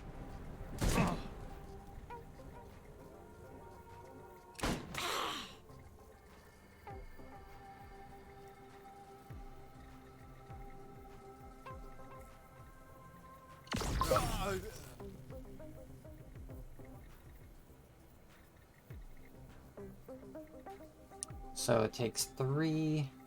I can spend 2 moving, but that's not enough.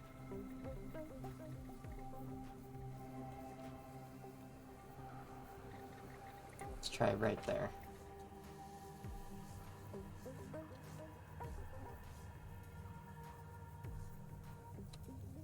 Okay. You're dead, asshole. Ow!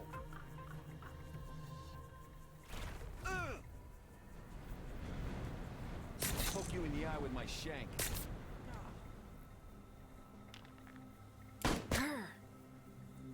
Oh.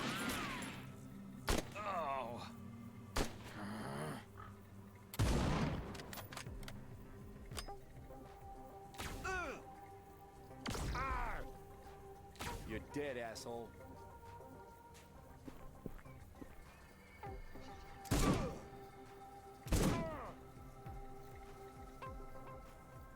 Okay, my turn.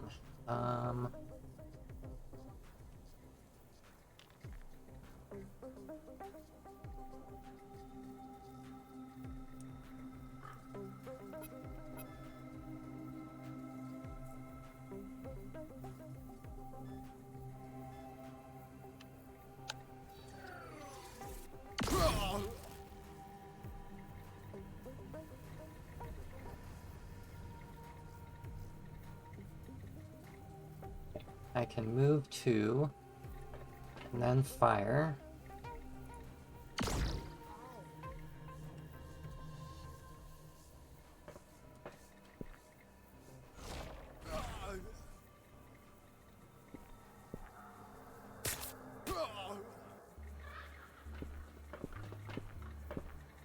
Cool. Betamine. Alright, cool. So, that was my first taste of combat in this game, and it went surprisingly well.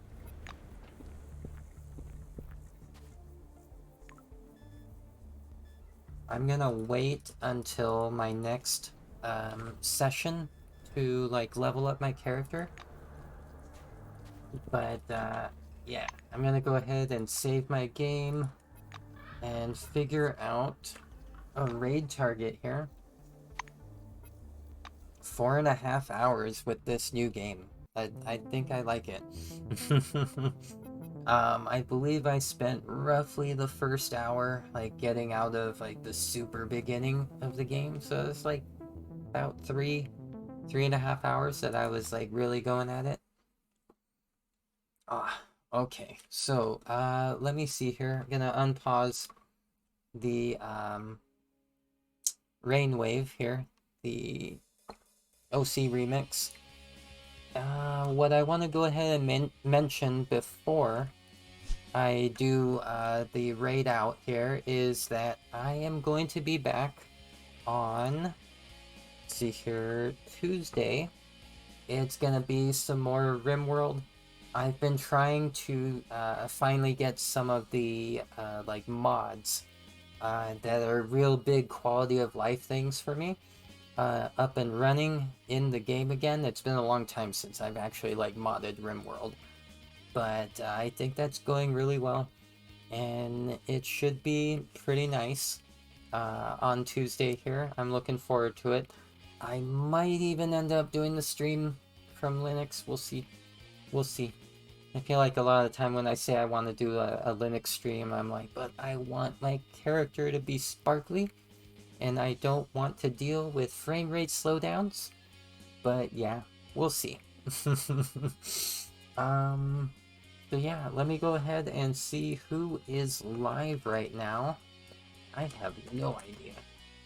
I don't know who's doing what. I'm gonna try to find someone playing a game that I tend to play on my stream, but that might be difficult today. Ooh. That's interesting. Okay, yeah, I think that's probably a pretty close match to what we were doing. I'm gonna go ahead and get this raid started. Hopefully it works. I'll go and make sure that the streamer isn't like AFK or anything like that. Okay, cool. So I'm gonna go ahead and get a raid going here to Curly Cody, heckin' super fun VTuber who has been playing a lot of Baldur's Gate Enhanced Edition lately, and that right there is the one of the original computer D&D games, but obviously the enhanced edition got the nicer graphics and whatnot. But yeah, I am gonna go ahead and get that going. I love you all, and I hope you have a great rest of your day. I will catch you later. Peace out.